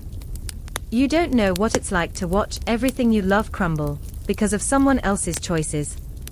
Because of you." Each word was a knife, each accusation a crack in the fragile wall we had built around our hearts. And the clock continued its relentless ticking, each second a reminder of our mortality, our vulnerability. What had we become? A trio of misfits tangled in a web of our own making, our lives hanging by a thread. With every heartbeat, the shadows gathered closer, darkness threatening to consume us whole. "Do you see them?" Lily whispered, her voice barely breaking the tension. "The shadows. They are waiting for us to falter."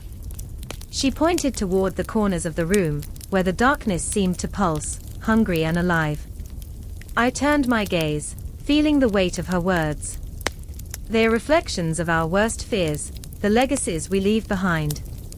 We think we can outrun them, but they are always there, lurking. We have to confront them. In that moment, everything shifted. The air crackled with electricity, a storm brewing inside the room and inside us. Pandora squared her shoulders, and I could see the resolve harden in her gaze, the flicker of defiance igniting a fire within. "No more running," she declared, and it felt like the world held its breath. "We face this together." I could feel my heart pounding, a rhythmic drum echoing in the silence, a collective pulse of fear and bravery intertwined. We had walked this path before. We had tasted the bitterness of loss, cradled the warmth of hope, and now we were standing at the precipice, daring to look over the edge. The whispers of the past clawed at the edges of my mind, memories flashing like lightning, the laughter, the tears, the choices that had led us here. I remembered the moment Pandora first opened the box, a moment full of promise that had turned to ash. I remembered the way we had held each other, hands trembling, hearts racing, as we tried to make sense of a world unraveling at the seams. What if we can't go back? Jonas's voice trembled, a fragile hum in the storm. What if this is the end? The question hung, heavy and foreboding, a weight on our chests. But we were alive, and in that aliveness, there was a flicker of hope, a spark urging us to rise, to confront the shadows that threatened to swallow us whole. And then, in that charged silence, something shifted. The shadows seemed to retreat, as if sensing the power of our resolve. I could feel the pulse of possibility in the air, a reminder that even in the darkest moments, light could pierce through the veil of despair. Pandora, Jonas, and Lily stood together, a triad of resilience, and in that unity, we found strength. Together, I whispered, joining their hands, feeling the warmth of their skin against mine, a lifeline in the storm. We can't turn back, but we can move forward. We can face whatever comes next. As the clock ticked on, the night wrapped itself around us, and the world outside faded into a distant echo. Together, we would confront the ghosts of our past, face the shadows lurking in the corners of our souls, and perhaps, just perhaps, we could carve a new legacy from the ashes. A legacy not of despair but of hope, a legacy that would endure, echoing through the endless corridors of time. And as the walls whispered back, reverberating with our truths, I knew this was just the beginning.